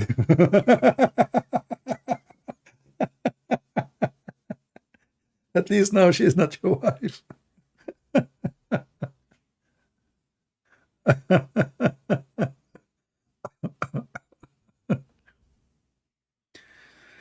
Oh, Lord have mercy. You know, this is my advice for people. In life, associate yourself with someone is more intelligent, but don't let him use you. More intelligent, he can help you to be intelligent, to think better. If you associate yourself with someone is less intelligent, you are getting no benefit except staying the same. So we as a human, we should always seek someone who can help us to improve ourselves and associate ourselves with someone can be helpful. So if you associate yourself with a bunch of fools, you are getting to get more foolish. Try always to improve your life. Education, reading, researching. Don't just take what people say. Try to be you, not a copy of somebody else. In the same time, we learn from others. We learn from their ideas. We learn how to think. Maybe, you know, like little conversation with someone is intelligent can be very helpful. But don't be a follower. Listen, learn, and be yourself. Because if you are just a follower, you will never change. You are just following blindly. He is thinking, he is smart, and you are just still the same. So learn from the smart so you can get some smart ideas and work them your way in a way fit with yourself. Educate yourself, improve your life.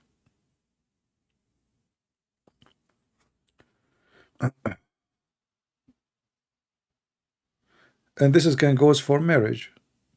So if you are a person, you know, like I know that people, they look for a match, right? They call it match. So you look for your match, but what is your match? You want to look. So let us say you are dumb. Sorry, I don't want to insult you, but we exist. The dumb one of us is exist. So should you look for someone is dumb like you? Then you are dumb, she is dumb. What will happen with the children? They will be dummies. So you should, even if you're in your marriage, you have to find someone she can support what is missing on you. Let us say you are not organized. If you get a woman, she is not organized too, now the house is messed up.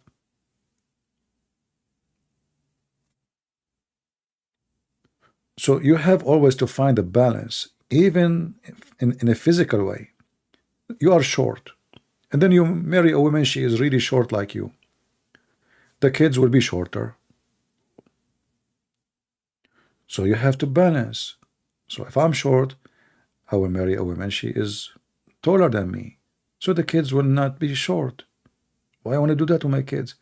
If I am very much overweight, why I want to go and marry someone she is very much overweight? So my kids will not be comfortable in their life. Why I want to do that to them?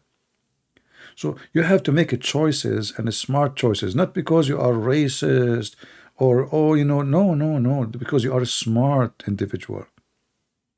And you should do the right thing. There's things you can fix before they happened. After they happen, you cannot fix them.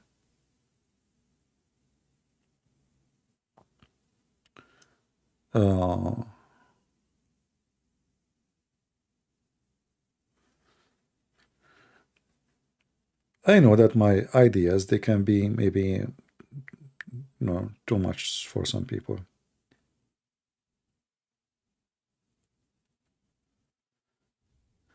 a church apologetics class.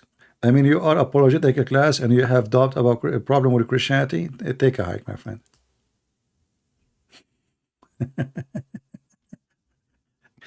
Good to try. Good to try.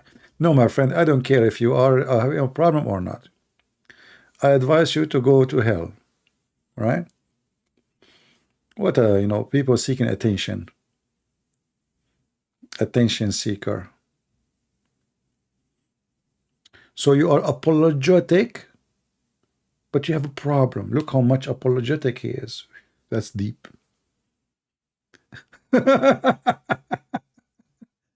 Like the apologetic himself having a problem. Like, I work as a mechanic. Can I call you? I have a problem with my car. What a silly, stupid name.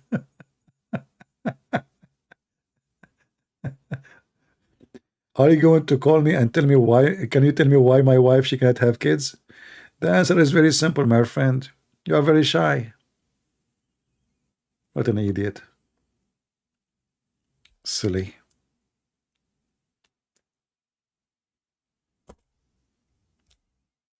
When the Chinese, they said, he left as a donkey, he never came back as a horse. They are talking about who? There's a lot of them. Attention seekers.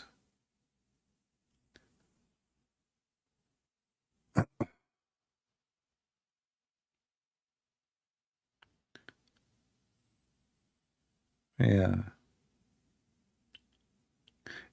For us as people of faith, the door is always open for people to leave or to come.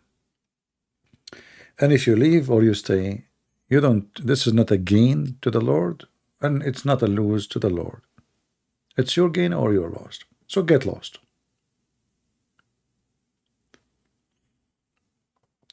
If a lady is bald, does she still have to wear hijab? Yeah, it doesn't matter if she is bald or not. What a question. Yes, Cherry. Doesn't matter if she's bald or not.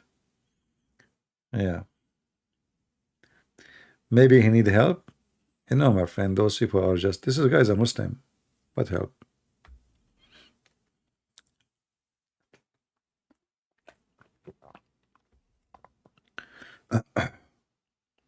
Those are Muslims. Be smart, be smart. I smell them.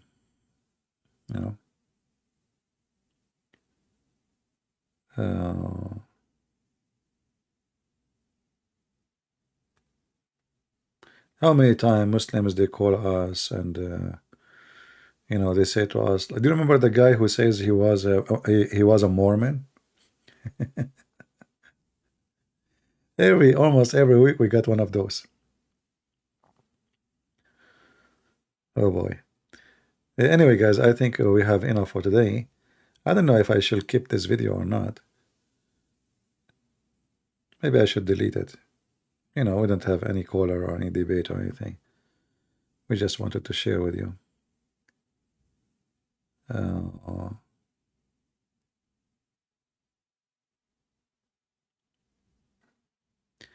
Does the ex-Muslim you had converted ever come back to Islam again? Well, there is some of them, they are confused. As an example, the guy Jihad, the guy from Palestine. Remember him? If you remember, I think Jihad, he, I don't know how long time ago, I don't know, maybe 8 months, 9 months, or a year, I'm not sure. He called me and he left Islam, right? And then lately he called me and he sounded like defending Islam, but he himself is not sure what he is now, There is, people, they struggle. This guy is struggling. And I can't tell, I mean, until now he is not really. Just to listen to the last conversation he had with me, so you can get an idea.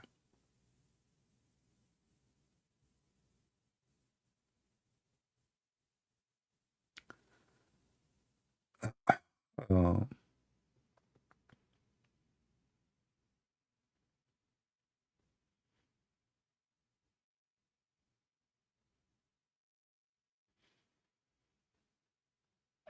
And you know, we need to understand that every human being, he have his own some people, they are not capable of making decision easy because simply they don't have the same intelligence. You see, people get upset because if you use the word stupid, but the word stupid, you know, it just describe who you are compared to somebody else.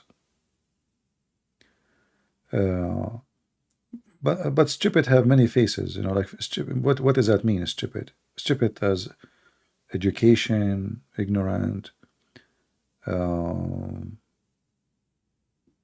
like you don't think, you are shallow. There's many faces of it. In the case of those who we speak to them, the Muslims, they suffer with the stupid lifestyle. They grow up in a society where questioning is forbidden. It's not right. You can ask questions as long they are not about the question, which is useless. Like, you know, can I shave under my arm? That is a question. But why the Prophet have sex with a child, say 6 years old? We should not ask this question. So, because they grow up in such a society which is teaching them stupid lifestyle, they end up growing as a stupid men and women. Not because they are stupid by birth, no. But the society made you stupid.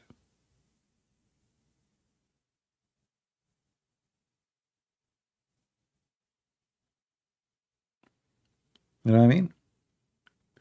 The society you're born in, they turn you into stupid. The same as society turn you into criminal. Same society turn the women into a hooker. Most of the time, everything, you know, have to do with our childhood. How our childhood was. I believe strongly it's very hard for a girl she grow up in a house where the parents take care of their child and they are educated. And educated doesn't mean have a degree, no. You know, they teach their children what wrong and what is right, and they are not falsely liberated, you know, like the liberals, the Democratic Party in USA, or the liberals in Europe. She will not end in a prostitution or in a web camera business, because her value she grew up with cannot be demolished that easy. But a girl she grew up, the mother she keeps saying to her, yeah, I hope you will find a guy who is rich. Oh, maybe you should date a guy who is rich. So the mother, she is encouraging her to be a whore. This is a form of prostitution. Looking for a guy just because he's rich to sleep with him. So what's the difference between a webcam or a woman standing in the street seeking a customer and a girl she looking for a guy who's rich to date him? It's the same. So the mother, she pushed the daughter, she put her influence, evil influence, and the daughter, she grew in such an influence, and then she end what she end. Same for a boy whose parents take drugs in front of him, who say filthy language, who beat each other. What do you expect from the boy? Just a question. The mother, she is a single mother. Every few days she have a new husband, let us say new boyfriend. The son, he keeps saying, you men go into the bedroom and he hear noises. What do you expect from him? What do you expect him to be? So, you know, a human being is the same as little plant. You put him in the wrong soil, he will grow in wrong direction. The soil have to be healthy, the water have to be right, and the light have to be there. And that will make you a healthy plant. We are the same as a plant. Plant, they eat food, they need light, they get infected by diseases, and cold affect them, heat affect them, storms affect them. The human is the same.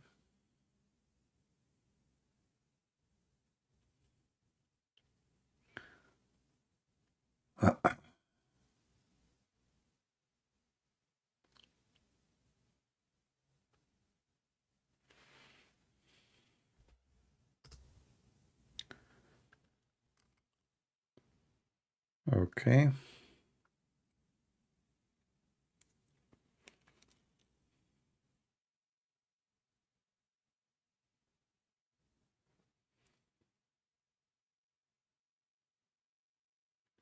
All right, guys, I think we are done for today. I will keep maybe the video for some time so people can watch it, maybe a few hours, and maybe later I'm going to delete it. I want to say thank you all for being here. I hope we had a good time. I don't know. Maybe I can keep the end of the video because I don't like the topic from the beginning. You know, there's politics and the filthy Erdoğan and the garbage of American government and CIA, Taliban, and all the terrorists who they support them. Filthy Putin. I mean, garbage everywhere. So we as a Christian, we are fighting in every direction. There's no good leaders.